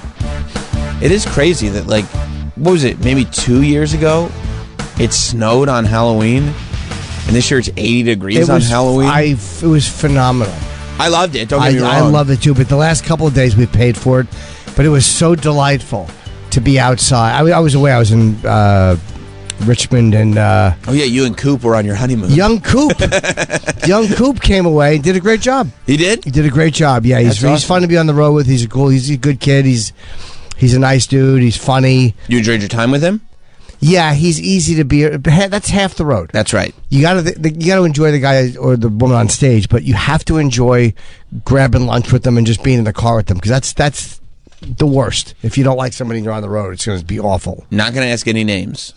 Have there been times where you go and it's okay? The first night of shows is great and everything, but then lunch the next day, you're like, ugh. I don't know if that's happened in years. I can't really think. But maybe years ago? Some people, to me now, it wouldn't be, I mean, no one's going to be a dick at lunch. Mm-mm. But it's more like people who don't want to hang on the road at all, who just kind of don't do anything. You know, I'm just going to see a friend while they're in town. Oh, I hate that. And I'm like, you're allowed to do that, but I'm like, I'm not going to go on the road with you because you're not fun to hang with. Like, it's a part of the road is just having someone to talk to on the way to the next gig or when you get to the next city to grab lunch or to it's to have a person to communicate with. Yeah, I'd be so annoyed. Yeah, like when I do my wrestling things or whatever and bring hot dog, you know, as much as like, it's odd that would be my choice for a social companion. It is what it is. Sure, yeah. But if he were like, no, I'll be there for the job. This is just the job and I'll be there for the job, but I'll see you at 5 p.m. I'd be like, I thought we were going to have fun. Like, you know what I mean? I thought we were going to hang a little bit. Yeah, it would suck. It would really suck. And that's kind of what some people are like. And again, that's their prerogative. But you have to choose. Like, again, when I went out with Dice, it was much different. It was, you know. Hey, speaking of a fun hang. Speaking of a legendarily fun hang. Well, ladies and gentlemen. You know him from his years in the comedy world. He's got a new election special that's out right now on YouTube. It's called Stamps and Tea. Ladies and gentlemen, please welcome Colin Quinn. CQ is here. Hi, guys. Hey. Voss is coming. I know. But he's late. Oh. Can you believe Stuck in traffic. Well, his old suggestion you guys should have listened to. Get him a hotel room the night before. Or he could just leave earlier. I like that suggestion more. Yeah. Voss could leave a little bit earlier. Oh, man like Rich deserves only the finest accommodations. Yeah. Put him up at that migrant hotel. How's it going? Fine. It is fine. Fine. Are you happy with the special? Oh, my God. Yeah, it's fine. I mean, it's good. I'm glad to get it out there. You know how it is. I look at it all like now. I look at comedy. The beauty of YouTube is you can make it into kind of a yard sale where you just put out all your material. Yeah. Right. If you wanted it, if you think it's funny for that time, like, what are you going to do? Election stuff in 3 months? I'm going to. Hey, the country might be gone by then. Yeah, it's good. Just get it up, and then whatever people do with it, they do with it. Yeah. That's how I look at it. It's a real Zen attitude we have, Sam, now in comedy, you know. Yeah, sure is. That's what happens when we're finished. We know. Well, that's another way of putting it, yes. Yeah. Just the motivation is gone. Yeah. But it is true. I mean, you have this stuff that, like, you're not necessarily going to make a special using it a year from now. You can't use it anymore, so it's kind of nice to have this outlet where you can just go, here's the stuff that's relevant right now. Yeah. You know? And these kids put their material up all the time, so, you know.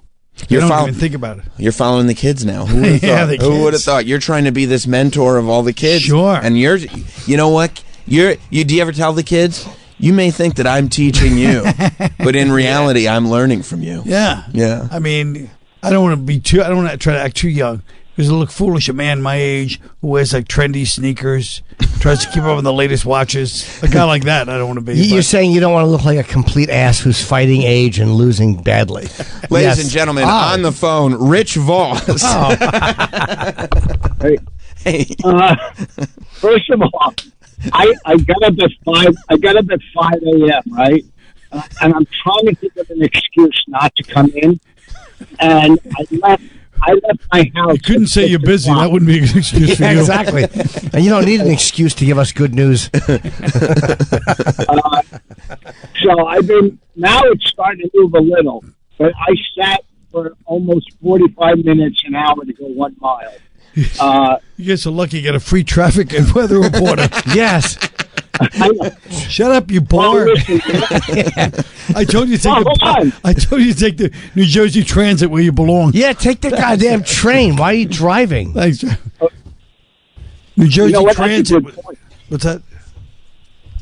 You're right. I should do that more. I'm going to do that next time. I'm going to try to. Well, where won't be here next time. Jim's gone from the show. Yes, and you will not be welcome back to the new program. Yeah. Out with the old, in with the new. We don't have the same loyalty. They skew younger.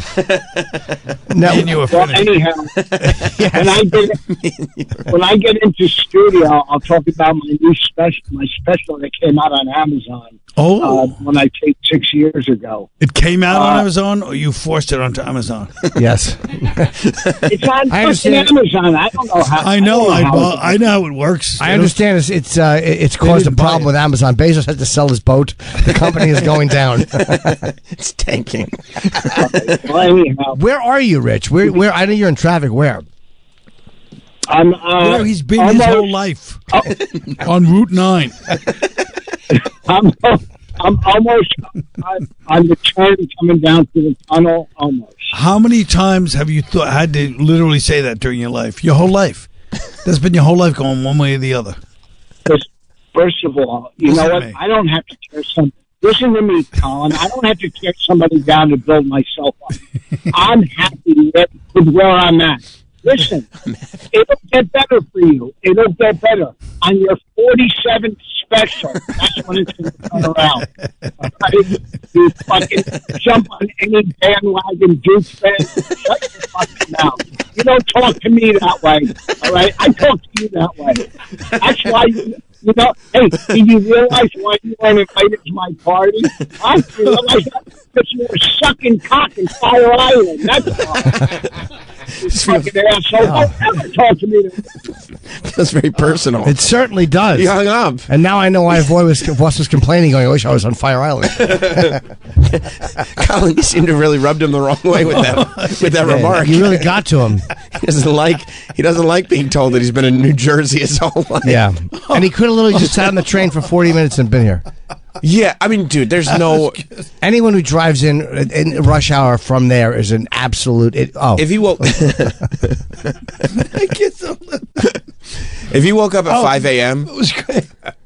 It was so bad. He didn't leave it. He did not... He's lying. He got up at 5 He's lying. He's a liar. He might have got up at 5 but just puttering around the house. Yeah, doing nothing. Yeah, 2 hours of puttering before he got on the road. Oh, he's the greatest. Yeah. Yeah, that's a lie. He'll be in... If he's outside the tunnel, he'll be in maybe by 9 or a little after. Yeah. And there's no way he left at 6 a.m. He's getting in at 9. That's wrong. That's a lie. Well, the fact that he would take that route in this, knowing what traffic is like coming into the city around the holidays. Yeah, but it's only a Monday morning and the busiest time of the year. That is a good point. I mean, why would you think that November on a Monday morning there'd be rush hour traffic coming into New York? And as Colin so eloquently put it, he's very familiar with the route. Yes. Are you? That's what I think. That's what triggered, if I may say, this latest outburst against me. I think he was looking out and he just saw like the hint of the Meadowlands in the background, and the whole, just everything that he's seen for his whole life, and it's finally registered. Like, oh my God, this has been my life. You know what I mean? This is it. He grew up in like Elizabeth, one of those towns, right?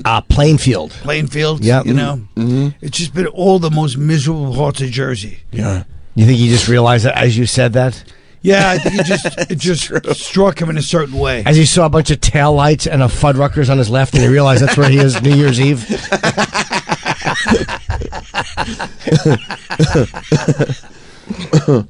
Well, he'll be in. He's usually the first one in. Voss is, this time I was shocked not to see him too. Yeah. Yeah. Yeah, he's usually in early enough that, like, he's... Whoa, homeless, yeah. Oh, you didn't know homeless Pip was... No, I knew he was the whole coming, time. You just noticed him? He's been here since before you. What? He's been here the whole time. He's been here the entire time. Wow. Who do you think set the cameras up? I didn't even think about the camera, so it's just, you know. Wow, it's so natural of you, organic. Wow, thank you. You know, I don't really see the camera, Jim. I think a lot of comedy is really about, you know, forgetting the camera. That's true. Said something. Brother said something. That's right. Yeah. I mean, you have been the digital content on your end has been on an uptick. That's because I'm homeless. Right, a lot of fun New York related content. Did Homeless have to sell you on that? Homeless Pimp? A lot of times he doesn't have to necessarily. He has to sell me, but he also has to push me. You know? Yes. Yeah. Now, do you come up? Will you approve all bits that go up, or are you at a point now where you're like, all right, I trust him. He makes sense. I mean, he's got to do it. You know, what do I know? But you just trust him to do. Well, what you he have does to. best. That's why he's the legend, because he picks the bit. He's not an idiot that picks your bit and leaves out the punchline in the bit. Like sometimes you have people go, "Hey," and you're like, "Oh, you left out the whole context." Yes. So people don't even understand why that would be a bit. It actually ruins it and makes it annoying. Yeah, I might or might not have had to have a conversation with a certain human being last night that he is not. Hot dog? Oh! He is not to be making editorial content cut decisions. Was he doing that? He made a content cut, and I told him I was surprised. What was wrong with it? No, nothing. It was just the principle behind it. I saw that the timing cut had already been made. You know, like the 20-minute cut had already been made, and I went, "Oh, I didn't realize you were making content decisions." Was it the dissertation on Randy Orton you were doing?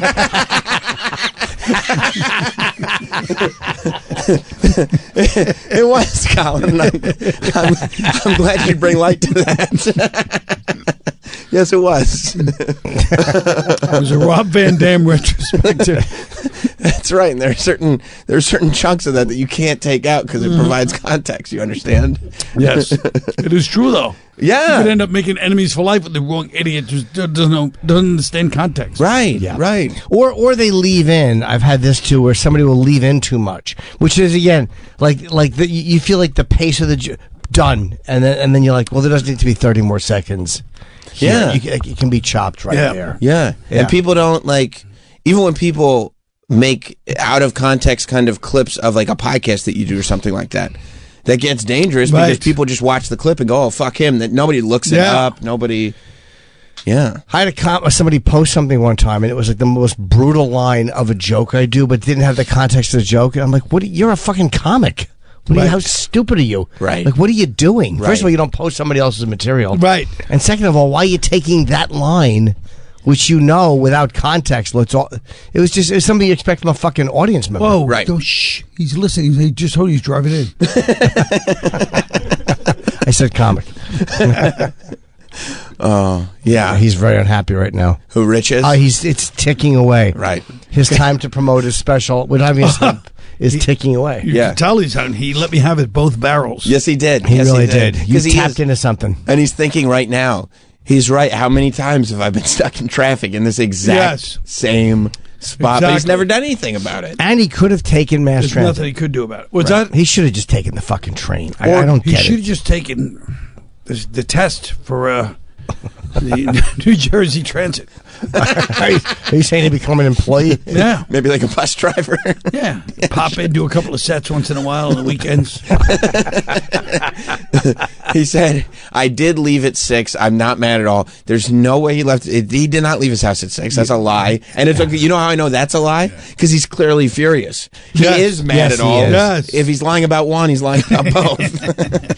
and the way he's actually feeling the need to clarify that he's not mad. Yeah. Right. No, guys, I'm not angry. I want to state for Shut the up, record. Rich. Oh. The fact that him and Bonnie don't have the funniest, Kelly and my whatever morning show is disgraceful. Mark and Kelly Ripa. Yeah. Yeah, it is crazy. 10 a.m. on one of these networks, Voss and Bonnie are just Yeah. bickering with each other. I would love that. Yeah, they should, and it should be a show that they have. It's just called "Ruin Your Day." You ever want to start your day on the wrong foot? Yeah, you tune in with us and just ruin your day. That's right. Would be funny though. It would be funny. He's going to get even more upset because Colin does get the royal treatment. Yeah, when he comes in here, donuts, this is not soda. That really is nice. Without even asking, there's a dozen Krispy Kremes. Because I know. See, that's the point. You are slamming that Diet Coke. Yeah, that's only the first one of the day. That's why I got 6. Did you really? I got a 6-pack of DCs for. That's the point. One for TT Sam. really knows how to take care of things. He does. I respect you. And not only that, but he gets his name when you sign in. It says the girl goes, So you put in Travis Taft. That's what she said. Oh, wow. Just so because he wants that level of like. She told me to do it. She did? Yeah. They know him. He's the guy you have to put in. Wow. Oh yeah, he's like Not the you go. guys. He wants to be the go-to guy. Yes, he does. That's always been a goal of his. Yeah, he wants to be the guy we all lean on. That's right. Look to for counsel. That's exactly right. We do not. No, we do not. Not at all. Even guys are stretching. Aren't you going to enjoy a Krispy Kreme? Yeah, well, first of all, not if you're going to sit here the whole time going, I shouldn't have one. I should shut up. I won't have one. I'm fatter than I've been in years. I keep trying to lose weight. I'm not having one. Look, first of all, that I'm filming in speech is 2 boring. weeks. No, it's not. You let me finish. Filming 2 weeks, I'll listen to. Yeah, I'm filming in 2 weeks, and I'm fatter, and I want to lose a few pounds to look better. You're slimming down. Do a special where you say, hey, make some fat jokes. Like, can you see me behind this mic stand? That kind of stuff. I've done that already. It's destroyed. It was an opening. Let me move this so you can see me. Those are always the fat guy's jokes. Louis Anderson. Well, other people stole it off him. Yeah, I'm sure. Every fatso I worked with in the 90s did that joke when they opened. Yeah, that was Remember the Louis. Italian guy, Frank, what's his name that died? Frank D'Amico, yeah. Yes, he was funny. Yeah. He used to go, he was a real Italian guy from Benson, so he goes, my mother had, typical Italian family growing up, my mother had the picture of Frank Sinatra, Jesus Christ shaking hands to Frank Sinatra. Yeah. I saw someone else do that, too. Oh, no, really? I was probably took it from Frank. Yeah, well, I'm into S&M spaghetti and meatballs. Yeah, he was funny. He was a giant guy. That's awesome. Big dude, yeah. Are you ready? I mean, tomorrow is the most important election. The special comes out. Oh, no. In the history of our country, right? That's what everyone's saying. That's what I heard. This is the big one. This is the one. But everybody, you know what? It is scary, though. You have to admit that everybody keeps saying it's going to be a civil war either way. It's pretty wild. It's nuts. People don't usually say that. They don't. And it's not going to be. People just want to put more weight on it. That's right. I do think that. Yeah, I think that one of the offshoots of the internet is a heightened sense of self-importance on everybody. Yes. And I think there is a thing where people want to believe that they're going to be alive for the big one, for the Civil War, for the end of the world. I want to be. Yeah. Right. I don't think I don't even think this one feels as hostile as the Trump re-election one. You know, everyone wants to be alive and think that they are the one thing standing between us and the Book of Revelation. Right. Everybody wants to be in that important time where they're the generation stopping it from all falling apart. Right. It's going to be fine. It is, right? Half the country will be pissed off as usual. Yeah, right. Who gives a fuck? I read this. This election is the most important in our lifetime. This candidate, if we vote and allow the danger of democracy, this will destroy us completely. This man is a monster. You must vote for the other person. That was written in 1742. Oh, it's fast. See? There it is. Nothing has changed. Yeah. And yes. I just picked it up today. Wow. It's really great that you found that. You know I use props. Yeah, but that's still an important quote. Could you read that again verbatim?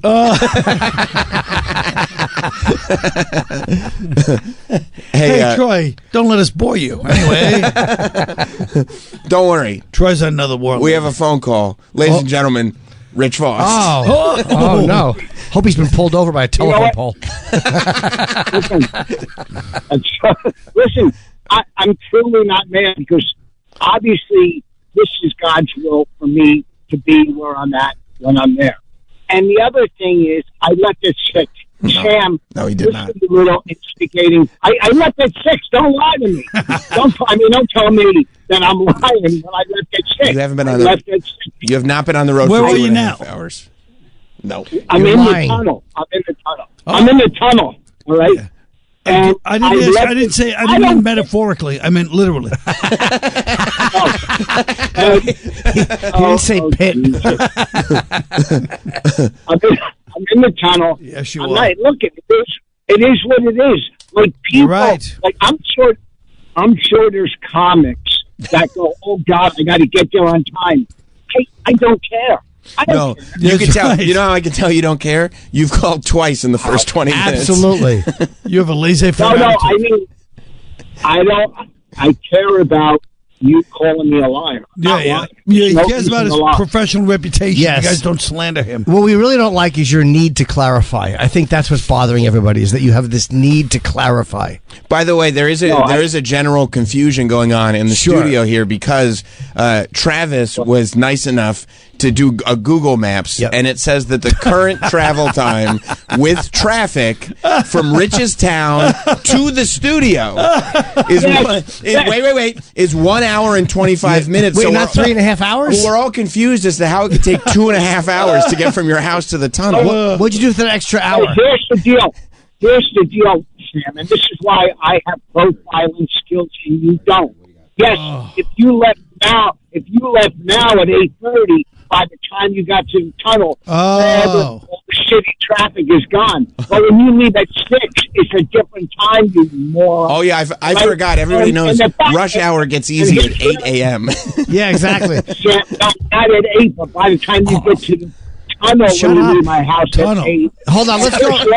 Can we go to the Wayback Machine and look at Google Maps from 2 hours ago? I want to see what it was if he left at 6. 45 minutes of it, it says. Rich encourages that. Do you hear him just now? He goes, yes. Yeah. Go to the Wayback Machine. I'm here. 6 a.m. is somehow we are going to the Wayback Machine. I've never wanted to hear flowing water so badly. And I wish you were drowning. The other thing is, well, you talked over me.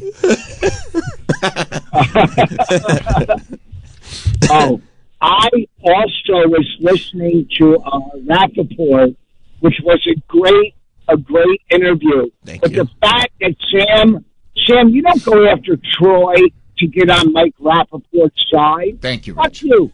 Troy, I forgot. Voss is in love with Troy. What's that now? Voss is in love with Troy. Yeah, he thinks Troy's the bee's knees. Feelings mutual. He thinks he's so cool and wants to impress him. Yeah, he really loves Troy. Well, he's kind of like he's like Voss's son.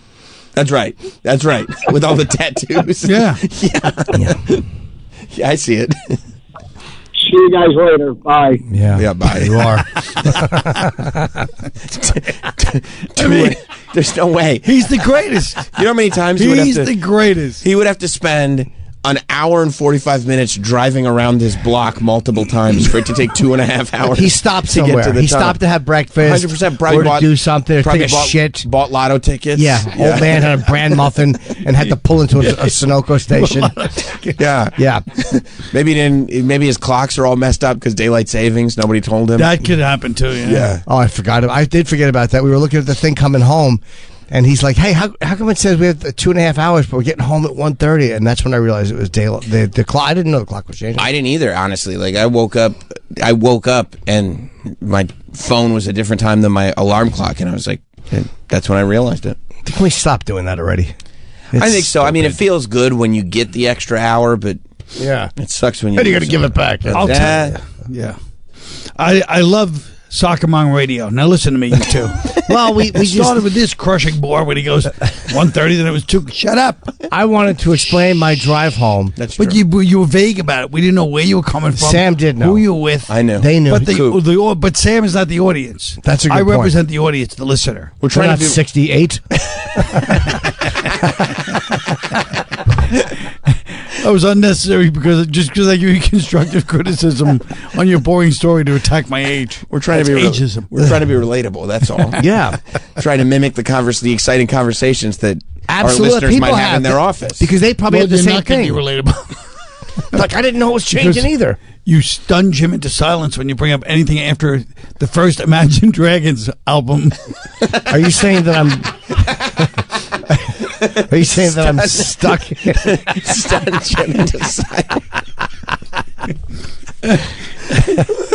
Are you saying that I don't know anything pop culture?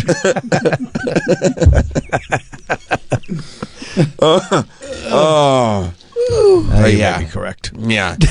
Stamps and Tea is the comedy special. It's on Colin Quinn's. By the way, you know who named it? Who? The Homeless. HP? Yep. Wow. It's a good name, right? There really is a creative bond going on between you two. Yeah, there is. Who would have thought? Another one where he comes in as a mentee and maybe teaches you a thing or two if you're not careful. It reminds me of that great Billy Crystal movie. I can't think which one it is. Probably like 3 of them. Three Amigos?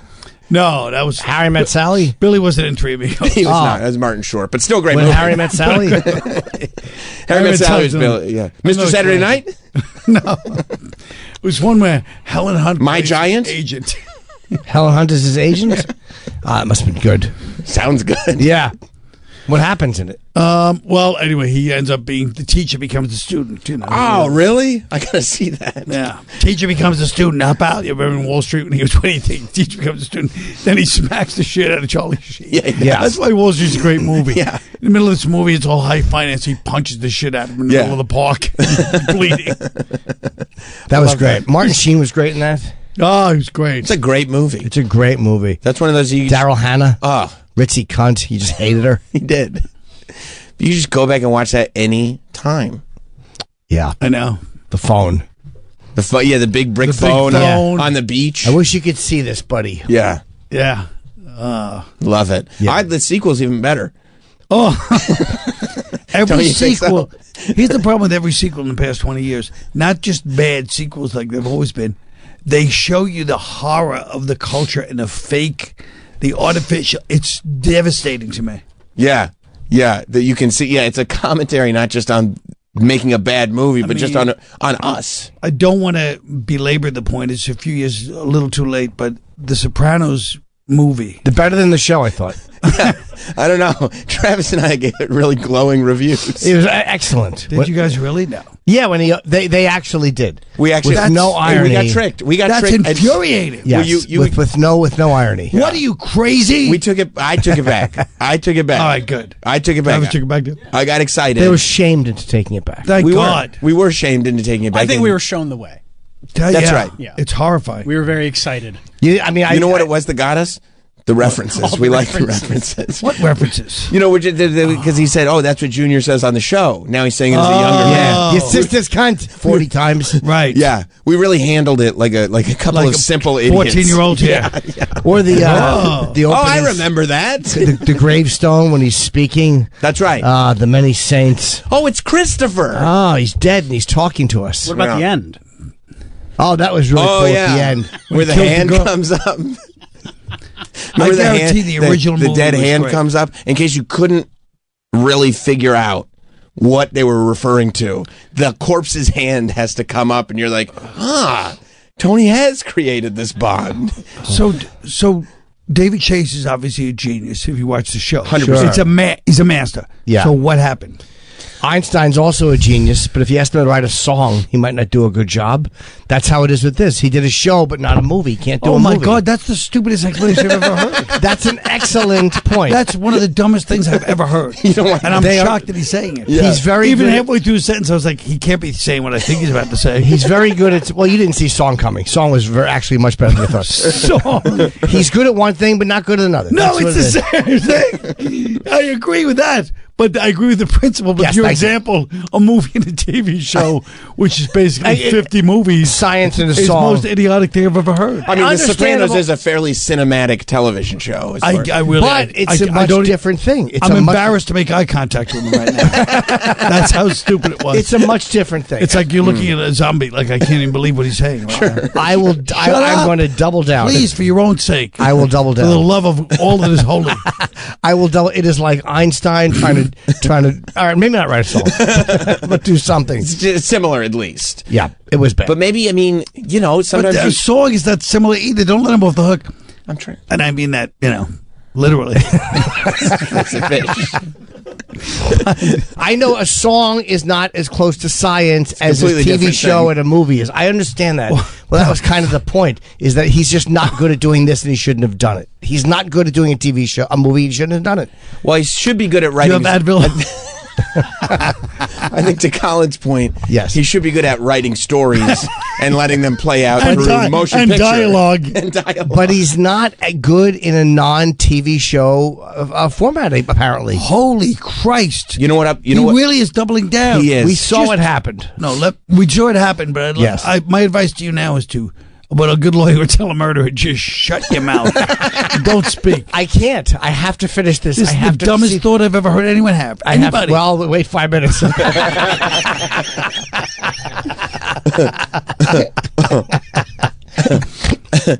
Maybe it's that the series was so close to his heart, kind of based on him and his mom and all these characters. And then the movie is based on the series, and maybe once you get 1 degree separated from what's actually true to him, it just becomes schlock. I don't know. I think it's something more culturally that goes on, You're saying how about that, what? Like he was like he's tapped into the current culture. Like I feel like that movie was about Newark in the 60s. That's right, it was. Luckily, I'm old enough to realize, to vaguely remember, Newark in the 60s was vaguely. The funniest thing.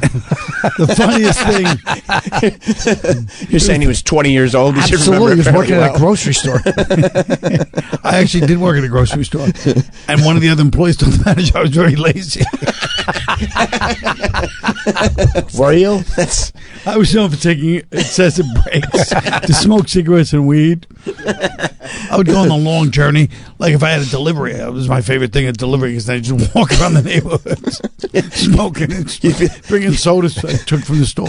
You'd be like Voss trying to drive into the studio. I don't know. It's taking 2.5 hours. What happened? I left on time, I swear. Oh, my God. Voss, it really is. But you think Newark is not as portrayed?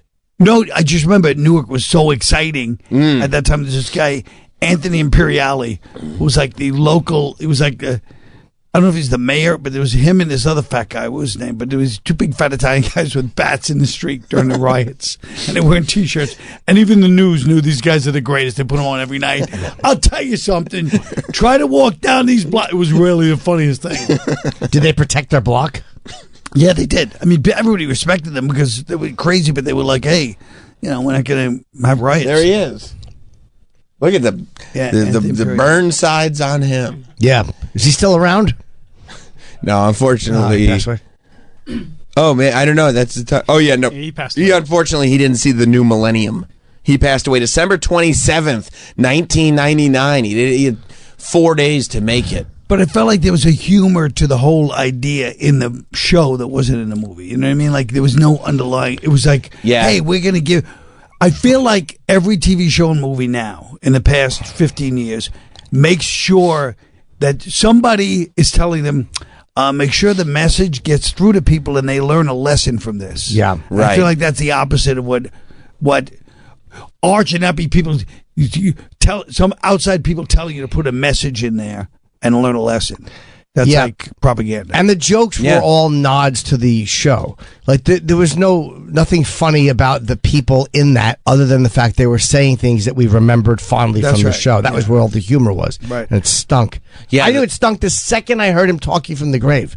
I was like, this is awful. This is I don't want this. The Sopranos never did that. They never, other than Tony dreaming, they never went into a weird fucking, you're hearing from a dead guy.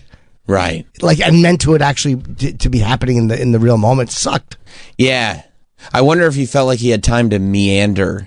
He didn't. With a series on The Sopranos, and on this one he just had to get to the meat of it, the real lesson here. But the show didn't have lessons. No, it didn't. That's what I'm saying. Culture didn't have lessons until the last 15 years. Yeah. And I feel like that's a good point. Big forces that are like telling people, like, make sure, it's almost a cultural norm, is like, make sure that people don't misinterpret this. It's like, who cares? Your job is to make sure some idiot doesn't misinterpret shit. Yeah. Right.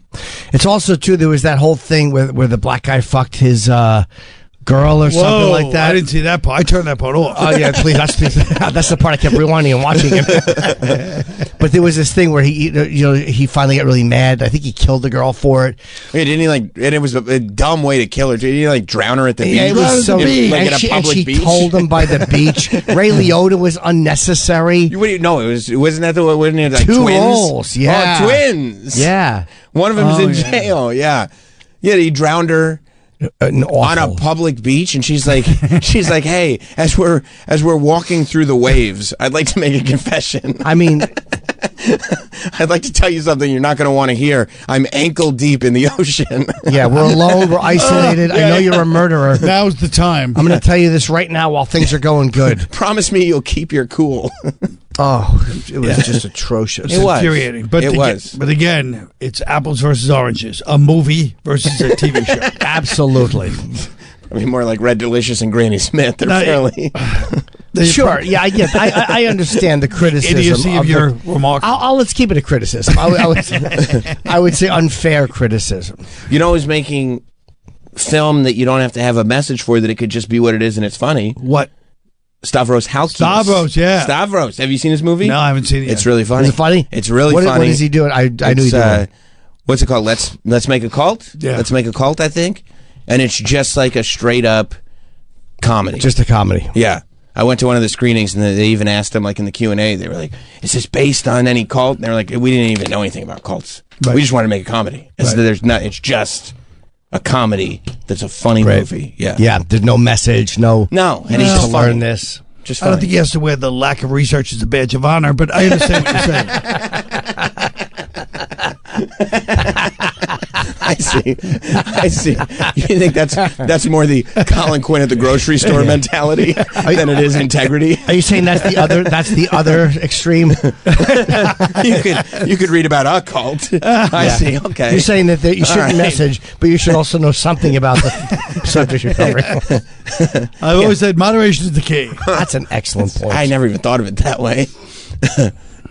Yeah, but it is very funny. A very funny movie. I hope right now, I don't want to say any names, but I hope right now an easy left would solve the problem, but there are cones and he's being forced to the right. You mean the type of decision that's going to give you an extra 45 minutes on the road? Unnecessarily. It's just angering. Yeah, you want to just make the left because the parking garage is right there. There but it you is. can't. I can see it. I can see it.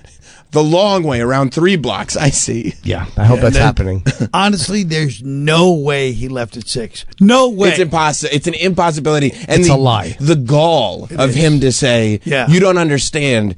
Rush hour traffic is better at 6 a.m. or is worse at 6 a.m. than it is at 8 a.m. Yeah, it's the same. It's Not only absurd. that, It's that better was at true. 6 He a.m. would have left at 8. Of course. You know? Of course. If you're going to get here at 9:30 regardless, you can either leave at 8 or 6. That's his control issues, the fact that he won't take a bus or a train. I went down to his house for that party that you weren't invited to. It was great. Did you not get invited to the I took Voss the train. I don't want to sit in traffic. I don't know. I'm hoping not. You didn't hear about it, though? No. It's I a didn't big hear. comedian Voss party. Yeah. It was? Huge. Lot You of... were on Fire Island. Oh. But he still could have invited you. Maybe Sure, you would that have would've taken been the nice. ferry home. He probably did invite me. Who knows? Who knows? I can't imagine him not inviting It was me. very hot. Wasn't on your radar. It was no good. Very well. I was fine. I mean, it was nice. It was just hot. It's warm. It was very hot. Didn't he, Your like, run out of soiree was great. hamburgers? Thank you very much. Did they run out of hamburgers? Didn't he run out of something? Well, no, he had 6. He bought a 6-pack of burgers. What? You've never seen a more poorly. And then he had 40 veggie burgers. Is it not well thought through? I mean, That sounds like Bonnie's invisible hand on that one. sure. Oh, yeah.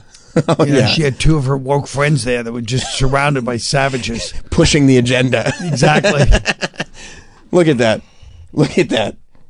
I mean, that's a Yeah. group of people who need a burger. Yeah, there's nobody there that's a big burger. If you look at that group and you go, there's 6 burgers to split amongst Yes. all of you, a mistake has been made. Yeah. I texted Keith, by the way. I don't know if he's coming down. I don't think he is. For to hear? Yeah. That'd be great. He's not. You don't think so? No. No. Well, tell him there's bad 2.5-hour tunnel traffic. Oh, my God. It's really crazy when you think about it. Yeah. The what is the plan after tomorrow? What is the plan? Have we discussed Jim's contract? Oh, I thought you meant the plan for the country. We have not. I don't know. So as Jim's contract goes, so goes the country. That's right. Famous political quote. Yeah. Now, have they reached out to you to negotiate? Not even a little. I have not heard This from them is to weird. negotiate either. Well, it's very typical. It's how they do it. fairly They've got typical and some- serious. Okay, OP squared. Now listen, I like you guys' strategy. Now, you guys should think about this. This is a crazy radical idea for guys in showbiz. Getting a representative to reach out and put out feelers and see if they're interested. You know, Well, a representative would put out feelers somewhere else, but sometimes representatives don't do that. They just wait until they get the offer and they go, it's just... Jim and I actually had a conversation. We were hoping that a potential, and I don't know, I mean, definitely for Jim, but I'd like it if it was for both of us, is maybe like, and I don't know if you've ever thought of this, but if you brought back Tough Crowd. Crowd. Oh. Only this time, and we can get even Homeless Pimp involved because we can do it on video, but it's a podcast, right? Yes. And check this out. Yes. Also on YouTube. And we could just talk about the issues of the day. I mean, why but not? With a comedic styling, the likes of which you've never seen before. Yeah. Except when Tough Crowd was on. That's true. It's similar to that. What do you think? What do you think? That's our pitch. Would you be involved in that? You would do that, right? And I know this is probably like, you're probably... Homeless didn't seem that enthusiastic about it. Well, he's on a mic, so he don't want to, he just knows. Right. He's... Of course, I'd love that. Oh, wow. That's a lot of enthusiasm.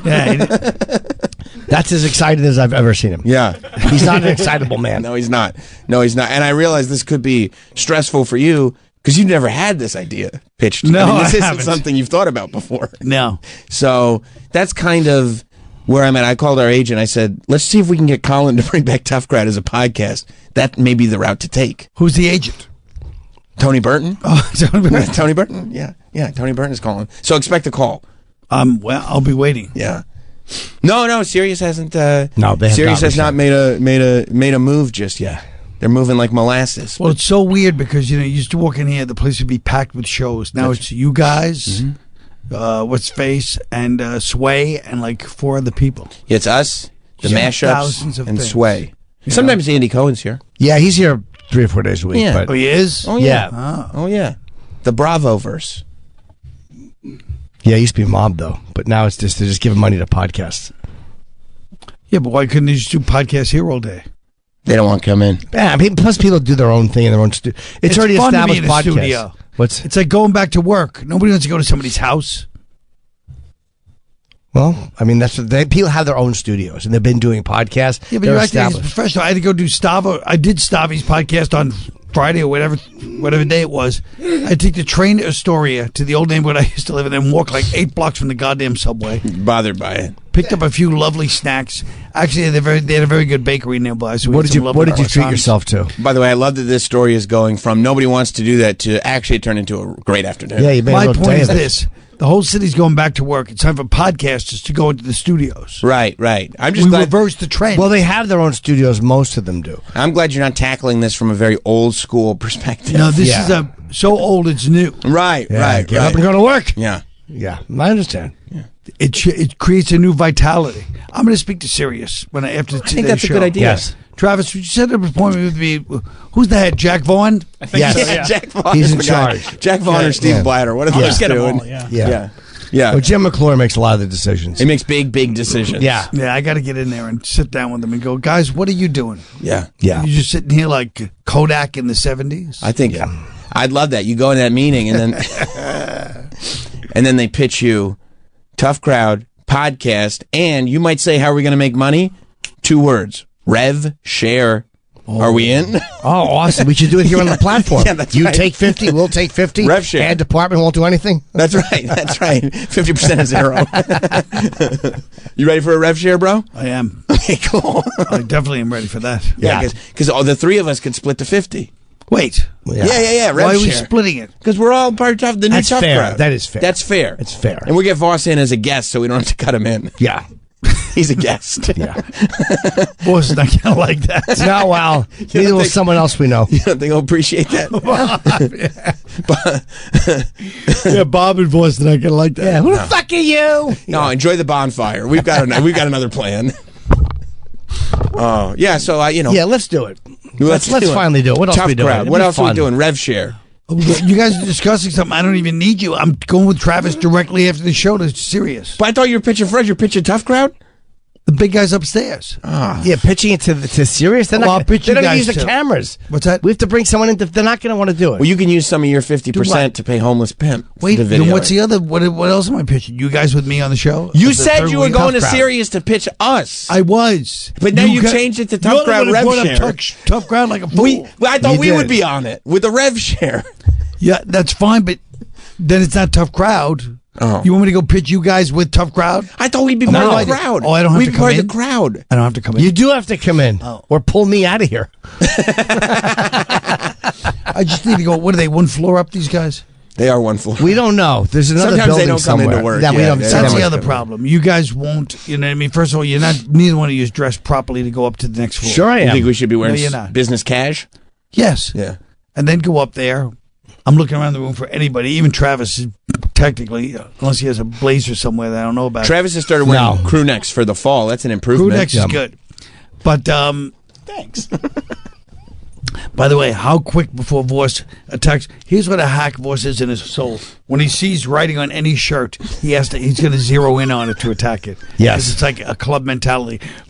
Right away, he's going to go right for it. What do you sell, chickens?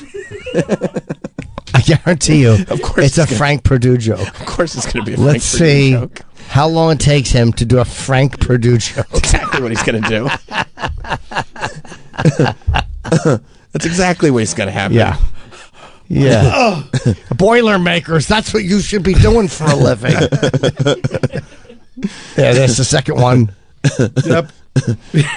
What do you think happens in the more immediate future? Where are we at after tomorrow? Where are we at on Wednesday as a country? Yeah, as a country. Do you guys have any idea who's going to win this election? I have no idea. So it's going to be either Kamala or Trump.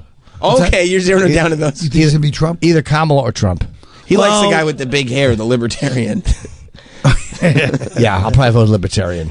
Yeah, it is going to be strange whatever happens. But I mean, is it going to be any different than it's been? I don't think so. I don't think so either. They're grasping at straws, you know. Trump's doing all the podcasts. He's talking his crazy shit. Kamala just yesterday announces, like, well, I'll legalize weed for everyone. Right. She can't, though. What do you mean? Voted on. She can't just legalize it. No? No, it doesn't work that way. I thought she was going to smoke us all up. No, she can't just do it. And plus, it's legal now, and prices of everything are going up. Like meaning that it's not saving people the money we thought it would, and it's not paying things off like people thought it would with the taxes. Right. Yeah, they always say that, right? That like, oh, well, if you legalize this, you'll make all the money back in taxes. I sense everything stupidity. will be okay. Yeah. But it really is just extra money. Oh shit! Oh, who fuck. invited There he is. A cool dude. Just look at the shades. Yeah. Oh, man, dap me up. Wearing a tan jacket. Look good. Ladies and gentlemen. You want the seats? No. You sit there. You're Blinging talking like into thin air. Sit by your donuts. Blinging like crazy. That's right. Rich Voss has entered the studio. By the way, he's got a new special available now on Amazon. It's called Rich Voss Anonymous. You can rent or buy it now on Amazon. This is the special that takes you on a comedic journey through his sobriety, filmed with exclusive access at an NA convention with his unique blend of humor and heartfelt insights. This stand-up special is both entertaining and inspiring. Colin, it's like you said, good content nowadays. Yeah, it'll entertain you, but it's got a message. Play the trailer. Oh, You'll like it. Talk into the mic, Rich. I mean, you're. I'm not. Listen. Wait till I get introduced. I know. He introduced you. Play he the likes the trailer. official, formal, Play the trailer. Oh, and he's rocking He's the a gentleman of ritual. comedy mothership hat, my Play the man. trailer. Oh, yeah. Oh, yeah. He looks like... You're not aging well.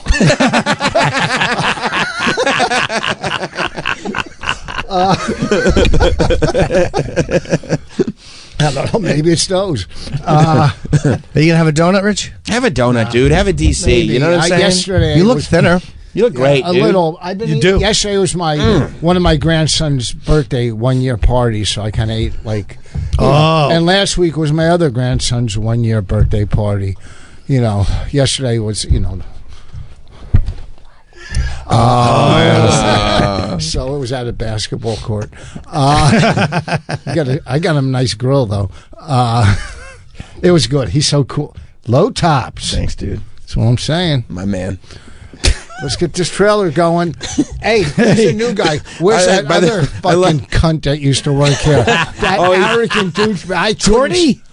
Oh, I couldn't stand that. Voss was fuck. very nervous around Jordy. Why would I be He didn't nervous? want you thinking he didn't want to get bested What? verbally? Yeah, Jordy would get him every time. He would nail Jordy him. to me is like pussy to you. Shut up. I wasn't nervous. Fucking You idiot. hated him, though, right? I didn't like him. He was an arrogant. Who the fuck is? He's an intern trying to, That's true. He would come in, Colin, you used to see this intern. He would come in, Oh, wait, hold he'd on. try to make his bones off of teasing Rich. He didn't show Rich a lot of respect. I don't like that. Started. No, I like to just hear it like this. Perfect. And I mean, like, to come walk I don't in, like No, that I one want bit. Colin to to hear walk it. in 50 minutes late and insist that your trailer gets played No, I want Colin to immediately. hear it. Yeah, no, that was a bold, you know what I mean? The It was audacity. pompous. You're not the producer of the show. Let it go the way it's supposed to go. We're He's gonna talking get to Travis. the trailer. Who's this Sam? We fucking don't need to jump meathead? right in. We don't- Who's that? That's homeless. Look at That's homeless pimp. Oh, Jesus. Fucking. He's the most well-known videographer in the comedy industry. Yeah. Really? That's why you wouldn't know He him. looks like a fucking. Are you part werewolf? Look at your eyes. Werewolf. Werewolf. Jim, what do you think of a working comedian who doesn't know who homeless pimp is? I mean, I just. It's, Oh, I've seen your shit. Have you? What's that? I filmed Creeps with Kids. Oh, Creeps for Kids. He filmed Creeps with he Kids. was your videographer. What a fucking asshole. Wow. See, So you've done non-comedy stuff too. Straight documentary work. Yeah. Why is he here? I'm not going. Don't answer him. It's 4 Okay. cameras up. For clips? Yeah, don't answer him. Why are you filming all these cameras today? What is that? Why are you filming all these cameras? No, not for clips. Why would we want to do that? Why is this okay, Bobby? Is this another thing you got going? What the fuck? You know why? Jim's an impresario. And he thinks it was my idea. You know why? You know why Rich is annoyed? Yes. I'll tell you. Because To see your head. Because That is true. There's no camera on Voss. It's just going to be Sam. There's a little talking thing behind him. Oh, thank you. Rich is annoyed because he's been in the studio so many times and there's never cameras set up. That's right. And he walks in and CQ is here. There's cameras set up. That's because right. Donuts. These fucks are making a big deal out of him. His lack of specialness is apparent. That's Well, right. first of all, His regularity, his banal You really regularity. think- And I guarantee the girl up front thought it was a DoorDash driver.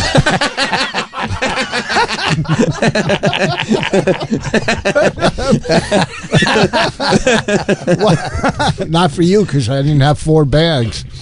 Okay, sorry.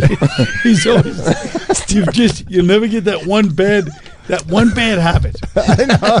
Yeah, talking. Like a great And I did a great invite- pitcher. and I it just did- always pulls off. Yeah. And then somebody hits a homer. And You're I just did greedy. invite you to my. I did invite him to my barbecue. Yes, you did. Yes, he couldn't. And he make rejected it outright. It. No, he couldn't make it. He didn't want to leave Staten Island that day. Staten Island. Yeah, forget the cameras are here. Do you think he's performing for the camera? I think he's panicking. But Not he at said- all. He says that, and it's anybody in comedy would know better. Except it's because one time he drove me down to my house. And it's right near the ferry. It's in Manhattan. In Manhattan. So he goes, "Oh, Staten Island." And ever since then, he'll throw Staten Island, but nobody else gets it except Yes, me. it's an inside joke from a car ride. Quit blinking. I You're not can't. auditioning for anything. Hey, I'm hungry. Well, you're eating it well.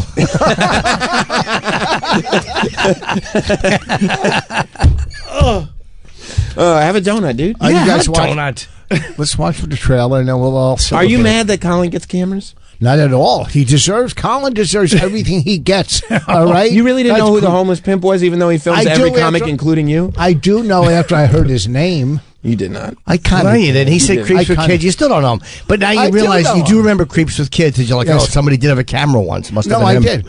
I did. You know. What?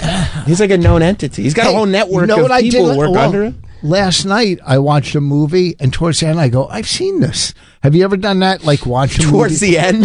Yeah, towards the end I'm going, "I've seen this fucking thing about Pablo Escobar, whatever, with Cranston and Breaking Bad? Cranston, I like this. and this inside Leguizamo. lingo. Leguizamo. Oh. And so Bonnie goes, "Hey, let's watch this new movie," and I'm watching it.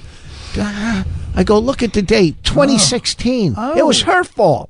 You know It what is I'm her. saying? Oh my God! Yeah. This is the beginning of a great bit. Yeah. Why so pale? Why? What the? Are you sick? Are you okay? Oh, The Infiltrator. I've never heard of The The Infiltrator. Infiltrator. You never saw it? No. Is it about Max Rummelstein? With Pablo Escobar, he was the Yeah. American that made it into the Right into the Medellin inner cartel. sanctum. Yeah. Who does he play? Voss looks like he made it Robert to the Mazur. outer sanctum of that same organization.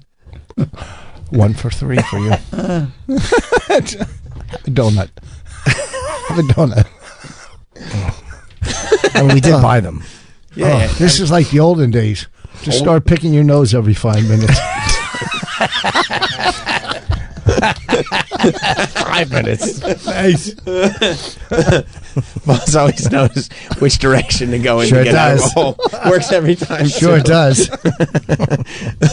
Hey, Yeah. you guys want to see Voss's trailer? No, what the fuck? We can watch it on the break. No. You're saying there's more of a it's more of a personal watch. Sure, I'd love to watch it. I've seen it. It's good. See if I say a word wrong. It better be. I'm just warning you ahead of time. It better be jokes. If there's any maudlin, like gravitas, like Rich Voss, is the new Lenny, I'm gonna fucking put a stop to it halfway. Yes. No, it's not. He is the new Lenny he's using. And Bonnie. Bonnie, it's been a week. No scratch offs and no betting on football. Oh, very good. A couple lottery tickets, but still. Okay, it hasn't been. Sure. I mean, lottery you got to play a little, but let me tell you, no scratch offs and no football in a week. And you missed the Jets' victory. You could have had money on that. I could have. Helpful. Yeah, and the Cowboys just bet against them. Oh, yeah. That's an easy They bet. stink. Or the Giants. They really do stink. Did you see the clip of Dak Prescott that he was on camera and they added a subtitle, like they read his lips, and you just see him and he's looking onto the field and he says, "We fucking suck." Yeah, really? He said just said that before he signed the deal. Wow! Every time the Cowboys lose, I laugh to myself thinking of Keith angrily sitting on his couch. Yeah, look. Yeah. This is the clip that somebody got him, and then they've added subtitles to it as well. It's unbelievable. We He fucking stole that suck. from you. Oh, we man. fuckins. We fucking. Isn't that Zach great? takes all the abuse. He's great. Yes, he chokes a little in the playoffs. He gets a little stage fright. But Yes, that's he's right. very good. But he chokes? Well, during playoffs, he seems to have a hard time. But it's not all him. Right. But it's somewhat Sick him. and tired of this. Yeah, You love Dak. I like that. sure. You're a you understand Cowboy that fan? being good in the smaller venues than choking when it counts. Right. You relate to it. Sure. You doing colleges again? When the big one shows up, Of course. you choke. Wait. Exactly. You blow it. That was a good one. What do you say? I didn't expect it. You're doing colleges again. You didn't even point at it. Oh, he's talking about Oh. He's talking about That was a good one. What are you saying? Because it says Purdue on his sweatshirt. That Yeah. was good. That's Norton's good. relatives. What's that? Why am I relative? I know. It's a chicken reference. You know what? It's a chicken reference. Oh, my God. I give him credit. Those were both good ones. Those though. are good ones. No, chickens have backbones. Okay, sorry. That's the thing you were talking about. His whole career, this has been. You're saying that he had it and he should have just let He it. has it every time, and he goes, "I got it," and he just keeps going. He gets He's greedy. Yeah. and he kills You the fucking. you can't throw too many fastballs in a row. Yeah, That's true. And yeah, Yeah. Purdue. he's thinking right now of something to say to you. Sure he is. I suppose like this. That's true. Yeah, I know. You think we're going to be able to make a great before and after clip? Of course. Oh my god. Yeah, we knew you were going to say something But about chickens. he looks like a stock car announcer. He doesn't even look like a goddamn comedian right now. Oh, how do you look like a comedian there? Huh? Tell me, Shecky. What the whoa, fuck am I supposed Oh, someone didn't like that. I don't look like a comedian. Maybe I should stand for a year, then sit for a year. What the fuck do you want? You stink. Wow. I stand and sit. That doesn't make any sense. I don't know what he was You're saying. the one who used to 100%. sit, Rich. No, I'm talking You do sit. Yeah, You know what I'm talking about. No, I don't. The reason you're not doing tough crowd anymore, you don't know whether stand or sit. You try That's to go to what killed it. You're right. Yeah. Wait a minute. Is that a reference to you sometimes leaning on the desk? On No, top? it was because he we came. Go ahead. when the show was already gone, I said, let's just try standing. Let's move around. So apparently he's saying that's the reason the show That's a got second canceled. reference that nobody would ever get. I don't care. Maybe I like talking to Colin personally. Yeah, but you're talking into this. But I don't think that was an accurate... No. No one got it. And nothing's No. accurate here. It's the same You're as stupid. It's make- That was accurate. That had a razor like... Yes. How's that for an uncontested truth? we call that pinpoint accuracy. Why is he filming? Because we're all here. We have a But big why? guest. Every day do you no, have- because we have a This big is the guest new today. world. You had Rappaport last week. We Did he filmed film- it. Oh, okay. And we have a big guest today. When's he coming in? I meant Colin. I meant Colin. Yeah. So you're doing remote control. Yes. Thank you. Let's go. You want to see Voss's Let's see trailer? the show. Yeah, because Bonnie directed it. I did It's see it. amazing. It's very We good. saw it. Yeah. The special or the trailer? The trailer. I wouldn't watch the special. So no. Son of a bitch. All right, let's You take got to a listen. Let's We take cut the lights? No. Cut the audio. 10% of American adults report being in recovery from substance abuse or addiction. Each year, there are thousands of conventions. The Doors. You stole the Doors. He did. In celebration and help along members of society. He said it was closed. He didn't license it. This is the first time they've let cameras inside. He didn't license the Doors. He got a rip-off of it. Oh, donuts. That reminds me of these. I'm saving these until we get tea. That's the only reason I'm waiting for the break. Chairs No, are wait for coming the break. out. Get him a cup of You're tea. talking through the trailer. Voss wants you to see the chairs coming out. And the trailer, coffee. There is a degree of seriousness. The hawk awoke before dawn. Look, Richard, and I am You said- an addict. Wait a minute. Look at Wait, his could skin. you rewind that for a second? It looks good. It looks really good. Did he? I said attic. Yeah. Attic. Yeah. Okay. Basement. Name is Yeah, Richard. why? You don't need a I tea. am an addict. My Go to name the is basement Addict, tapes, and the I am attic an tapes. addict. Look at this fucking. If I say anything, and you might get upset about it, or you might harbor some resentment, just call your sponsor, okay? Because I don't need to deal with your bullshit. You know what I'm saying? Very good. Very good. It's not bad. No, It's it's very great. good. It's great. I'm Attic. but here's Yeah, except attic. it's great, except for that music is definitely the Doors. Yes, I it know. is. I didn't. The put- middle awoke before dawn. And it would be perfect if you said, this is the end. He walked down. But the fact that they put it out, I mean, this has been. You hear the person go, ladies and gentlemen, Rich Voss. That's fucking Tim Dillon. He has 3 houses now. All right, I'm doing this. Oh my God. They put it out a week, 3 days before the election. I can't even go on the tour, to promote it because That's what you're doing here. No, I'm not. He can't go tour to promote it. Why? This That's is a great important. point. Because the elections now, nobody wants to talk. In a week or 2 weeks, I can. You think you're not Sure, getting and bookings because of election No, coverage? I didn't try. Yes. I can get booking. I didn't The same try. thing would happen in July. Well, the election's in 4 months. Jesus. He overacted that. I mean, No seems callback. successful. It worked. Got the I reaction. I could get you on the Grease Man. Where did And you that's want perfect. Bone dry. No. Where did you want to promote that you couldn't get to because of election coverage? Are you Exactly. stupid? I didn't try anywhere yet. I'll get everywhere. Believe me, I'll get everywhere. I believe you. I could do What is the are you kidding me? bonfire I'll covering the I'll do election? it. Ian Finance's podcast will be bigger than this. That's not a high By bar. the way, I don't know why I had to slam Ian. I didn't. I slammed you. I I know, slammed but You're by- slamming by- Ian, too. By putting Ian there, you're saying this show is so low. Even a shit podcast like Ian Finance. I didn't is bigger call than it shit podcast. That was the implication of your No, joke. that's how you took it. Maybe Yeah. I meant it, but that's how you took it. Yeah. No, I like the broad. I meant Ian. No, the other one. Yeah. Oh, Jordan. Yeah. Jordan's great. Yeah, she's very funny. Great. Yeah. But you'll get on it. The election's a tough day right before the election for it to come out. We have 3 guesses. I mean, it's not that tough. Yeah. That's a good point. What's that? Nothing but comics coming in. Well, today. Collins was very oriented towards the election. towards the so election. Yeah, of course. Yeah. But you think we wouldn't have gotten Colin in if it was like just a general special because we go, hey, elections Election tomorrow. talk is coming. We got to talk about the election. It's fucking. This is just. It's like Groundhog's Day every time we come. There's nothing. Yeah, that's what you would think. You guys would have grown a little. It's the same. It's 20 years of the same. know. Hacky Guests. fucking morning radio zeros. I hope you're lumping yourself in with that. Exactly. Yes, You're part of the problem. You're not part of the solution. Yeah, Yes, I never said I was, but it's just you got to break this dysfunction. You got to break this chain. You're an anchor on our journey to growth. Let him, I think I like this new. I like this new group therapist Voss. Thank you.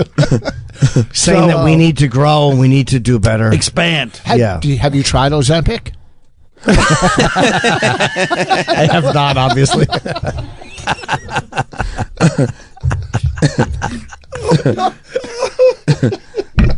I was thinking Norton's wedding.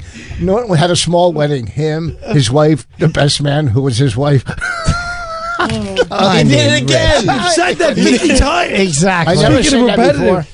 And it wasn't even related You to the could have. thing. You should. Well, you should have just said, wanted and to his throw it out wife and the before I best got man it. who is the same person. There's a better way to phrase that.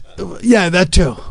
But it was the greedy. We're not answering Penguin? I'm not answering your fucking serious question. Are you watching after a bomb? Are you watching the Penguin? I'm not answering. Your cousin? Oh, okay. All right. Back. He's back. I don't like that Voss is using me to claw his way out of his bum.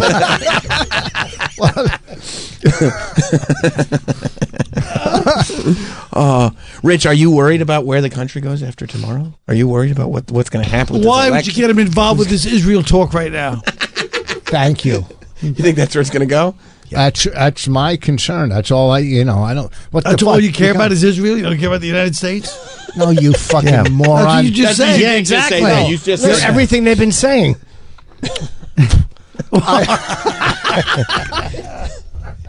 Rich just spit his gum out. Yeah. Exactly. Let me tell you something. If you look for it, the little sticky thing covered in cum on the floor. Okay, put your little hands in there. Good for cleaning the munitions.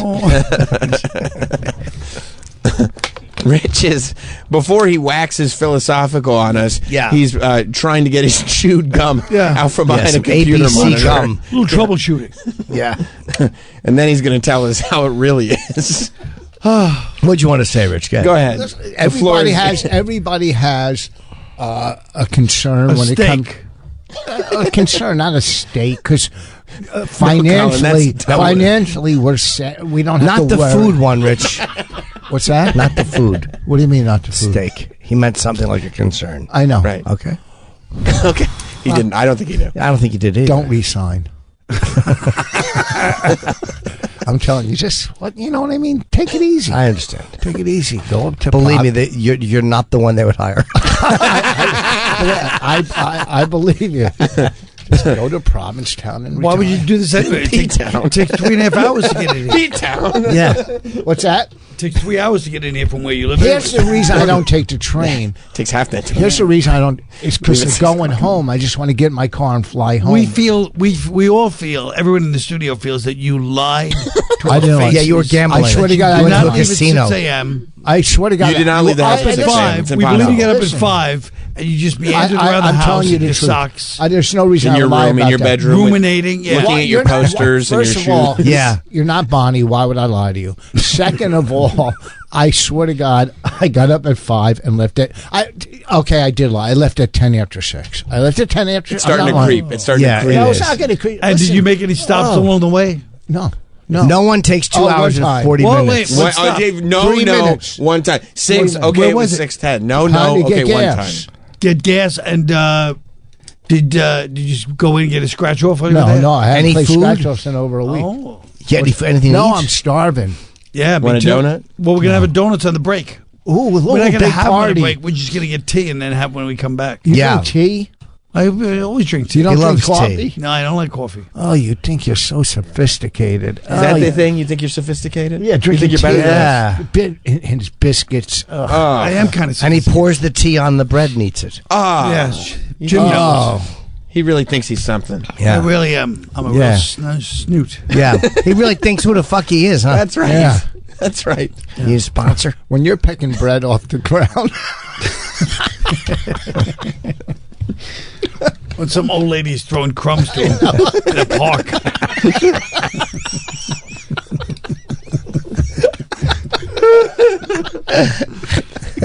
Oh no, he did do the voice. He tried to do the bird movement. Yes, I did. You didn't have to. No, All right, open it was your uncalled for.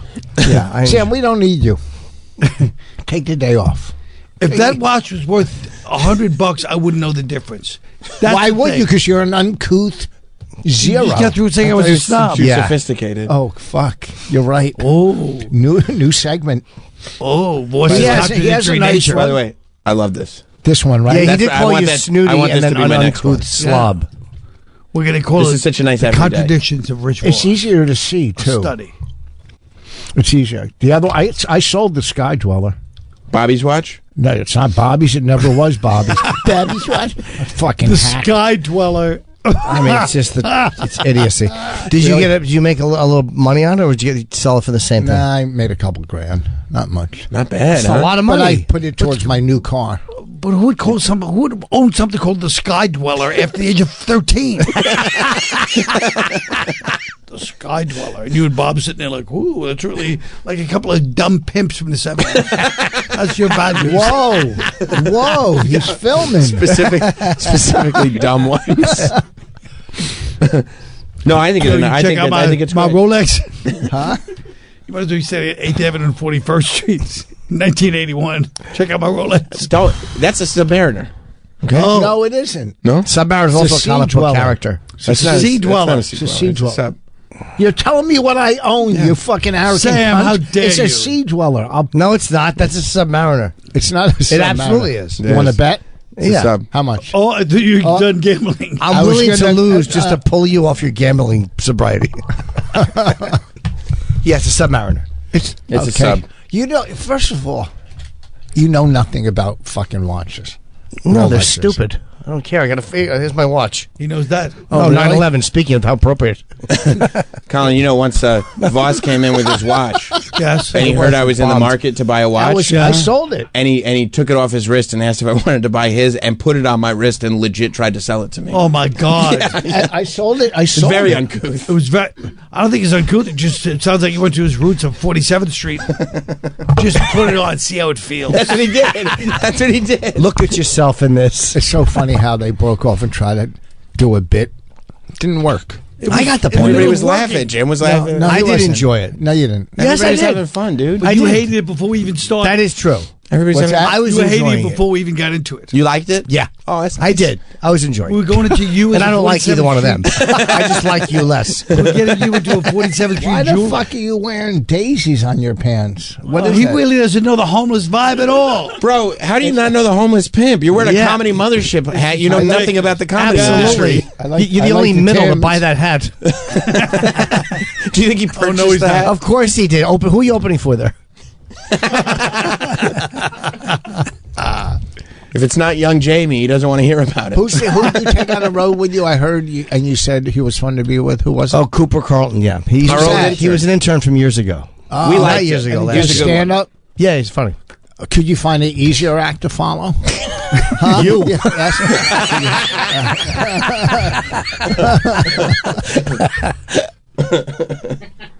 Who thinks about following at this point in our careers? nobody, but you want somebody. Who's worried about following? Nobody. I don't care if they open or kills. Well, You want somebody to challenges you, right?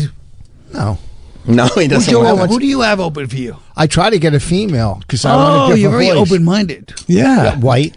It's great. Is that open-minded? No, I try to get a female usually because it's just a different voice. You know, something different. I understand. I like to diversify. Oh, That's good. I don't know if that's a term for that, but okay. I like diversity. Yeah. You like that? Yeah. Okay. Diversifying is more like a financial. Yes, it is. Diversify your portfolio. I like you doing that too. I know you got watches, Were you tempted sneakers to buy that watch? off of Voss's wrist. Yes. The other Did it one- feel good? oh, no, it was- They all look the same, by the way. These stupid Rolexes all look. Yeah. I'm not kidding. I They agree. all look exactly the I know. same. There's not even fucking numbers on them. No. You know what time it is? It's dumb. You know what time it is on your watch? I know what time Yeah. it is because I just hit my iPhone. Done. Yeah, good. Every time you want to see what time it is, you got to pull out your fucking phone. Yeah, stupid. exactly. No, maybe you go like this. Boom. Plus, Jim, Boom. I always have an idea of Rich, when I'm boom, I'm never in boom. such a hurry that pulling the phone the out. Costco To go kid. into the gym. Like the Rizzler. you think he's giving it 5 booms? 5 booms to that watch. No, I think that, but you could tell him the truth. You're not wearing that to tell the time. You're wearing that because it's a flex. Well, that too. You're wearing that to let them know you're a successful I don't know what guy. time it is on that. Yeah. Except you I look like that fine. silver bracelet. I hate to admit it. It's not silver. This is diamond bracelet. It is? Yeah. Oh, You didn't fuck. know- Take my glasses. Come on, CQ. He's not walking around in silver. He's walking around in diamonds, dude. Yeah. This is rich Voss. Thank you. I hope you're surrounded by youths on your way to your car, and they remove those from you. Yeah. You're saying Then the guess youths what? might walk away with some of his Then items. I'm just saying collect you're my surrounded. insurance. Yo, we like that. We like that watch. I hope one, Thanks. we hope one of them has an appraiser's eye and realizes cutting your hand off is probably the best way to get it. No, dude, you look like somebody who's accomplished something. Phew, I'll tell you that. You know? You look like somebody who financially is set. Well, I'm not, but yeah. Well, you look at. Are you saying he looks like a man of means? He looks like a man of means. Sure. You know, that's the vibe. It's not about telling the time. It's about sending a message. Your name should be Cooper Carlton. Cooper Carlton. How are you? Yeah, that's right. It's all perception in this world. Perception right? is reality. That's what I'm saying. Yeah, that's a good point. That's why I always liked Sam. Yeah. My guy. Boom. Boom. You motherfuckers don't know shit. Whoa. You motherfuckers don't know shit. Bunch of white boys. You know what I'm saying? Oh, man. You know what I'm saying? Yeah. Yeah. Yeah. It's a fly hat, too. Yeah. Wearing it backwards. Exactly. Well, if we're not taking a break, I'm going to get tea right now and get myself tea. All right, we can take a break. We'll take a break. I got a tinkle anyway. Daddy has to wee-wee. Can I order food? You get a donut. Oh, have a donut. Have a donut, I you want pussy. real food. No. I'll have a donut if I want real food. No. Shut up. What happened? They took away your food budget? Have a donut. What the fuck happened to you guys? We have a food budget. All right. We have other guests that we want to spend it on. Who? None of your business. Who? No. Other Who? guests. Guests of weight. You told him to shut up. Guess of consequence. Thank you. Yes. Guess of consequence. Yeah. You know, Phil Sullivan's coming in this week. That's There's right. one of those guys. Guess who will move the needle a little. That's right. Go ahead. What do you got? What were you going to say? You were going to say something. You know who they got? John Taffer. Stops by once every 6 months. John Taffer's a great guest. And Ian Fidance, who you already mentioned. Right. Wow, that's cool. Kind of shit on him a little bit. I didn't think that was necessary. I didn't shit on Ian. A couple times. He trashed him like he should. No, I didn't. Yeah, you did. did. You're 100% right. Don't back off. I didn't You trashed trash him and him. them at the same time. That's a good joke. You trash everybody in the goddamn story. Thank you, D.F. Sweedler. It's good to come to your school of Again, comedy. I'm the only one that gets these. Yeah, I got it. I got it. I got two of us. I'm a Jew. Quit raising your hand like that, please. I was raising my hand, but he's implying that I was sick highlighting, which I thought of it. Well, look, we got a lot to watch out there right now. Colin Quinn's new election special is out now. It's right on YouTube. It's so easy. Just pop it on. Right, just look up Colin Quinn on YouTube. You'll see everything that Colin's been up to, including the news special, stamps and tea as you're getting ready for this big election that's going down tomorrow. Look at it through a different lens, if you will. How did you get on YouTube? Fuck it. I'll ask my mailman.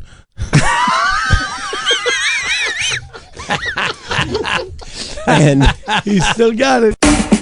We'll be back with more of the best of the year What, really? You married? You met her on the cruise, but it was brief. on Jim Norton and Sam Roberts. Take it the wrong way. I won't. Because about 4 years ago, I just seen you with a hooker. Oh yeah, it was probably her. If you thought those commercials were good, wait until you hear this. Stole a girl's laundry and masturbated with them for years. And what are you talking about? That's a very healthy thing. That is a very normal thing. The best of the year on Jim Norton and Sam Roberts is back. Welcome back. It's Jim Norton and Sam Roberts. It's the best of the year for 2024, and it's not the shows. If you listened last week, this is a whole new, fresh week of shows. We're right smack dab in the middle of Colin Quinn and Rich Voss in studio. Now, if you were listening before the break and you're like, oh my God, I would love to hear the rest of that, good news. That's what we're doing. We're playing the rest of it right now. Of course, you can see some of the video. If you go to Jim Norton Comedy on YouTube, you can see a video of this shot expertly. If you're wondering, yes, it was a different videographer. That's why. But it looks amazing because it was an amazing experience. Let's continue on here on the best of the year for 2024. Jim Norton and Sam Roberts, Colin Quinn and Rich Voss in studio. Welcome back. Jim, he's just going. I heard him. Jim Norton and Sam But I Roberts. chose not to highlight his comments because once again he spoke before the show started. Rich Voss is here. I was saying he should be in the league. Landscaping and Voice should co-promote with the. Rich Voss's new special, Anonymous, is available now on Amazon. You can buy or rent it now on Amazon. And by the way, Jim should co-sponsor with co-promote with Steven Singer. He could do if you crack Jim open, you get pearls. Colin Quinn is here. Stamps and Tea is Colin Quinn's new election special. It's out now on YouTube. At Colin Quinn on YouTube. That's funny. Are you watching Penguin? Are you trying for the Penguin one again? Wow! I want to talk about it because I love it. No, you don't. I do. I do. You don't believe him? No, he just wants to trash Jim. Of course he does, but he already used Penguin. No, but I'm asking. It's basically like saying, "Are you two married?" Yeah, exactly. I just want to know. Hey, did she buy you that shirt? I'm not helping you, you fucking idiot. Find things on me yourself. Yeah, you should have gone to Sam if you watched Penguin. Sam would have probably watched it by now. I've seen Penguin. I'm up to episode 4. Yeah. What's that? It's losing me. Is it? Yes. What? The girl in it is great. Don't talk to me until your hand can wrap around the cup properly. I wish it was your neck. So do I, Tom. No, I haven't gotten that far in Penguin. I'm not up to episode 4 yet because I took a break and then I realized maybe if I extend the break, I'll have more episodes to watch. I like when there's more. I don't like week to week anymore. I like what you like. So appreciate that, bro. That's what I'm saying. But yeah, so I'm like 2 episodes in. I really like it. 2, maybe 3. Maybe I'm up to episode 3. I think it's great. Okay. You like it? Yeah, I think it's great. I like the acting. Why don't you put that in a blender and just drink it? These Krispy Kremes in the back. He's talking about the Krispy Kremes. It's a lot of donuts. They're amazing. Are they so good? They're amazing. Christ. I don't like they're all the same. Oh, I was every time we get him, he complains about They're the same one, all glazed. But that's what you're supposed to get at Krispy Kreme. That's why. Does that remind you of your back? How do they smell? You're not Be eating them? honest. No, I'm not. It smells great. Yeah. Are you on a diet? I mean, obviously, I'm trying. Oh, that's not good. working. It's working. You're not just fucking horrific as you used to be. Thank you. Are you eating smart? I try Well, to. I mean, there's nothing he's doing in that realm. You mean under the smart column? Yes. Are you eating in a less dumb way than you do most other things? How can he not be? That emblem's right on one of your udders. Quit touching them. They're so good. I'm putting the box down. So amazing. They're so good. They're the best. So, Rich, are you trying to get yourself in better shape? Better shape? Yeah, I mean, you're already in good shape. You got to look good, man. Well, how come? Just to let them know? Listen, when you're sporting the shit I sport, you can't sport it if you're fucking, one of these fucking zeros. That's actually a good Look point. At Troy with his tats. I knew He that. carry tats. That's right. You guys are right. Do you imagine him with a neck tattoo? Couldn't pull it off. You couldn't pull it off. He loves them. Unless it was a fucking apron. Right. You couldn't do it. Sure. The tattoo would be the apron? I don't know what you mean. Because your neck hangs down like a bib. That's what I mean. Oh, okay. All right. On explanation, that was very mean. That was unnecessarily harsh, but I'll accept it. Kind of wish we hadn't asked for explanation on that. I know. I probably should just let it bomb. You love Troy. No, I like Troy. I think he's a man's man. I don't. First of all, Rich, I tell me don't this. even say I love my kids. I like them. He's your son. If you had to hook up with one person in this room, I think it's You more had to. had to. It's not a hookup. I think he wants to go and bond with Troy someplace and show him what life is about. Yes, in a sleeping bag. You're saying that Rich sees the relationship that he and Troy have as a coming of age story. Yes. Yeah. Like where Troy would look to him for guidance and Yeah. you're the older version of me. Right. Yeah. Troy would tell people the story of his summer with Rich. And seek counsel from Rich. Yeah. Yeah. Hold on. Go ahead again, Benedict. Why do you always leave off the last T? That's a good point. Because I don't want to remind me of your cells. Okay. It's a good effort. Yes, but, I have AIDS. No, I think it's great. You love Troy. I like Troy. I think he's a good man. Right. He's he's loyal. He doesn't turn on you guys like you turn on him to throw him under the bus when he's doing what he's supposed to do. When you have Michael Rappaport He in, attacked and- him. He attacked Troy, Michael Rappaport. Yeah, and you took Michael one time. Maybe take the side of your buddy That's actually instead of the fucking celebrity that comes in that doesn't even remember you. The second he walks out, going to Stern, he's going. I don't know. I did two guys down the hall. I don't know. That's not true. Yeah, That's a good it is new name true. for you guys' show. Rebrand. Two guys down the hall. Yeah. By the way, I do like the fact that Voss Better is than a Jim fan Sam. of this program. He listens I like that regularly. Rich listens to this show I listen every day. in the car. I listen. Yeah, to learn what not to do if I ever Won't be on time. Get a gig. Leave after 4 a.m. Oh, yeah, 1 for 2.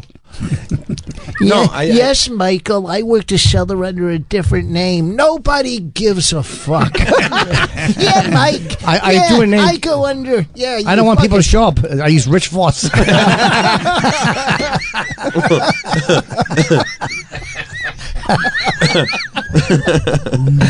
No, Rich, I don't think you should take the side of who your buddy is in the room. Yeah, that's right. You just take the side of what's right. That's right, Rich. If Troy, How come every time a celebrity comes in to you, they're right? No matter that's who. why they're famous. They make good decisions. They make great decisions. And look, the idea that Troy is my friend, but could be an idiot, is a real possibility. I can back you up that does happen. Have you ever ended up with friends that are idiotic human beings? Yeah. Terrible at their job. Yeah, okay. I have, yeah. Well, I talk about Bobby. He's a fucking great guy. I just don't like how fucking far apart your hands are on that cup. You don't like it? No, I don't. Oh, really? No. That that ought to get you re-signed. Sip. Oh. Good. You drool. What were you about to say? You drooled some coffee on the table, Rich. You guys need a couple of blazers, then you can go up the stairs and really have a conversation with these guys. Do you guys should blazer over a hoodie? Like a hip thing? Or no? Yeah, that would be kind of cool. Yeah. You think so? You don't need a blazer. Dated, but I like it. I can just go up like this. No. I'm talent. It's the gentle. It says the gentle barn. Exactly. I got a heart. Thank you. You guys are nuts. Yeah. The gentle barn. Like, you ever see the Late Show, the thing Sure. about Letterman and Leno? Oh, the movie? Yeah, I love it. Yeah, I thought that was actually them playing themselves. You couldn't tell that wasn't the real I didn't know it was Jay not Leno them. and David Letterman. It really was good, yeah. But anyway, I remember Letterman going, well, I really think, Bob, I could work at 11:30. And he goes, Dave, that's really great of you to say. And it was so funny listening to that horrible conversation. Yeah, that is the conversation. I think, we'd really be great to continue on doing that. I mean, call her daddy, but, we're the different demo. You guys are right. It's a good point. Yeah. Think about that. Thanks, guys. Thanks for stopping by. Stopping it, yeah. I think that went well, Jim. They have Travis make sure when he does the highlight clip, you're not anywhere near it. You guys lost me at Colin's coming in. Sip. What happened? I didn't pay attention I don't to that like whole your fucking sips, rant. your timing sips. I know, say it's my that. tell. When was that said? It wasn't said. Yeah, when was that It said? wasn't. What, that Colin's coming in? 2:00. Are you saying his sip is a crutch for a joke that he has got no confidence It's a timing in? thing, and it annoys me so much. And he always does this. He always puts his arm out like he's going to sip over. Well, I knew what you were doing because I was there. Exactly. And in his mind, in his mind, he's taking a sip That's and right. basking in the laughter of the audience. And but that is not what's happening. He thinks Homeless Pimp is going to put out a clip of one of his No, I don't zingers even with the sip at First the of all, end. when you just went like that and put your head out of water. And leave that Periscope head alone.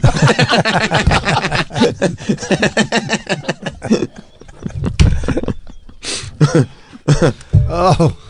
No, but when Rich does that, it's in his mind. It's when he's 12 and he's so like he's sitting on the roast with Dean Martin, Yeah. Don Rickles, and he's like, Yeah. "You want to be on a roast panel from the old days? You're square." So did I, obviously. We all Sure. But yeah, outgrow that. did. We do. Yeah. Maybe you haven't seen vossroast.com, and maybe we haven't grown that. What'd you think of the Tom Brady roast? we were there. I that, was there. That was a really good, insightful Exactly. comment. So let me finish. I'm glad we could get the expertise. It's different because Getting I a didn't real see it on, opinion from the because I embedded. didn't see it on TV. I was You there, have so- the Right, option so of how going was back it? and watching it. You Well, can but I'm not going to rewatch them. I was. I think to you me, just didn't like the to me- disgust on your face when No. you said, "We were there." All right. You did have that look. You Can my did. buddy and I talk right Yes, now? Oh, my absolutely. man. I All right, apologize. you Hit me can't. with one Well, of he's these. trying Come to on, fist don't leave him bump you. hanging. Yeah, he's Come on, trying to bro. make a chair Thank for you, you. dude. All right. Here's to me personally. First of all, there Should be a longer lead up to the answer. Yeah. This is going to be very important. Yeah. Well, no, the people that killed, and they were great. The ones that That's killed. fair. That's Judicious. fair. But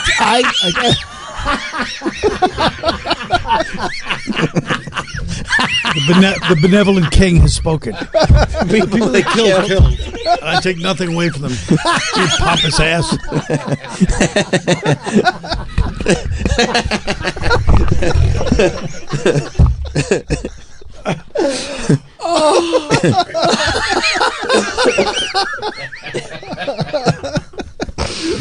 Oh my God, I'm fucking crying.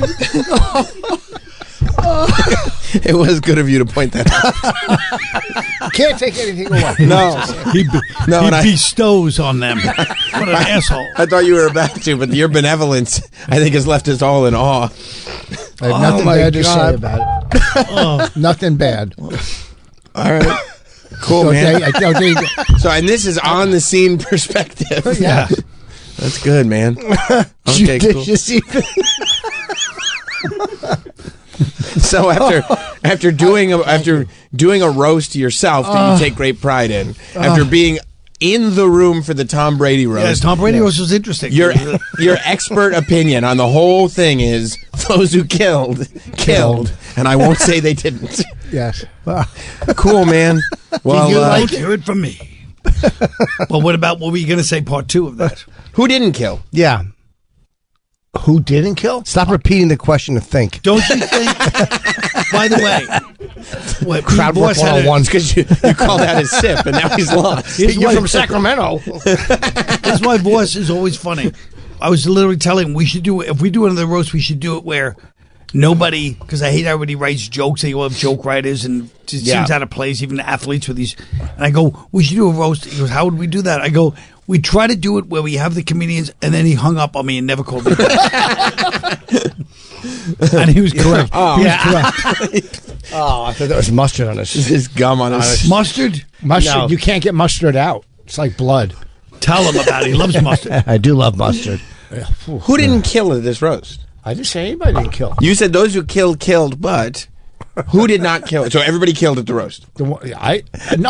First of all, some people are better than others, but no one did bad. Who was on the lower end? Some athletes. I don't remember their names. Mm-hmm. Gronkowski was very funny. He was very funny. all right. Yeah. All right. Were there any comics you expected a little more from? No, I thought they all did. To do a roast in an arena, do you know how hard that must be? Right. When you're lying and faking humility, we can all tell. Oh, yeah. Yeah. Oh. He wants to eat on the air. No, I know you do. You look like that bag. What we should have done is made Bonnie tape their conversation on the drive home on the roast, and then after what he just said, then play that. Yeah. First of all, do you think it was a different tone? Yeah. First you of don't all, think his benevolence? I think his critique was quite harsh. First of all, out of the business, Colin. We weren't driving home. It was in L.A., okay? So we were going back to our hotel. We got Uber, and we shared the Uber with, what's his name? Gary from Stern was waiting outside. And sure. We took an Uber with him. Split an Uber. This is a guy. good showbiz story. We didn't split it. Colin almost said you took care of it? Of course he did, hoping that Gary would remember him and go, you know, Voss is very good. First of all, big fan of Rich Voss. Who is? Of course. Everybody down the hall. Except for the guy you need to be a big fan of Rich Voss. Everyone but the one guy you need. Yeah. You think it would be a humiliating experience to watch him try to get himself booked on the after show? That was I used to do that. That was what he did when he paid for the Uber. He's trying to get on the wrap up. Yeah. I've done that 2 or 3 times. Whoa! Oh my God. I was worried it wasn't going to be a lot. I was worried that it was only a minimal amount considering the amount of years they've been on, but 2 or 3 times. You're saying it 2 or 3 times in a decade plus? Yeah. I mean, that's once every 4 or 5 years. You're really setting it on fire. Fucking Sybil. You're something. I mean, that's a reference even I almost didn't get. Oh. 1973. I knew what he meant. I did not.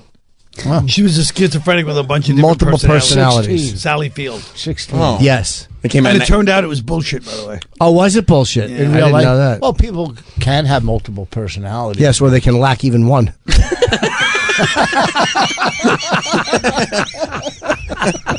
That's very, very fast. Very fast. That was very fast. That's the quickest. That's very good. Yeah, that was very good. Yeah.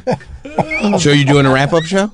No. They didn't book you? No, I did it. Now, my new thing is, what I love doing now is across the street. What's that? Oh, Gutfeld. I love that show. Their audience is pumped. It's fun. I watched you the other day on Gutfeld. I turned it on after whatever was on. You were great. Thank you. Yeah, it was fun to see. I've done it, like, it's, you know, he lets you be a comic. He lets you be funny on there, and it's just good. You know? I did it the other night. It was great. Yeah. It's a good show. Yeah. If both of us try, we can get Colin on. If both of us do it. I just didn't like the way you set up Gutfeld, and you said, like, my favorite thing to do, it's across the street. Yeah. Like, we know Fox is across the street. No, going to the Diamond District, stupid. So you bought a new car? Yeah. When'd you get the new automobile? I don't know. Same as my other one, just a different color. I said, when did you get the new automobile? Yes. I said, when did you get it? He said, the same color. A month and a half ago. Same thing. Okay. I don't lease it. Oh, come on. Why? Come on. Leasing's stupid. Well, you might do more miles. Yeah, no. Would you rather rent or own a house? If I saw, if I was I don't drive a house, dummy. What's that? If I were in an auto dealership and I went on your website, I go, let's do a month by month with this thing. Houses, they accrue value. They gain in value. Yeah. Hold on, let us talk. They do pick up value. That's you use the polar opposite. Houses gain value. Cars do not. No, they don't always gain value. That's not true. What do you think? What do you think happens more often? You buy a house and the value goes up, or you buy a car and the value goes up after you drive it? No, the it? value doesn't go up, but it goes when you goes lease down. it. But it goes down. When you lease it, it's like just throwing money away. It's like that's how every audience member you've ever had felt.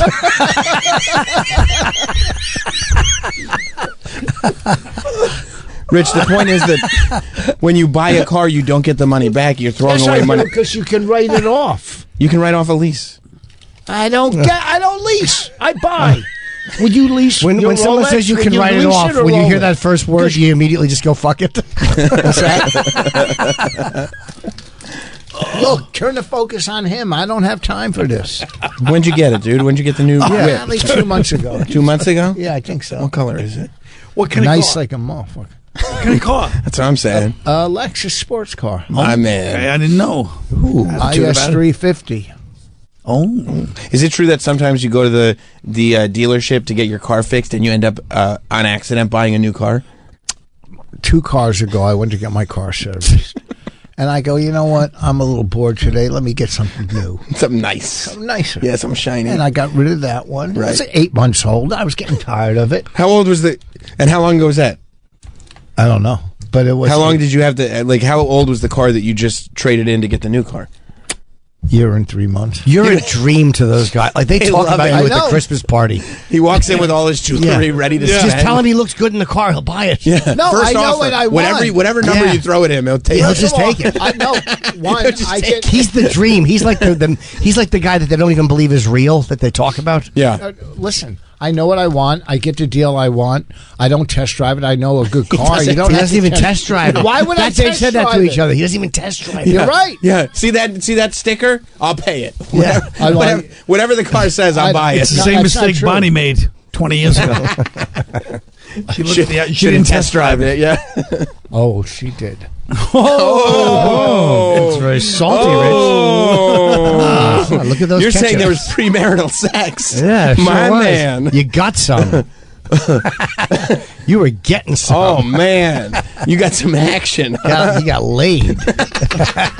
My man. Putting it down, huh? You and Bonnie, skin to skin, baby. That's what I'm trying the to horizontal hustle. But oh god, I might be her texting right now. Don't tell people we've had sex. Yeah, but the question is, nobody. Yes, Raina was adopted. Remember. I'll tell you the problem with the Brady roast. You can't insult athletes like they're all comedians that know each other. You can't even insult comedians unless they know each other like right. this. They trash him saying you're a bad father. No non-comedian is going to want to do a roast because of that. Yeah, I would agree with just that. make bad father. And once again, it's not the comedians writing the joke.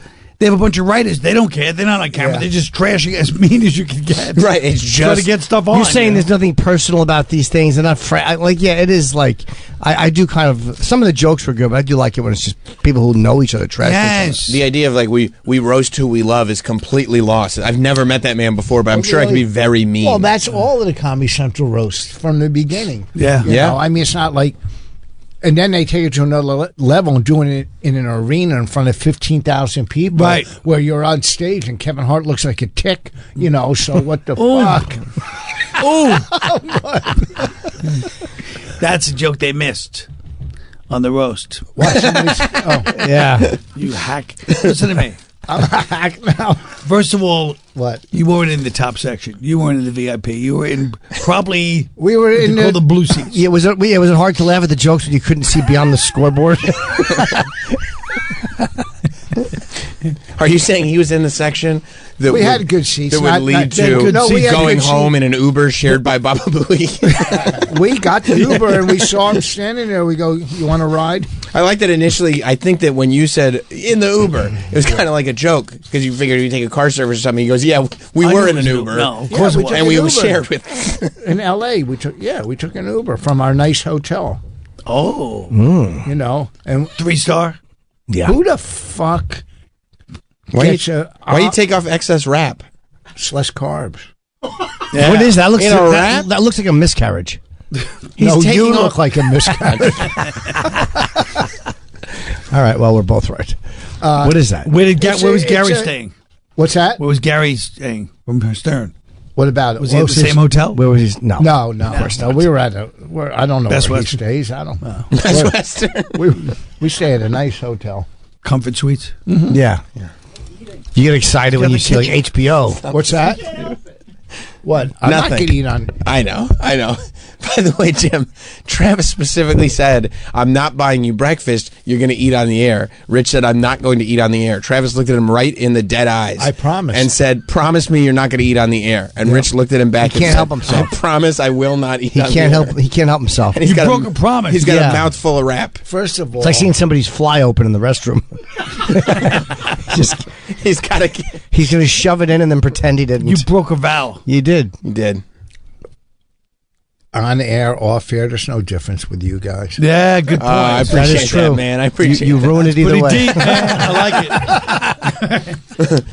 it. So you take the excess wrap, some of it off. Well, first of all, who gets a breakfast wrap? You do. With a fried egg. You do. It's supposed to be scrambled eggs. Ooh, this sounds like you should sell it to Gaffigan.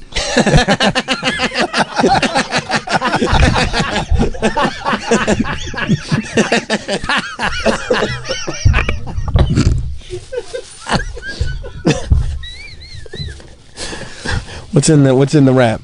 I mean, why are you covering your mouth with a napkin? We can hear the napkin. Absolutely. No, you can't. And it's the most interesting thing you've said all day. So what's going on with you guys? What's in the wrap, dude? Yeah, what is it? What'd you get in there? Egg and fucking potato. Egg and what? Do you not know? You're looking through it. It's egg and potato.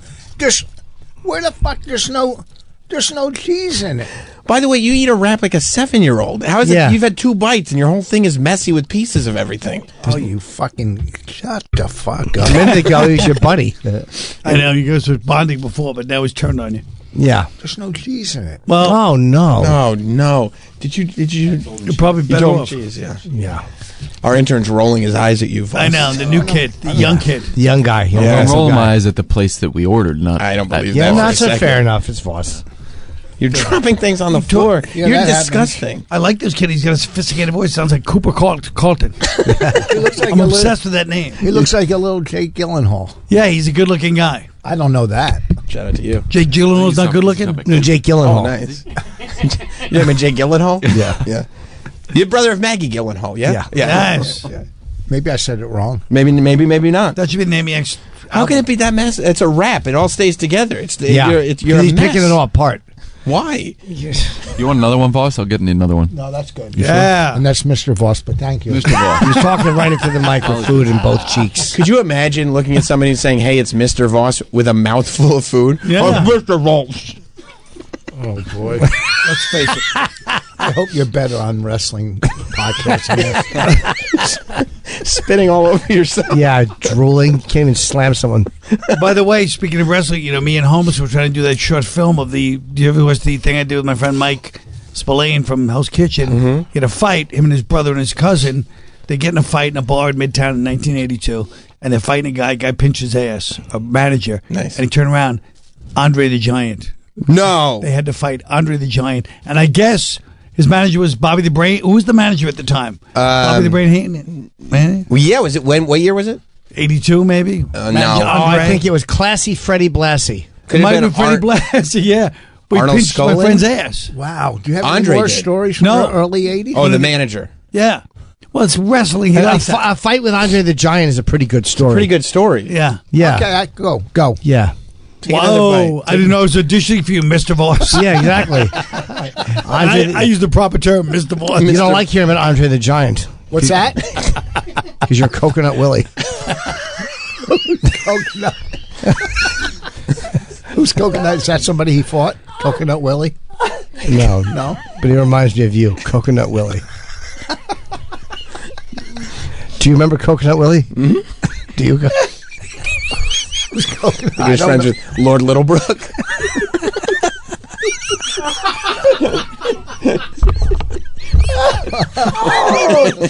Oh, I didn't know that reference. Yeah, it's a very good wrestling reference. Do you know how I remember that name? How? Because when I was a kid, I named my penis Coconut Willie. That's true. You didn't have to tell us that's true. We accept it. True. Do you have a picture of Coconut Willie to show Voss? Your penis? There he is. There's Little Tokyo versus Coconut Willie. It does look like Rich. Yeah, that's right. Sure does. Even holds a cup the same way. Yeah, he does. Oh, my God. Coconut Willie. He's a little person, Rich. Yeah. He's a little Exactly. person. Yeah. Little Tokyo, Coconut Willie, Lord Littlebrook. They're all little in them. Oh, yeah. Oh, that wasn't nice. Yeah. He's a good head of hair, though. Yeah, Is that Coconut? The one who just got hit or the other one? I don't know. I think that might be Little Tokyo. The guy Yeah, hit. it looks like a little Tokyo. I think Coconut Willie has this thing well in command. Yeah. There he goes. Off the... Oh! Little Tokyo didn't see that one coming, did he? Little Tokyo didn't see that one coming. A massive uppercut. That little fucker's ripped. From Coconut Willie. Yeah. He's fast, too. Voss is my color commentator. That little fucker's ripped. Yeah. Watch how you talk about him. Yeah. Why? Because you might have to meet him. Where? Till you'll be eye to eye.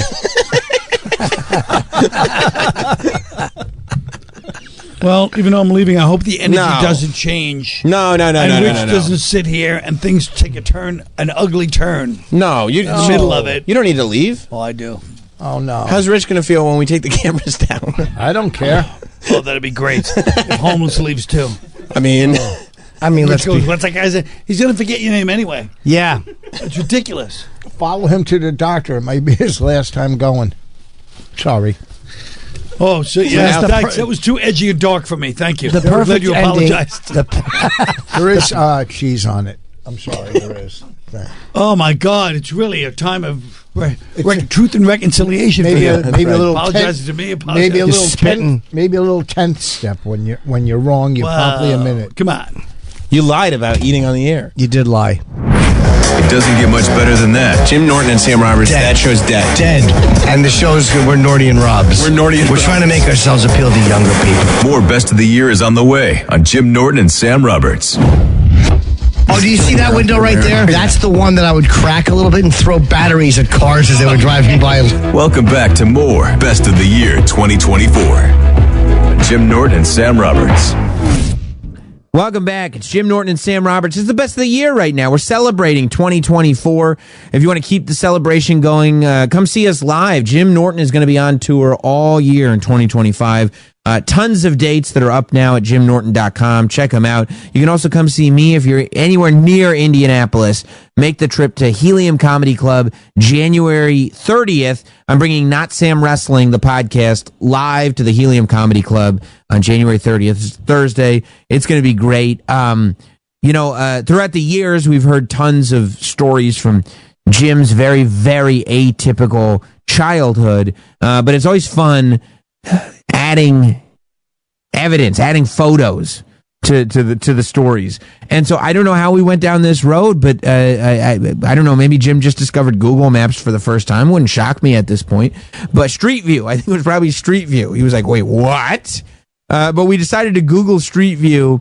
First, we went to Jim's childhood home to look at what it looked like. But then we wanted to see everywhere that he went. You know, it's very, very curious. He's always told these stories about renting adult VHS tapes and VCRs from the Rite Aid and getting bullied in school and all this stuff. So we've always talked about the idea of doing a Jim Norton childhood trauma tour throughout Jersey. We did the virtual version in studio, and we wanted to celebrate that here on the Jim and Sam Best of 2024. I'm a very good bike rider. The only part is that we pull over at the end. I got to figure out how to get the seat back on. But yeah, sure. But I do enjoy a good bike ride. It's been a long time. Yeah, Troy loves riding his bike. I did. I rode in this morning. It was beautiful. Yeah. You, Troy, and Ian should go for a bike ride. Oh, that would be awesome. No, but I wouldn't like the bike lane. I would be too much. It's been so many years since I've ridden one. Do you wear a helmet when you ride? Yeah, I have to. I did after my last accident. I would, yeah. Get myself a little helmet. Yeah. But the handles are probably all icky. You have to wear gloves. Those city bikes. Or just go buy your own bike. Nah, I don't. Those city bikes are. I mean, they're good. People are using them, but they're really heavy and bulky. If I lived in the suburbs, I would get a bike. If I had a place to ride. You'd feel great. It is good exercise. Great exercise. That's why I'm getting fat, because I still exercise 4 times a week, but I haven't been doing like traditional gym stuff that tones you up. So I got to do some more. Go for a ride in the park. Yeah. We'll go riding. Yeah. Troy will steer you riding in the right dirty. direction. Yeah, that's right. I'll have to borrow a bike. Yeah. Go rent one. I'm sure there's got to be rental spots around you. Oh, I guess so. Okay. There's a ton. Yeah, you don't have to get like he doesn't have to get a city bike, right? He can like rent a bike. You can rent a bike. I mean, dude, you can buy a nice bike for like $600. Yeah, but then he's got to put it somewhere. Where am I going to put it? Like, I'm sure your place has a place you can store it. He uses the storage. He's not even buying furniture right now. You think he's going to buy a bike? No, we don't have that kind of. We might have a bike room in our building. I don't know. Unfortunately, there's no garage in our building, and the garage I used to use that was 24 hours. Since that shit pandemic is no longer 24 hours. Oh, that's annoying. That's really annoying. Yeah. Any garage in New York City that's not 24 hours is so annoying. It closes at fucking midnight. That's crazy. And I can't have my garage be like my parents. I gotta be home. 9:30, Jim. You have a curfew. I used to have a curfew, and my friends used to mock me. Dean used to always say that. 9:30, Jim.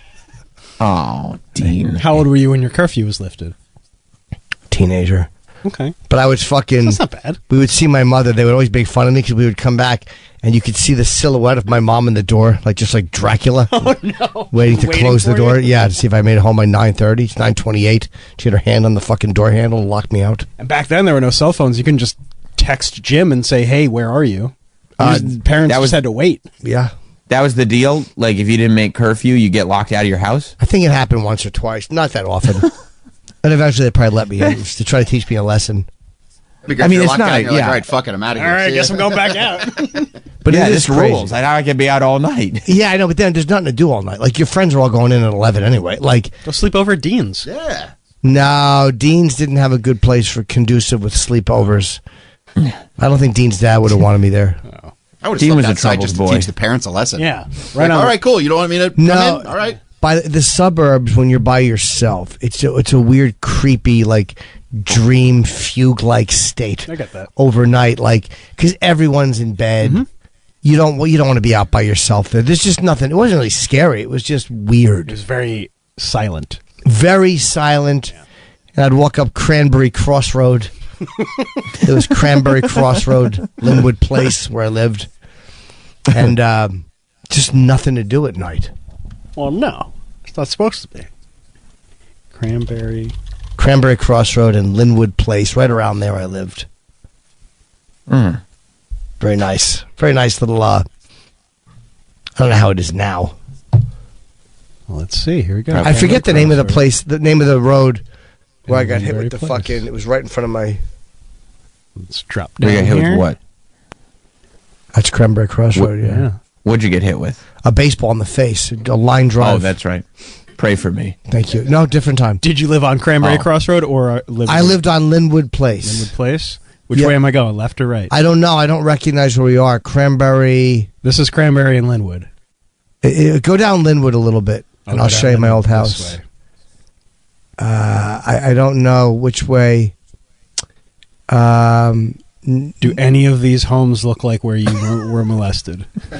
No. How about Good question. Take Linwood Place to... Well, this is Linwood to... Between George's Road... Wait, no, not George's Road. I forget the name of the road. Go back to Linwood. Turn around. Face it. That brown house is my old house. Straight. This one right here? That's my old house.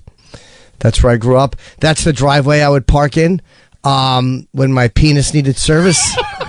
Oh, my gosh. And I'm Is this your window? Can you get closer? Let me see. Yep. Oh yeah, that top one over is my window. Right here. Yep, and that's my window, and then around the side of the. Didn't you used to look out that window and masturbate? No, the one I would look out is you can't see it. It's around the corner, the side one, on this facing side? the other house, because there were beautiful teenage girls there, and I found a pair of panties on a fucking wash line. Oh, but I was young. I was fucking like 12 or 13, and they were like 2 years older. You masturbated to the panties, or you stole them? I had those panties for years. I jerked off with them around my dick. Those girls were so fucking cute. That's the address. I don't want to say it. I mean, yeah. Is this not the opening of a serial killer movie? No. So Not maybe the first. this That's the window, yeah. right here. That's actually very healthy as a teenage No, it boy isn't. to steal No, it an isn't. older girl's panties. They were clean though, because they were on the They were washer. clean on the washer. Yeah, that's not. You stole a girl's laundry and masturbated with them for years. What are you talking about? That's a very healthy thing. That is a very normal thing to Why find would something. you say that? To find something on a fucking hot girl like that, when you're looking at a girl sunbathing and look at her beautiful ass, and a pair of panties is enough to turn you on. Even the way you're describing it is creepy. But it's honest. Like, about it. How did you look at a nice ass? What did you go? My God, thank God she can sit on that. That looks comfy. No, you're like, I'd love to put my face where the shit comes out. There's hell.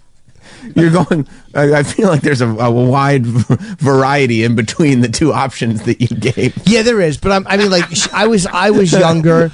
I had no play with girls at all at that age, 13, 14, and it was very pretty. Two sisters, I think, and they were older than me. One was maybe 2 years, maybe 3 years. And they were like hot teenage girls, 16, fucking sunbathing, and I'm like 13 or 12, fucking out of my mind. I get that. There was no VCR. I mean, we didn't own a VCR. There was no fucking computers or any of that shit. So you had nothing to look at all day other than the girls in your real life. Like the way I would look at them out my window is the way you'll just scroll Instagram and look at a girl's big fat ass and go, oh my God. So I was looking at this great asses and I saw a pair of underwear on the line once. I'm like, oh my God, that touched her ass. I was out of my mind. Let me steal that from her. I did take it, yeah. But just the idea that I was like, oh my God, holding these panties that were connected. It's not crazy at that age. If you do it, if you're 40 stealing panties, it's much different than when you're a 13 or 12-year-old virgin. Yeah, I get that. And oh my God, this touched her perfect ass. You don't think about stuff like that when you're a kid, Sam. We've talked about this before. Okay, yeah. I love that you're playing devil's advocate because when I just said it a minute ago and Jim said this was healthy, all of you were laughing. I don't think it's healthy. I understand what he's saying. I understand his hormones are raging and he's not thinking clearly at that age. And by healthy, I mean there's not an unhealthy connection when you're that age between seeing a girl you really like and being so turned on by her, and then something like her panties that didn't go anywhere else other than that. It didn't go into like, now I have to have the bra. It was just this silky... I'm going to build her. I'm going to build her. Right. It was nothing like that. It was this pair of panties that was on this girl's ass, and I put them on my you're dick. not Buffalo Bill. No. It just was a sexy thing that, like, because again, there were so few options back then. You'd have to steal a dirty magazine or get a dirty magazine or find them in the woods. So that was like one of those things where you didn't have the availability you have now. Now it might be a little different because you can look at girls' asses every day, all day. Different asses. Hardcore porn. You didn't have that then. And Sam, we've talked about not thinking about consequences as a teen. You would just do 100%. And I might have been 13, but I had those, like, that was enough for me for years. I would look at dirty magazines, but that pair of panties did it for me for a long time, which to me, that's the healthy part, is there was no crazy progression. It was just that pair of panties. I was like, it was so fucking sexy to me. And I wish that life was that simple again. That was enough. I wonder if they knew that you were the one that took them. Probably didn't even notice they were missing. They probably did not even notice. I mean, if you put panties on a wash line, and then they're not there. And then they're not there. But maybe a bird took them. Who knows? But back then, they probably washed and dried everything. Like, everything went onto the line, so you might not miss one pair. Maybe they saw you come over and grab them. I don't remember when I did it. I kind of remember doing it, but not. That's the lawn I used to cut, by the way, when I would in my mind hear Howard Cosell telling me, and he's coming around. I would do like. I would have Howard Cosell. Well, it looks like a well-kept lawn. Yeah. It was a good lawn. That's true. And that little vent, by the This way, vent right here? yep, that was the AC that the Nortons were very, very careful about leaving on. That garage door my mother knocked out with the car when she got her license. She hit she went forward instead of reverse, and me and my father just stood there and laughed. The garage door was all knocked in, and she was so upset. But yeah, we would walk down this and just see the yay. Yep, that door wasn't that color back then. Sure, it's been a long time. Oh, I sat on those steps many, many nights. Shame. What'd you do on the in shame on those steps? Just sitting there. Like, it was just it was nothing crazy. Those bushes, wow! Look at how giant those bushes are, right in front of the fucking windows. You can't even see the windows. But I remember when those trees were fucking little teeny trees. Well, the house still looks good. Yeah. Still looks Trees nice. grow. Well kept. No, but they're massive now, and I remember them just being little teeny. If only they knew that it was a house of horrors.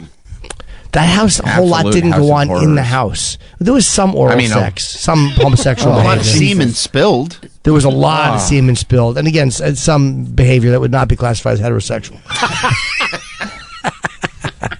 That's not where the girl smoked crack. Oh, no, Yep. that was... Yeah, it is. That's okay. it, yeah. In that basement. Not a lot went on in that house. Yeah, I forgot about that, yeah. I didn't know she was going to do it. She just sparked up. No, but just want to clarify that this is the house that happened.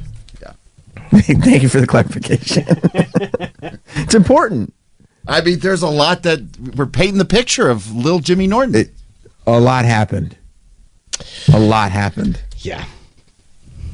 I mean, you slept on the kitchen floor. Okay, a lot. That was Edison, New Jersey. Mm-hmm. I can give you the address of that. Wait. Hold on. I'm just sending Travis. I'm holding. Yeah, here, you want to see what it looks like inside? Yeah. Oh my God, is that new? Okay. Oh wow. That's my old house. Can you make those bigger, Travis? I'm a blind fuck. Hang on, let me see if I can. There we go. Hold on. No, it doesn't get bigger than that. Oh God, you sound so comfortable saying that. That's so different. Yeah, that's the living room area. We're looking now. If you walk up the steps and turn left, to the right in the back, that goes over the backyard. Oh, this is much, much different. Obviously. Did that just happen? I missed that. What? The thing that you texted me. Yeah, while we were. Okay. All right, this is the living room. Yep. Okay. And that's the thing to the front. If you turn left there, these people don't know how to set up a TV, but okay. But that is where our TV was years ago. That's where I would sit there and fucking scrape dandruff on my fucking head and just want to collect on the fucking wooden table. Like your what's her name in the Breakfast Club? Yeah, like Ali Sheedy. Exactly. That was exactly Making it snow. Here's the kitchen. Where the Nortons would cook. Oh yeah, much different. I mean, I wonder if they've done any. I would have to be in the house. It's unrecognizable. Unrecognizable. Here's a bedroom. Is this yours? Don't know. Is that where you would sit You don't on remember your at least knees the windows? No, that's not mine. Holding in your bathroom? I only had one window on the side. Okay. I had one window. Here's the bathroom. Many Norton shits. A lot of Norton logs. A lot of Norton submarines dropped in that fucking area. Was that your bedroom? From all members of the Norton household. No, there were two windows. One facing the side, one facing. Was this your bedroom? Did you have a big window? No. You had a small window? Small window. It was small. What room was this? Because this has a load-bearing thing. Probably downstairs. That's the basement. Oh, that's the basement? Okay. Yep, that's probably where the... oh, right. Yeah, and that little wall, but you see that little doorway right there? This one right here? Yeah, we put that in. I don't think that came with the house. My dad had a little paneled wall, and inside he had all of his military stuff. Like, that was my dad's not an office, but he had like all of this fucking military shit. Man cave, kind of, where he kept all his Marine Corps stuff. Yeah, whoops. Hang on. I got out of here. Love a man cave. Yeah, is that I have to think. This is a tiny-ass room. No, that might have... No, it wasn't my sister. She only faced out... Was that mine from a different angle? Hold on. I'm trying to just picture what angle that could be from. Yeah. There was... One of these has to be your room. Yeah. That might have been it. Yeah, that this might tiny-ass room? That might have been it. Is there a closet in there? No, maybe it's smaller than it used to be. Is that where you'd hang out, in the closet? I had a lot of porn in the closet. Nice. Yeah, they might have made an extra room. Oh, look, here's the backyard. That's the backyard, yep. Yeah, and I used to tell the one girl I was dating I was going to have a rave on that patio, and it would annoy her so much.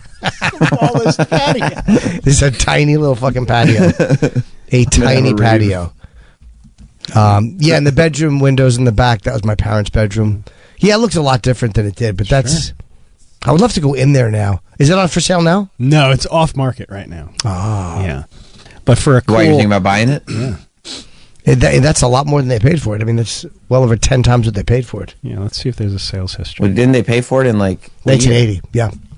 Yeah. I would hope it appreciated. Oh, yeah. But I'm just it's weird to know. I think it built was in 78, so you guys were the first owners? Oh, yeah. I have pictures in front of it when it was being built, me and my Uncle Mike, as they were building it.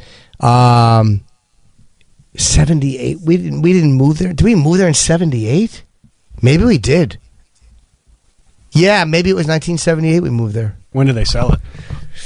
I don't know. I mean... Before 2004? Because that's the first recorded sale I have. No, that might have been 2004. Okay. Because I think they moved to South Jersey after that. Yeah. About 20 years ago, they moved to their new place. So somebody lived there for 9 years, and then it was sold in 2015. So my parents were there for 26 years, yeah. I want to go back. I'd love to walk through that house. Yeah, go through. Go knock on the door. Yeah, Say, knock on the hey. door. You'd have to have someone set it up first. No, you just knock on the door. That's too Like, weird. you know who I am, right? Local Me. celebrity. Yeah, he's doing Comedian a vlog. Jim Norton. Yeah, I'm vlogging. Oh, yeah, you couldn't bring in a camera. That would be a little much. And then, they would get freaked out when you tell them what happened in that house. Well, yeah, you would have to make sure that you kept something secret. If I said this is where the bed was, where I would kneel and hold in my shits. Oh. They would have 9 and 1 dialed already. Just That's waiting. right. This is the That's room where I right. pledged my soul to Satan. Oh, yeah, is this the house? That's the house, yeah. Hell yeah. I used to peer out the window, leering at the neighbors. Oh, do you see that window right there over the garage? This one right here? That's the one that I would crack a little bit and throw batteries at cars as they were driving by.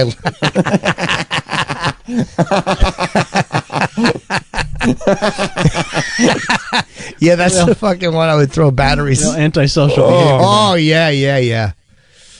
I don't mind, but No, not at all. And if you go to the other direction, not the way, the other way. The other way? Yeah, you'll see the school where I went to middle school. Oh.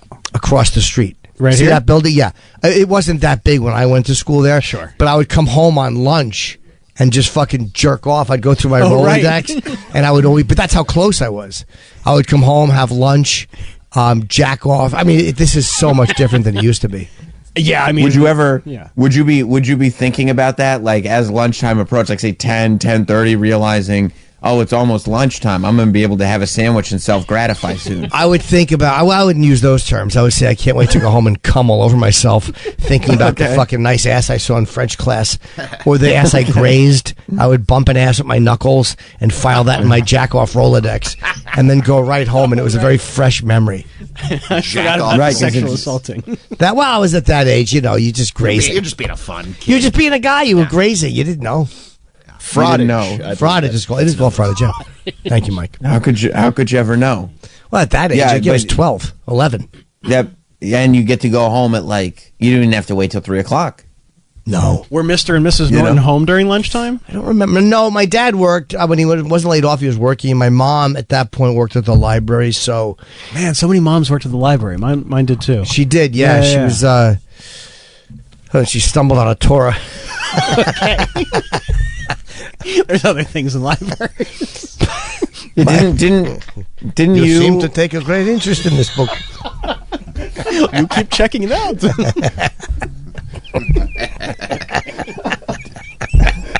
Jim, didn't you pull? Yep. Fecal pranks in the library? Yeah, we would just put dog shit down the book slide. Yeah, Sam. They just did that.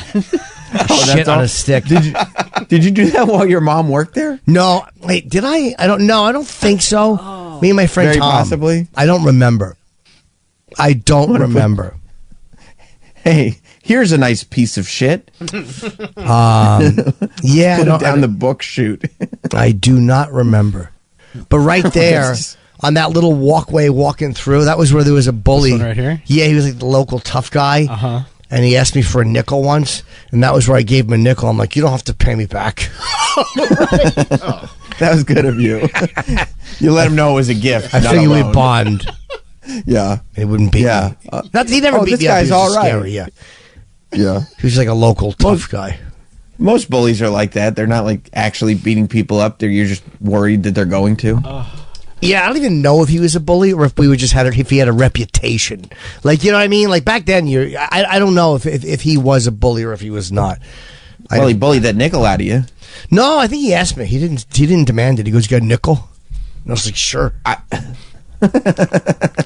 Here you go. You could keep it. Yeah, you don't have to pay me back. Don't worry about that. You don't have to pay me. This one's on me. Yeah. Oh, thanks, man. I was worried about that. Yeah, I just didn't know what to say. I didn't know what to say. Yeah, But, that's a gift from me to you. Yeah, It's a that's friendship something gift. for you. So much history around here. Yeah. Oh yeah. How far was the Rite Aid from here? Oh, great question. That's a good question, Troy. I'll tell you what. Go back to my house for a second, Travis.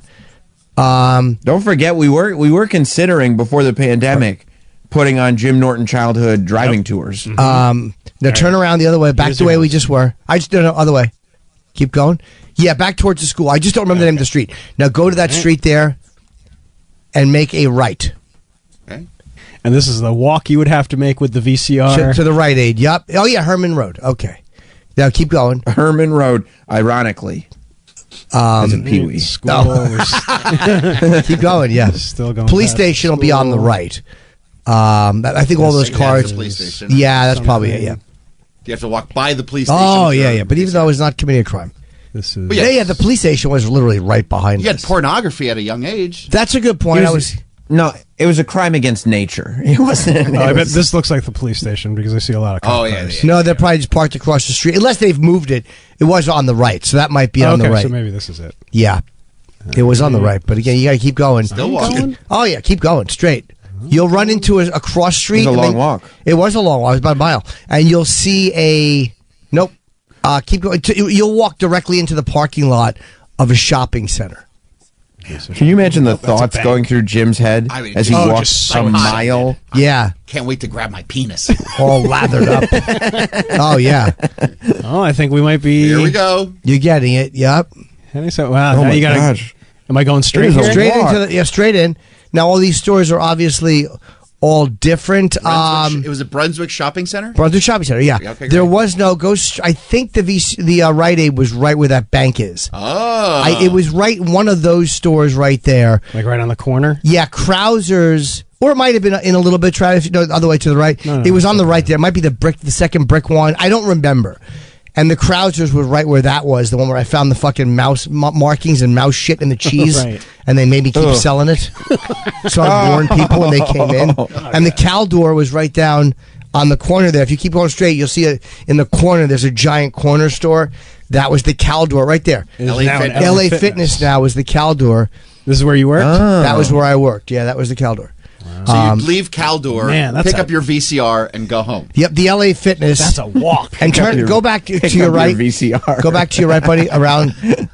Keep going. Right in one of these glass windows. That's where the arcade was, where I got in 1981 when I was in the newspaper for playing asteroids. One of those was I think it was called the Brunswick Arcade, but one of those is where I was playing asteroids in January of 81. Man, that is quite You were a a champion. It was quite a walk. It's a major walk. In the hot summer, holding the VCR. Didn't matter. The rain didn't matter. Rain, snow. You're like a postman. Oh, yeah, we'd fist bump when I walked by. I say I'm delivering 2 letters, J-O. How long would the rentals be for? I want to say 3 days. Man, I don't remember, but that we should do that would be a fun walking tour where we go to the. Put on some headsets so everybody can hear. Yes, and I could just narrate. Yep. And right about here, I would start to rub my legs together because I had a VCR in both hands, so I couldn't squeeze the helmet. Oh, we would have to make the walk. Oh yeah, We're walking 100%. Jim's shoes. Yeah. Yeah. And we'd get VCRs and it'd be an experience. We could hand them to people. No, unfortunately. Oh, and the Woolworths was there. If you go back the other way to where the Caldor was, go down a little bit. One of these little glass stores, right? One of those is where Woolworth was, where my friend licked the ketchup bottle, and in one right around there, in one of these fucking things was a payphone that me and my friend Jimmy, who was a troublemaker, where he had spit all over the fucking phone, all over the earpiece, and some guy went and picked the phone up and put it to his ear. And was fucking sure because back then payphones everybody was using them. Dude, we fucking everybody hopped used them all over the fucking earpiece, and he put it to his ear, and he's like, "What the fuck?" And he just saw he was a black guy. He saw 2 white kids there giggling, and we were like, "We didn't do it," or I said he did. I might have pointed at my friend and ratted on him, and he had to take a hanky out and wipe the earpiece, so he was so disgusted. Hanky. He carried a hanky. Let me ask you this: Is this the area? Could we go to the location where that poor old man sat on a car seat that was soaked in chocolate ice cream? Ooh. And by the way, his the old lady arcade is wife where I had to met clean those him two. off. That's a great... I could take you to where he threw, and he goes, "Have some mustard, whore." It would take I'd me love to see that. It would take me a minute. That was I'd just love the to see side that. of a road. I'm trying to think of where...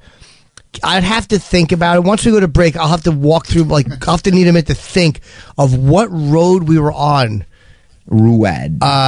When that happened. Because if you would have to take a road about a mile from my house to where Vinnie Brand used to live. And Vinnie had like this little like farm or vegetable stand. Whatever. His family sold shit. And then you'd go over a bridge. I forget exactly where it was. It would take me a minute to walk back. I might even have to drive it to see. This is such a walk. That's a hell of a walk. But it's worth it. And You know what I mean? Like Like he's all sexed up, lathered he's up. earned it. Yeah, He's earned this. Lathered up, ready to fucking pump out a load. and you'd have multiple movies, right? 3. You think 3 was the limit? So were you going through your head like I'm going to start with this one, and then I'm going to go to this one? Yep. Oh yeah. I mean, but imagine you walk that mile and you get home and your parents are right there. You can't even plug the VCR in yet. No, I knew when they were there, and I think that you could rent other movies too. Like I don't remember how I would do it. I would probably time it for when they weren't there, and I think I would get like one legit movie. You might have been able to do that. That's a 15-minute Like walk. one. Yeah, that's a hell. How far is it? It's a half a kid- mile. A half mile, a mile total. Okay. This kid keeps renting Howard the Duck and walking a half mile home. I don't understand. Yeah, that was a real hike. But it was worth it. Yeah. Oh yeah. And then 3 days later, you have to take the VCR back. You have to walk it back. And then are you thinking to yourself, "Oh, I won't be able to jerk off again," or do you rent it again and then bring it back? Good question. How long That's in a great between question. rentals? I don't remember, to be honest with you, and I don't remember if you were able to just to go back and re-rent it without actually bringing it in. Right. Like I might have just had to bring the movies back. Maybe the VCR was a week and the movies were 3 days. I don't remember. Oh, that was, by the way, where we just were. Is that where the Pergament was? I'm trying to think. The Pergament. That's where the Pergament was too, in that little shopping mall. Wow, what a shopping mall! I did my own. A historic shopping It is mall. historic. The Yeah, North Bro- Pergament Yeah. and Caldor were in the same place, Yeah, arcade. Pergament was right by where the old and the Rite Aid where he would jerk off. and the arcade and the arcade. But Pergament was right by where the old arcade was, where I became toast. You know what we need to do? We need to go to a trophy store and have plaques made up that say on this site, and then the year, and here's what happened. Have some mustard whore or Pergament or Caldor or the phone booth, and then we'll just go and install these plaques ourselves. That's a great idea. So that when people go to the neighborhood, they know, oh, on this site, there's a historical location. I think that the place where the old man sat in the chocolate was like some flea market. I don't even know if it was if there's still a structure there. It was just a big open parking lot, and I think there on was this a flea site market. in 1988, a young Jim Norton tricked an old man into sitting in melted chocolate ice cream. No, and we didn't giggled as his poor wife cleaned it off of his backside. Well, we didn't know whose car it was. We didn't know it was an old guy. We just saw an open window, and we happened to find an ice cream thing, and the lights went off in our heads. Yeah, how could you? There's only one thing you could do. Yeah, sometimes things happen. You spill all the ice cream all over the fucking fur backing for the seat. And then I was driving by her wiping his back off. I mean, because you just knew what happened. The old fella got in. It's just having fun in the suburbs. Sitting in ice cream. What the hell? Oh, Henry, you're sitting in ice cream. No, I'm not. I guarantee she probably thought he shit his pants again. That was the first one, was probably that he shit his pants. Yeah, probably. Yeah. And then maybe one day I could show you even though the fucking highway loop where we push the couch off. I would love to. I mean, I was literally thinking about on Route 1. Yeah. That's changed a lot, though. Some of these things I would actually physically have to be there for to see. Like, I have to take the drive and actually see. As you're driving down this road, picture setting a couch on fire and pushing it at the back of a pickup truck. It was the northbound lane, right where it was right past Route 130. But again, they may have changed a couple of those. I know that they've done a few things differently. There was another shopping plaza where I worked as well, like where Bradley's was and where Stop and Shop was, or where my friend Marvin said Stop and Plop, and there was a Tilio's Pizza. Yeah, it was a. This is Route 1 off 130. Yeah, that's very different than it used to be. Sure. If you go north on the northbound lane, to your right should be like Bowling, Carolina Lanes. I don't know if that's still there. It might be up there where those buildings are on the right. I think it is actually. Might be a Fuddruckers. I think there's still bowling in there. What's that sign say? I think you're right, Jim. Yeah. Oh yeah. Yeah. Look at you. Bolero. Oh, is it Bolero? Yeah, or Bolero. That was Carolina Lanes. Carolina Lanes when I was a kid.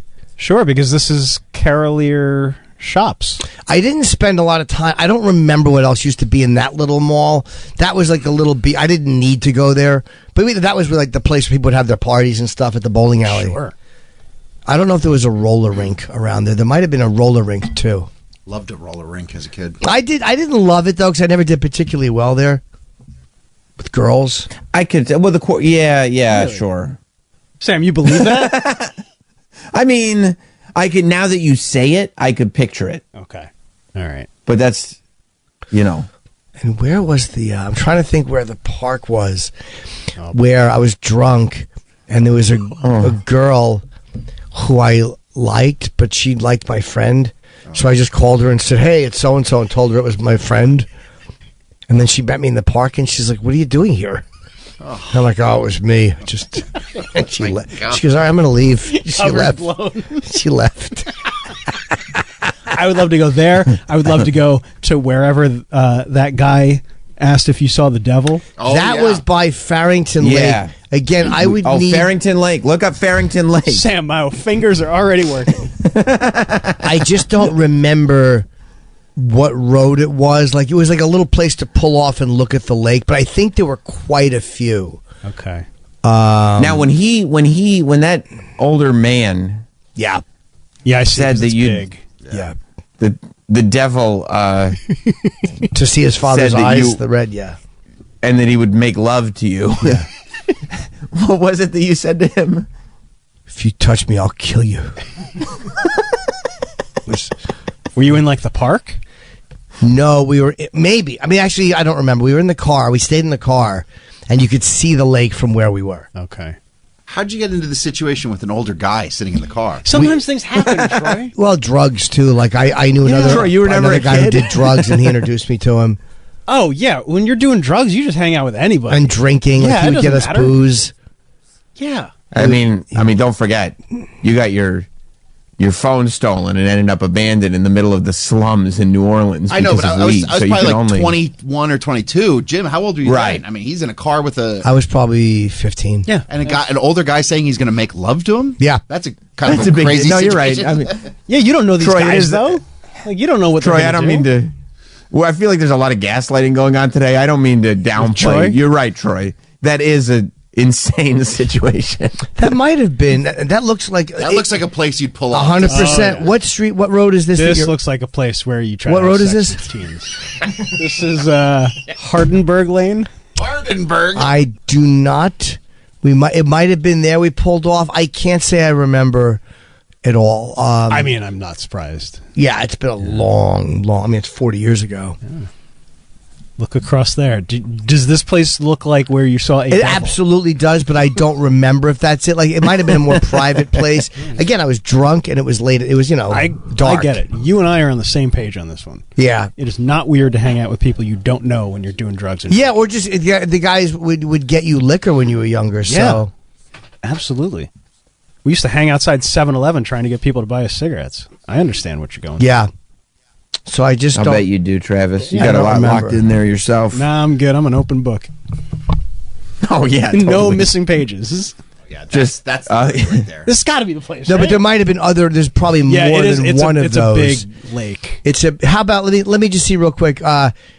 Look up. Can you look? Does Route 130 go to Farrington Lake? Route 130 is right here. Yep. So you could go down Washington Street, which is the street that turns into Hardenberg, which is where we just were. Let's see the other side of Washington Street. Meaning the other side of the lake on Washington. Sure.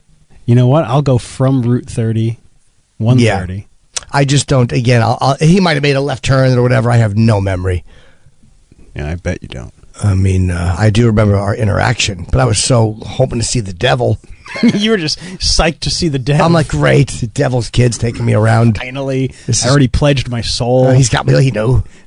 Yeah, he's expecting me. Yes, he's expecting me. It's time to take a break. The only thing I'm guilty of is being delicious. The best of the year on Jim Norton and Sam Roberts. What a win, right? We'll be back after this. Welcome back to more of the best of the year 2024. You been and did a party? I would love to have gone to a party. I was never invited. You shouldn't say that out loud, sir. Well, I can't see your little white ass greased up. Jim Norton and Sam Roberts. Welcome back. It's Jim Norton and Sam Roberts. It's the best of the year 2024, and this is not shocking at all. Every year, there's really two shows that are kind of guaranteed to make best of the year every single time. They're the funnest ones that we do. They're the most creative ones that we do. It gets everybody involved. It's a good time. And this year was no different. Of course, I'm talking about the annual Jim Norton and Sam Roberts Halloween parade. I mean, this is where we've gotten such icons as Jeff the Fisherman, Master of Fish. Jeff the Fireman, Master of Fish, right? Yeah, Jeff the Fireman, Master of Fish. We've gotten Mike Iaconelli. We've gotten Gino and What's-Her-Face from 90 Day Fiancé. We've gotten a Visco girl. Anybody remember the Viscos? Nobody Viscos anymore. Nobody listens to techno. So this year was no different. Some absolutely phenomenal costumes. And who wins? Who wins the costume parade? I don't know. I'm not going to spoil it for you. Listen now here on the best of Jim and Sam 20. Yes. Your ghost hosts with the most. And we will award the prize for best costume and possibly Miss Congeniality. Oh. But Jim and I won't be competing, however, of course. No, because we'd be shoo-ins for victory. Of course. Of course, I see already. I've put my costume on over the break, and the energy has just... It's picked up to a fever pitch in here. I thought we kicked him out. Who?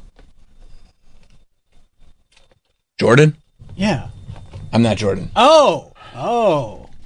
I'm a Dun King. I thought you were Jordan from that stupid video he did. Oh, that's funny. No. I'm more in the gym. No. There's no more depth to this costume than the Dun King costume that's available at Dunkin' Donuts. Oh, dope. Yeah, thank you. No, I'm in more the gym school of thought where I had forgotten that Jordan ever did a Dunkin' Donuts video. I'm going to be 100% honest. But, yes, I'm one of the Dun Kings. Because I was at Dunkin' Donuts, and they had coffee and donuts, and then one day they were like, we also have these great nifty Halloween costumes. Right. And I said, yeah, that's right up my alley. So you used your points. No. I collected points on it, though. No. What's wrong? You have like 90,000 points. I'm doing really well points-wise. You could have bought them out of house and home with all the costumes they had. Whoa. Okay, I thought I was going to have the best costume of all. Hope you enjoyed your time at the top. As a Dun King. I was enjoying... We're both kings. Is that what you are? I'm one of the Dun Kings. You look like an autistic donut box. Okay. Well, I think we're the New Radicals. Oh, thanks, man. Are you the sponsored New Radicals? I'm the guy from the New Radicals. Yeah. Sponsored by Dunkin' Donuts. That's right. I have a Dunkin' Donuts bucket hat on. That's right. Okay. And it's obvious what I am. Dr. Yeah, it is. It is? Oh, yeah. I'm an icon. Dr. King. Oh, God damn it. He's wearing a stethoscope and a crown. I hate this year more and more. Yeah. Yep. Dr. King. Yep. That's very good. That's very good. Thank you. It's very good. Oh, you're putting the stethoscope in your ears like a Yes. doctor would. Yes. Hold on. Yeah, no. No, that's good. Oh, Travis, look. What? Oh. Yeah, no, good. Eat your donuts. Well, this little joker's tight around my neck. Yeah, sure. How do doctors wear these? Fucking thing sucks. That's what you wonder about. Not like how do they perform surgery on human beings. Those tight stethoscopes. Is that a medical grade stethoscope? Yes. Wow. That's very, very impressive. Thank you. Yeah, thank you. Wow. Tweet these photos. So people... Do I look good? Thanks. How are people going to... Are people going to know it's Jim? I'll write Jim. Oh, okay. This is Jim. He is Dr. King. This is Sam. He is an autistic box of Dunkin' Donuts. That's not... Yeah, that's an autistic inaccurate... donut box. I'm one of the Dun Kings. Yes. No, you're the New Radicals. Yeah. Sponsored by Dunkin' Donuts. You could write, this is Sam. He's one of the Dun Kings / the lead singer of the New Radicals. I'd be fine with that. Yeah. Yes. One of the Dung Kings. Yeah. I'm a Dun King, and I have the Dreamer's disease. Okay. The Dun King with the Dreamer's disease. All right, well... We'll kick your asses. Is that cool? Yeah, it was. Thanks. It's from the New Radical song. He's talking Marilyn Manson. We're going to kick your ass in. Yeah. You guys feel the vibe, right? That's really... It's. I'm really... We're trying to pull it back, but... I don't even usually go all out with a costume. No, and you did. Yeah. I appreciate that. But I mean, it's, it's really masking. It's just a total lack of anything. Because of Jordan. He's literally wrecked everything. He did. Yeah. He's a vibe vacuum. He is. Yeah. Time to kick off the Halloween parade. He's like a disease diagnosis before a wedding. Yeah. Like, you got to go through with it. Right. But everybody knows that, like, the groom's father has just been diagnosed with leukemia. Right. And they still have to go through at the wedding. Or even like one of the people getting married is diagnosed with something. And you get up there and the guy goes, "Till death do you part," and everybody goes, it's 4 months from now. Right. What are we doing? Yeah, exactly. That's exactly what it's like. The bride has been diagnosed with, she was having some tummy pain. Right. And they said, unfortunately, it's your pancreas. Right. Stage 4. Right. And she's like, well, I want to get married before I die. Right. And everybody changes their plans and comes. And then you go, I pretend to be happy. I have a year before I have to give a gift, right? All right, then I think we should be fine. Yeah. All right, well, hot dog's ready. Now that we've set the pace with all this excitement. Yeah, it is exciting. I You think know. the crown will fucking hear. Okay. Oh yeah, I put my headphones on over Heavy as the head. over my bucket hat because I'm a Dun King, you know. Yeah. Am I going first? I mean, No, Dom will go. Okay, so Dom's he's probably more interesting. more than mine. elaborate. Yeah. He's probably. You don't know what it is, but you're assuming that's. Oh, he's got a big bag. Well, that's disgusting. And What does that have to do with anything? Exactly. And it looks like he's got a big costume in something as well. Oh. Send hot dog. All right, let's get our first. Okay, Hardin can see. What? First or hot dog first? Hot dog. No, hot dog's not here. You're right. I'm sorry. Somebody else is coming in. Oh. Let's see who's here. Who's up first in our Halloween parade here on Jim Norton and Sam Roberts? Who could it be? This bucket hat's a little tight. Yeah, it looks awful. Like, to wear. You don't think that I should, like... Meaning it looks like it's tight, unpleasant. Yeah, it's pretty unpleasant. Yeah. Who's here? Jim and Sam. Oh, China's here. What? No. It's X-Pac, baby. Oh. Put it there. I'd rather. Suck it. He got you. Got me. X-Pac got you. Oh. He's coming for the bro. Don't touch him.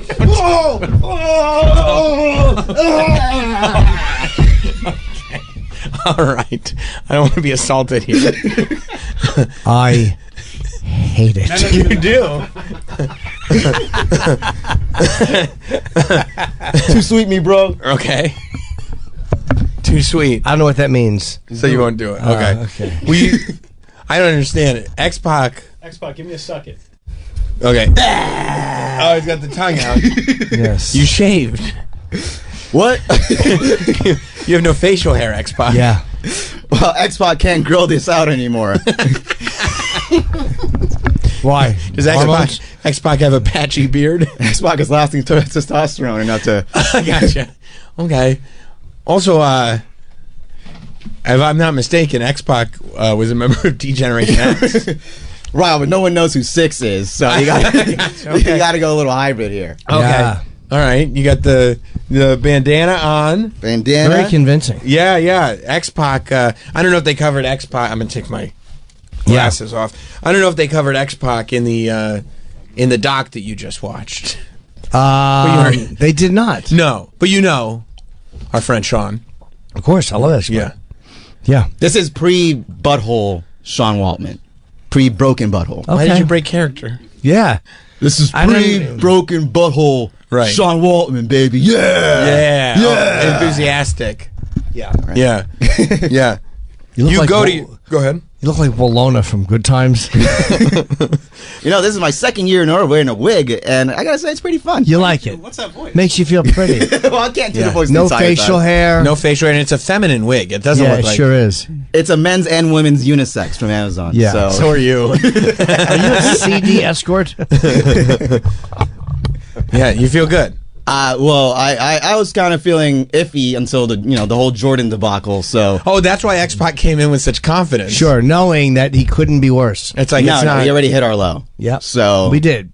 Also, I saw on Instagram, Hot Dog did. He used this over the weekend. Yeah, but I mean, come on. What's the rule that you can't? I can't go on a party and be X-Pac 24/7 for the whole week.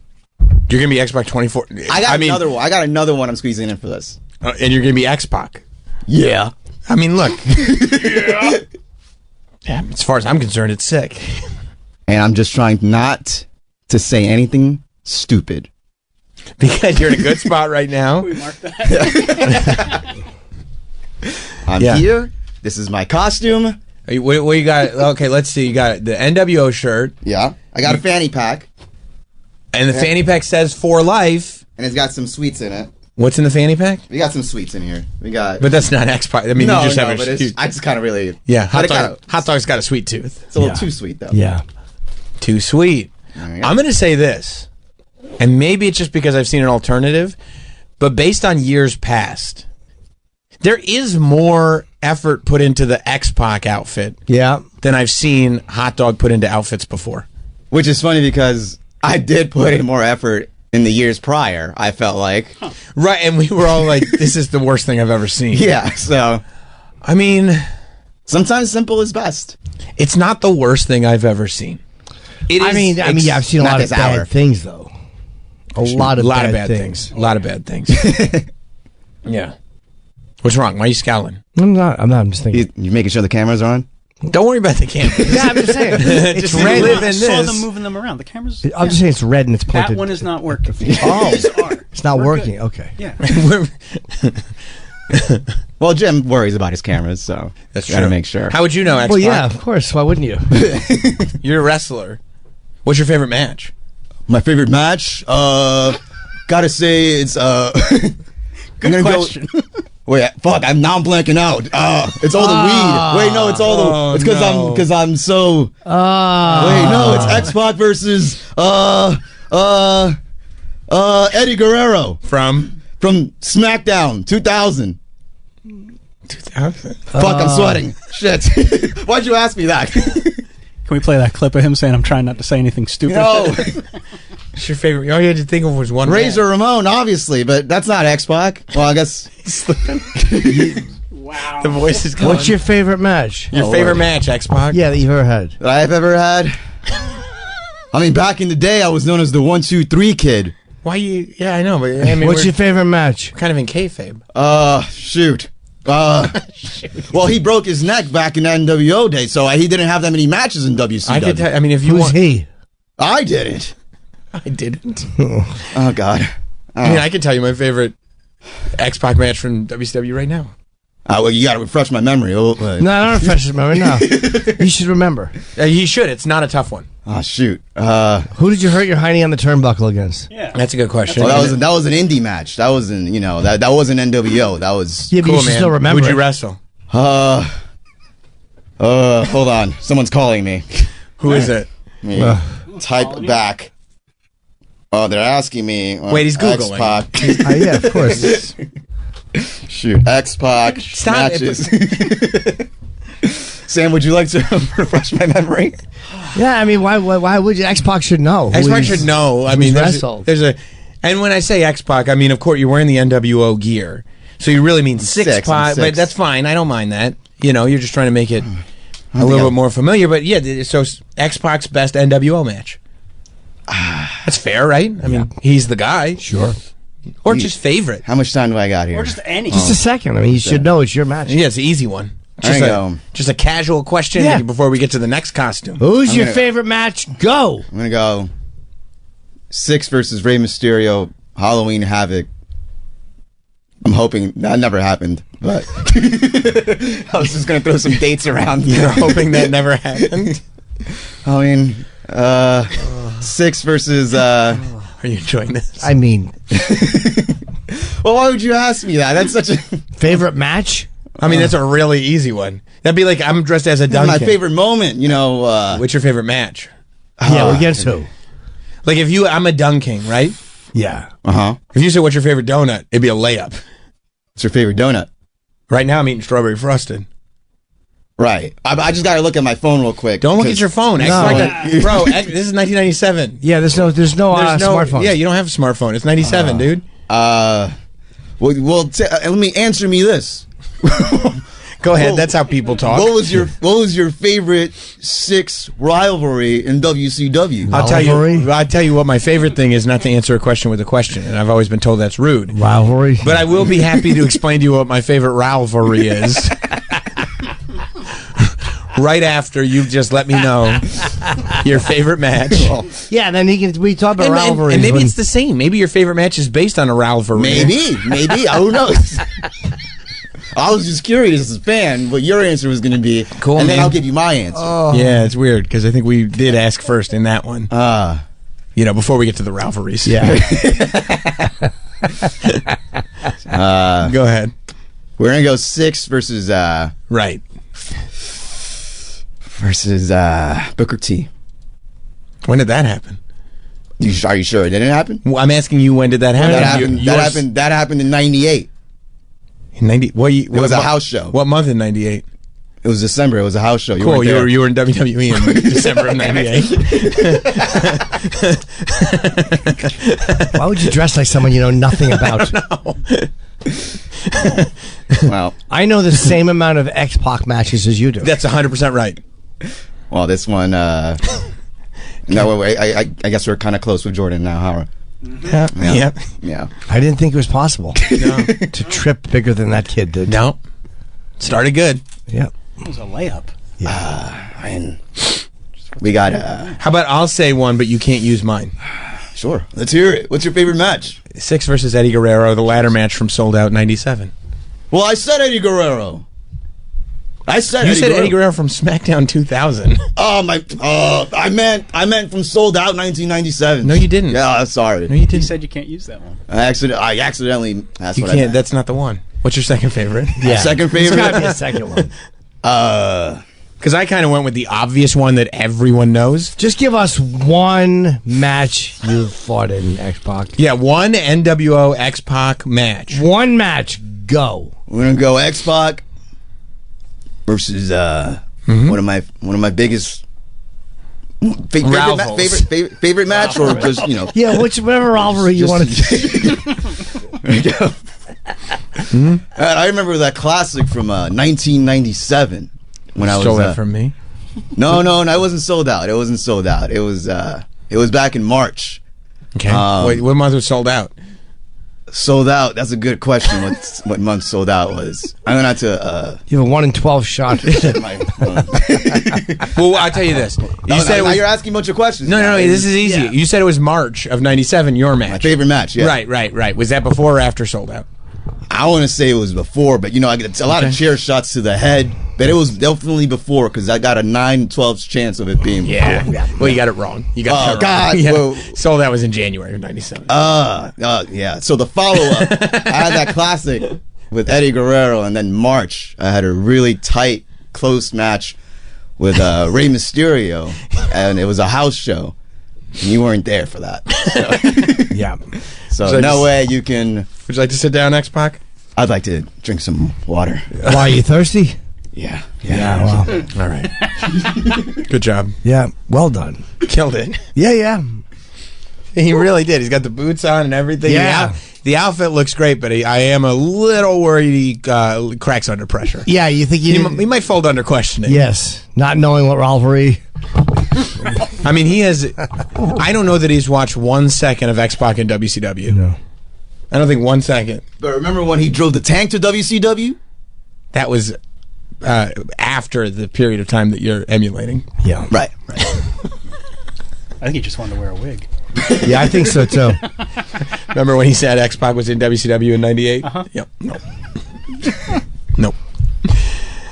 All right. Well, who is next? Who's going to be joining Dr. King, myself, the Dun King, and unaware X-Pac, unself-aware X-Pac? X-Pac question mark. I feel like Troy's probably ready. Okay. Well, I don't know if Troy is here. Yeah, you know what? I shouldn't say Troy's not Troy. Yeah, Troy's not here.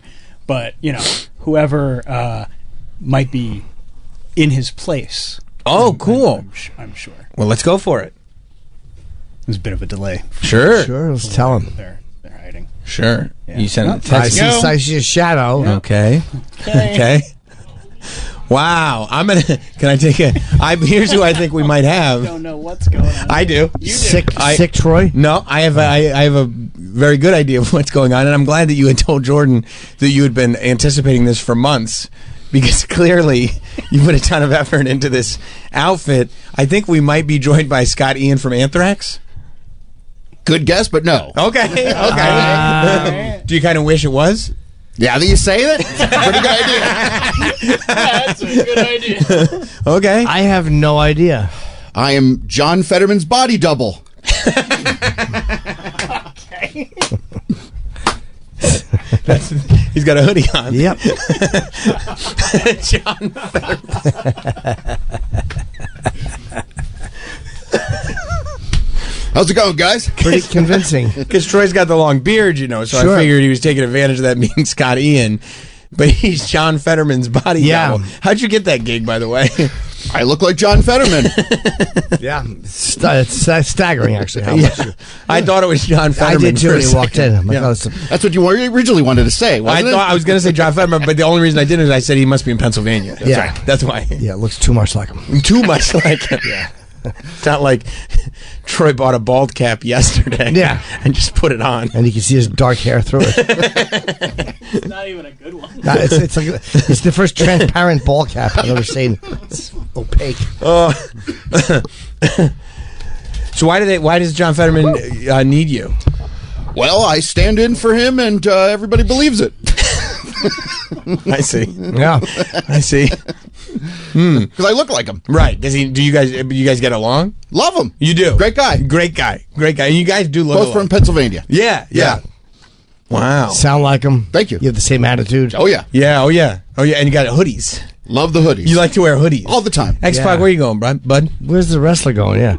Xbox got to go to work. I'm working, brother. Aren't you worried that you're might win the competition? Where are you going? Stay here. Xbox has an emergency message and has to go to work. Wait, I'm just curious.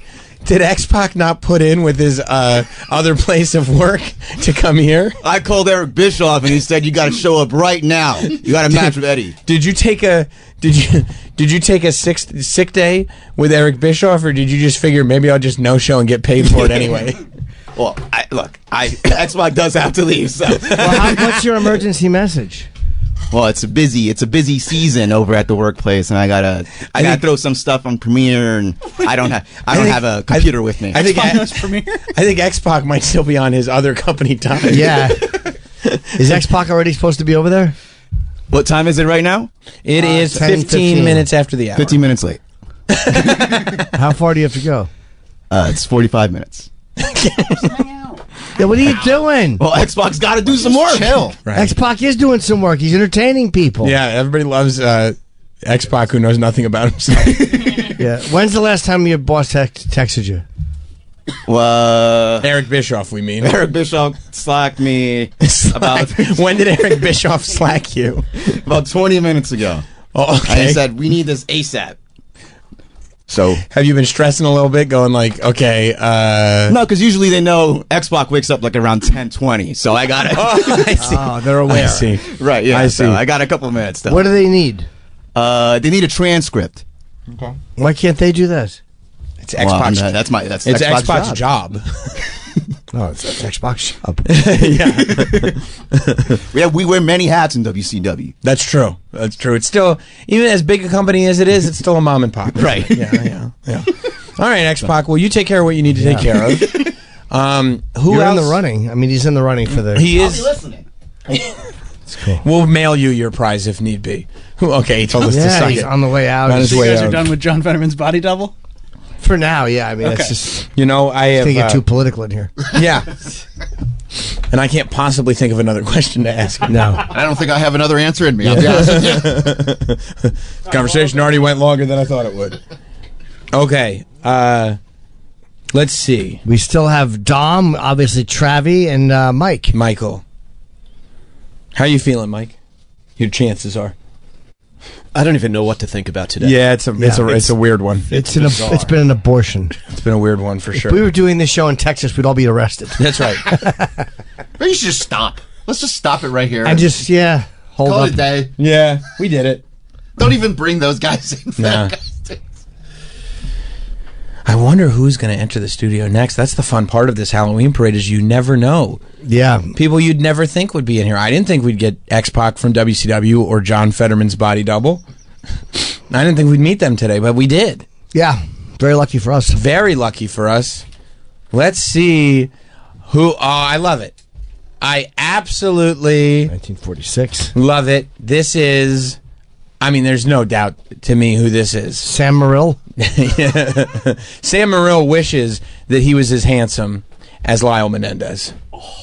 Close? Eric Menendez. Eric. Come over here. Where you going? Oh, good. You want to go? Yeah. Right there, Eric. Eric Menendez is here. He brought his Knicks jacket because did you just go courtside last night? Yeah, 1990 Michael Jordan. You know? Yeah. But I was. Did you come into money recently? I did $700,000. Oh wow! You know, donation. Wow, donation. Wow. Look at you. You look. So, is that your tennis right? Well, yeah, it's like the basketball, the tennis. I wasn't really sure where to commit. You know? No, I think it's. I think it's great. So I think it all. You know, we got the. Compliments of a pop collar. You got a polo shirt. You got a pink sweater. Oh yeah, it's tucked in to the stonewashed denim jeans. Yeah. Pink sweater around the neck. I mean, very dashing. I knew it right away, as the Menendez are. Sure, I knew it right away. You got to be pretty psyched. I mean, I know you're you from the past, But you might be getting resentenced soon, huh? Yeah, I mean, resentence hopefully to freedom. We'll see. That's what you're looking for. Well, that time served 35 years. Yeah. You know. Yeah. Your butthole only hurts long enough after daddy goes, and, now hopefully... yeah, sure. I want some freedom. Sure, you would like some freedom. Well, and then you spend time in prison, and your butthole keeps hurting. That sucks, man. I hate to hear that. Really, Not as bad as when Daddy is, though. You're a bigger, No, he was bigger boy, he was yeah. a talented guy. Yeah, he broke everybody. Oh, wow. He got you ready for everyone else. Split in half. Wow. Yeah. What'd you think of the Netflix show about you? I mean, there was a bit of a dramatization, I think, a little bit. Mm-hmm. And, Ryan Murphy loves his kind of homoerotic subtext. So, Mm-hmm. Yeah, he does. Is that not true now? The whole thing about you and your brother possibly being fruits? I mean, Well, that's- I think when you're close in age like that and you go through something like that together, there's always people will think there's something more, but... a lot of people shipping. Yeah. Shipping. Now, did you molest your brother or did he molest you? I don't remember the order. It was a little molesting of both. Oh. Right. A little bit from column A? But then if you want it... A little bit from column B? Sure. Right, exactly. Right. You can't rape the willing. So, Right. I mean... Now, what did you... how did you decide on Eric instead of Lyle? He's a little taller. Okay. And he's a little bit more expressive and introspective, and I thought, I could, You relate to that a little more. Relate to that a little bit more. I gotcha. Got the Ray-Bans on, too? Got the Ray-Bans on. Yeah. But the thing is that what people don't realize is that our kind of rebirth into social consciousness has brought about this new style. People kind of want to dress this kind of Oh, they're doing it style again. Yeah. Yeah. It's all over TikTok. Do you feel like that's happening more often than people deciding to wear the Dun King's outfit? I don't know. Okay. I love a Dun King. Oh, I appreciate that, man. Yeah. I really appreciate that. Yeah. You're a charming guy. Yeah. Yeah. For yeah. sure. No wonder you did so well in jail. Yeah, Good exactly. head of hair, too. Yeah, I was very popular in jail. Are you bald or is your brother bald?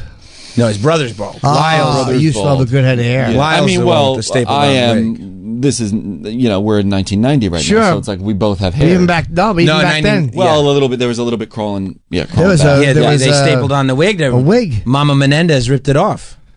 Yeah, really humiliated him. Oh, yeah. Well, he paid her back.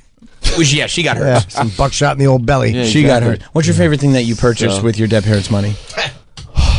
Your murdered parents' money. That you murdered? I mean, I love a Porsche. I gotta say, I love Porsche. a Porsche, but probably a Rolex. Yeah, You like that? I'm more of a car guy, so I'd say probably Interesting. the Porsche or being able to sit, courtside. That was pretty magical. Yeah. Being, What do you think of Robert Shapiro convincing you to come back to America, even though you were outside the country, and so that you could turn yourself into the police? I mean, I felt I was manipulated. I'd rather Wow. just be left alone. Yeah. If you want to tunnel away in another country, just leave me. Gotcha. But Gotcha. I think it was probably a matter of time before people They were caught gonna- on. The newspaper existed and people could see Yeah. pictures. It's not like today, but Where were you? He doesn't like to say. Jim, why are you trying to insult me about my own life? Like, I mean, Wow. where I was. No, I'm wondering if they had I was extradition. I was around. An extradition over- treaty. Yeah. Like if you had stayed there, would they have extradited Was you? there Mexico? You Was it Mexico? Or No. No. No, it wasn't. I believe it was it Israel? Yeah, it was Israel. Yes, was, that's that's Israel. Oh, That we was were my right- next guess. was it Israel? That was my next Listen, guess. you get your head slammed against the tile in the showers enough times in prison, you Sure. That's tough. lose track. I mean, was it a 9/11 or was it a 923 port? I mean, I don't remember, but Right. a lot of things happen. A lot of drugs. Sure. Sorry to hear that. Yeah. Well, look, just I'm glad part of about it. the resentencing.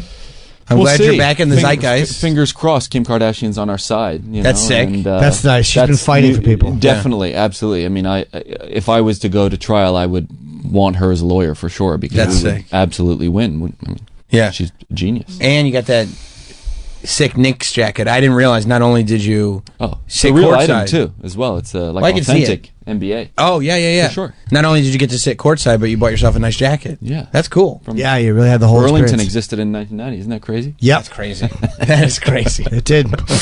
You know, they're more than great coats.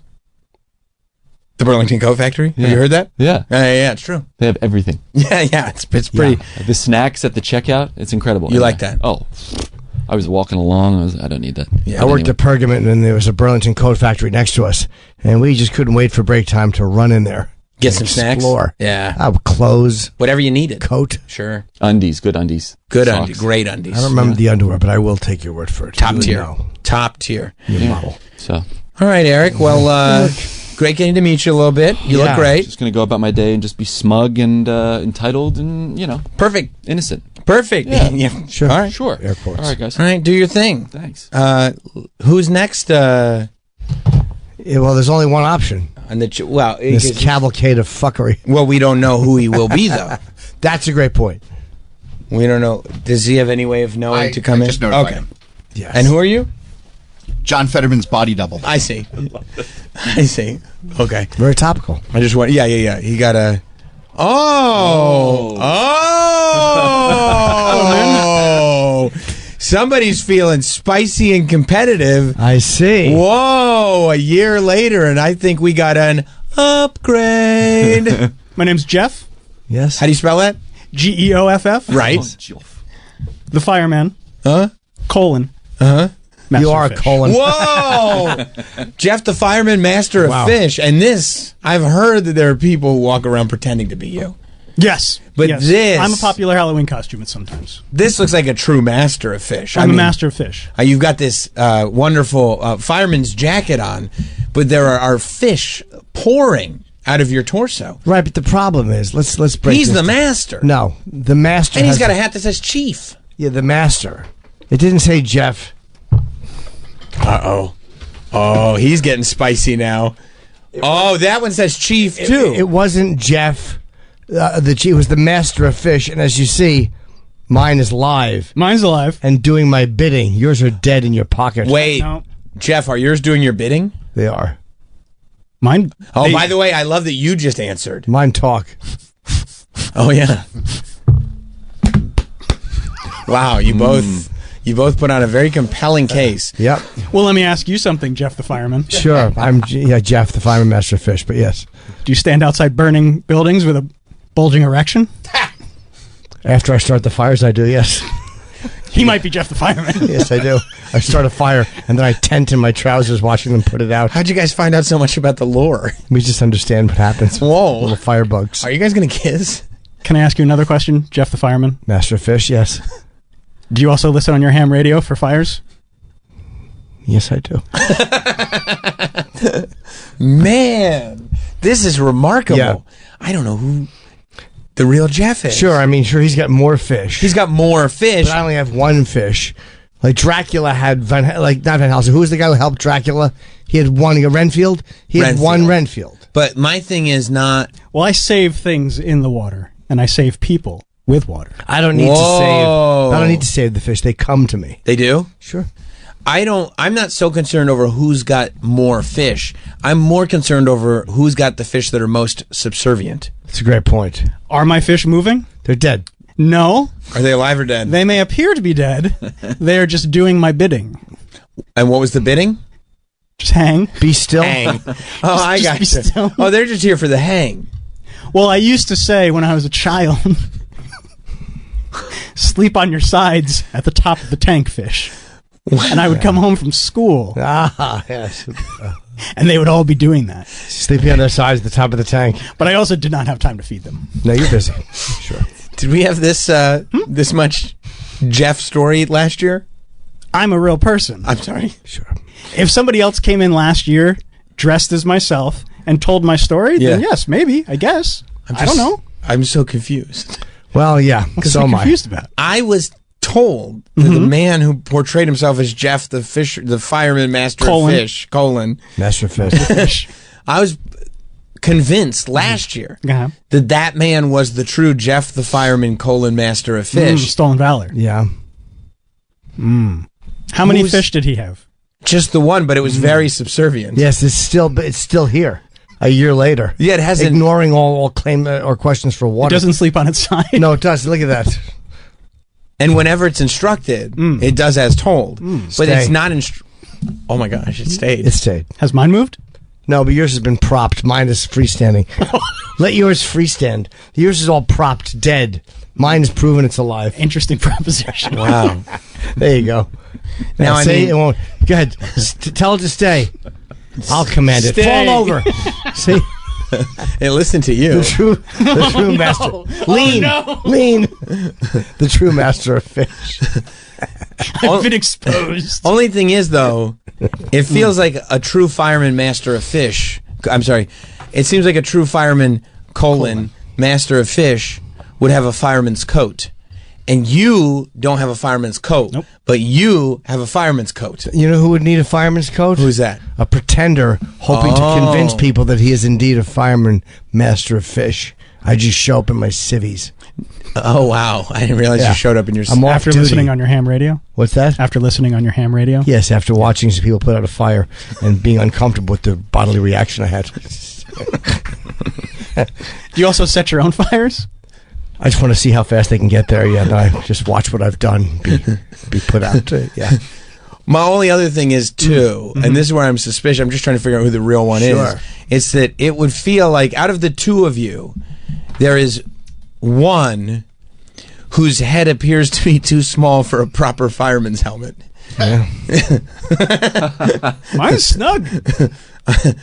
I feel like the original Jeff suits a fireman's helmet a little more naturally. Although new small head Jeff the fireman is stroking and caressing his face with a fish, which strikes me as what Jeff should be doing. It strikes me as what someone who thinks they know Jeff, who would never take an obedient fish and rub it against his scuffle.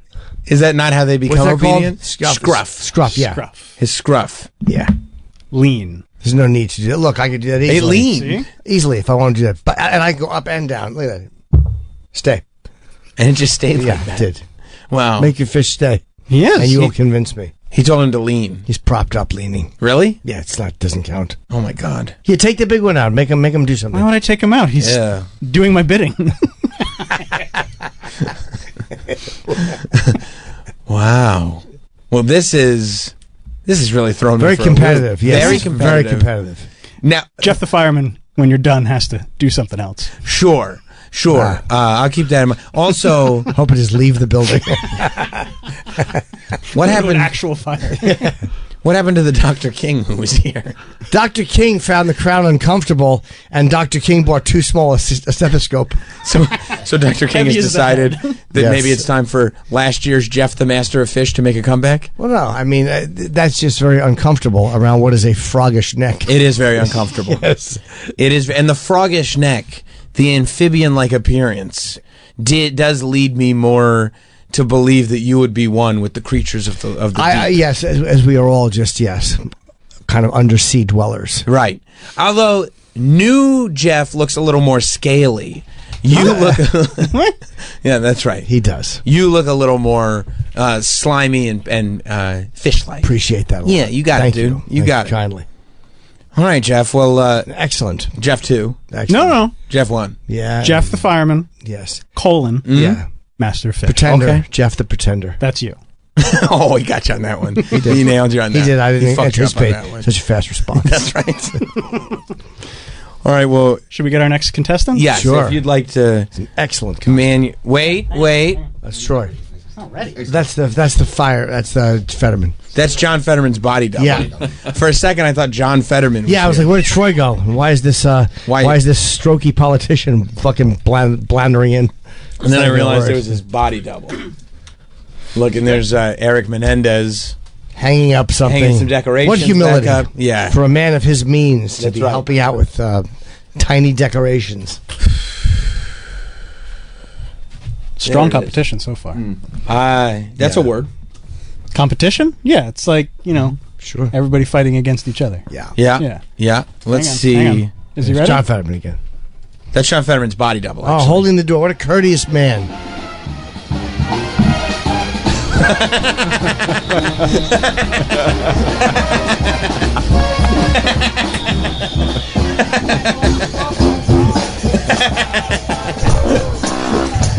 Oh my God.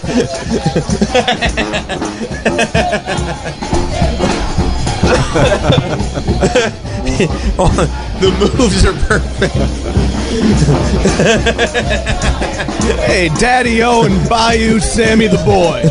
We appear to have a gentleman with a dress shirt tucked into his jeans, an absolutely awful fedora, some sunglasses, and a nice cocktail that I believe that he's having early in the day. Yeah. As he dances to jazz music. It's a little Sazerac, Sammy, local favorite. I see. We have dancing fedora guy from the New Orleans video that we've watched 1,000 times in studio with us. Is that right? That's right. Yeah, having fun on Bourbon Street. And I see that you have it because we saw you so long ago in this video, and I see that you're still up to the same tricks. Oh yeah, we come down every year for Jazz Fest. Oh, is that what you're here for? Jazz Fest? Yeah. Jazz Fest and the beignets. You love the beignets over at Cafe Du Monde. Oh wow, the perfect dance. You just there he is. There you are. Good and I mean, God. The outfit is like identical. It's identical. It appears you got the same fedora. This is awesome. Having a sit. What is it about this jazz music that you like so much? I just get infused with the spirit of the bayou. I see. Do you feel you're connecting with the African American musicians when you dance like that with them? Well, I'll tell you what, Daddy-O. After we saw the footage from Katrina, we were so taken by our privilege that we decided to make an annual trip to contribute to the local economy. A pilgrimage. Now, the beverage that you have this morning appears authentic to the character. Absolutely. It's foam on top. Yep. It's authentic.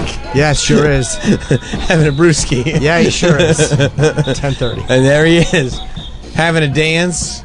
Now, does it offend you at all that even though you're just a part of this random tourist video that we found on YouTube, that such a strong opinion to you was taken that you made the list of the things that Jim hates more than anything in this world? I'm not going to let him rain on my parade. Good for you. Good for you.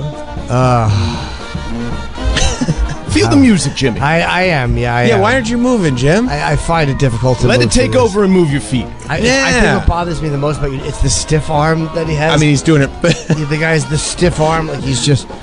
How long do you suppose? How much time do you suppose it would take a person to watch this video and get it down as well as you've gotten it down? Oh, this is years of practice.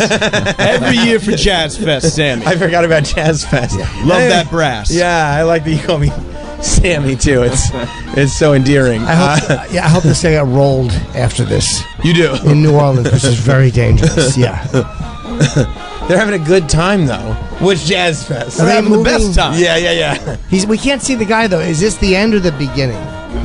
Oh, this is only the beginning. Yeah, let's see. There he is. There he is. He looks exactly the same. It's infuriating. Mike spent hours watching this. Oh, the fucking hands. Oh. I mean, it is. Yep. It's a perfect look. It's perfect. Well, wow. Have you been a jazz fan all your life, or is this something you picked up in adulthood? No, like I said, we were so taken by the footage from Katrina. So you only started liking jazz after Katrina? Well, we saw all those people that were getting TVs and beer to feed their families, and we said, we got to come down and help them out. That's cool. And we discovered Jazz Fest, and we just fell in love with the groove. That's cool. Yeah. You love the groove? Is that what you Love like the the best? groove, Daddy. That's the best. Okay. I was wondering, what is the thing? And it's the groove. Oh, there you are. There you are in the video. Rocket. Hanging out with the ladies. Oh, nice. Waving. Oh, that's my partner, Carol. That's your partner, Carol. Oh, she's not a girlfriend. A girlfriend's a possession. Gotcha. A partner is a partner. Gotcha. So you have a partner. That's really nice. All right. Well, it's great to meet you, my man. Yeah, after really all nice to meet you. My man, yeah. My man, after all the times of watching you, feel the groove. Appreciate you cats hosting us. Wow, cats. That's cool. Us. You mean the whole parade is here with you right now? Yeah. Party. I see. Nolan style. What style? Nolan. I see. I was confused about the location. Sure. Yeah, totally. Well, that's great. Yeah. I think we don't have any more costumes, right? That's it.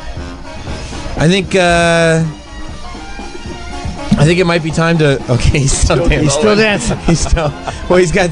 Sure, the music groove is on. It might be the groove. Yeah. I think it might be the groove.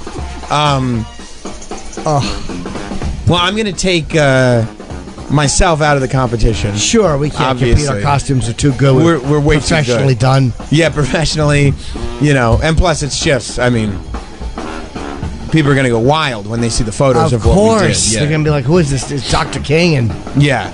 So let's... Duncan Man. I'm a Dunk King. I apologize. Yeah. Okay. So we've got... here's what we've got.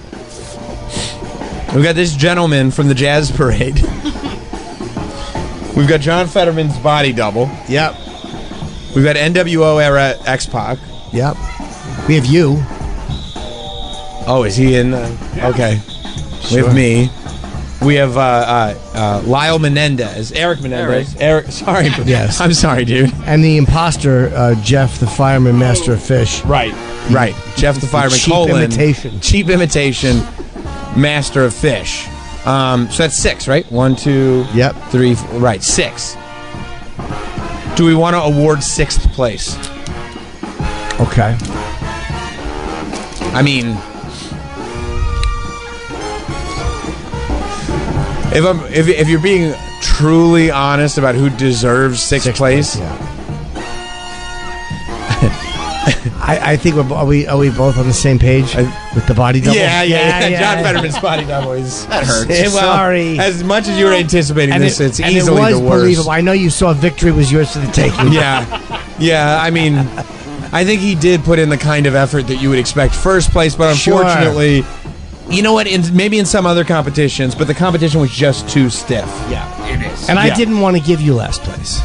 Me neither. I didn't want to. But it would have been a farce. Yeah. The whole competition would have been brought into We would have question. lost all integrity. Now, do we want to do? Should we do barging in Pennywise? yeah, I mean, he ain't ranking high. Almost stopped the groove for a second there, bud, huh? Can't have that happen. Some of that bad voodoo. YouTube glitch. Especially in terms of like... Oh, yeah, we have to do 5th, so I mean, maybe it's not him. But, I mean, even in terms of effort, like... It's literally just a Richard Simmons costume. It is, but he did get a T-shirt made. With a tank top. Very got it inexpensive, but he did have $17. Yeah. 17 is 17. Sure. Wouldn't have said that before.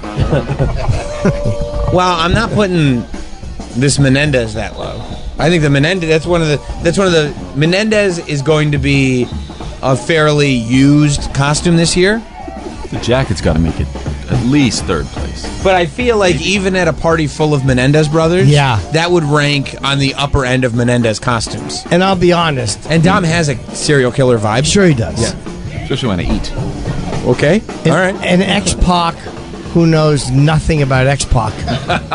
I mean, not good. No, and didn't look like X-Pac.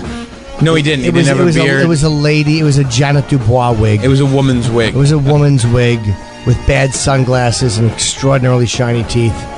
And big shiny teeth. Big shiny teeth. Now he did add the fanny pack.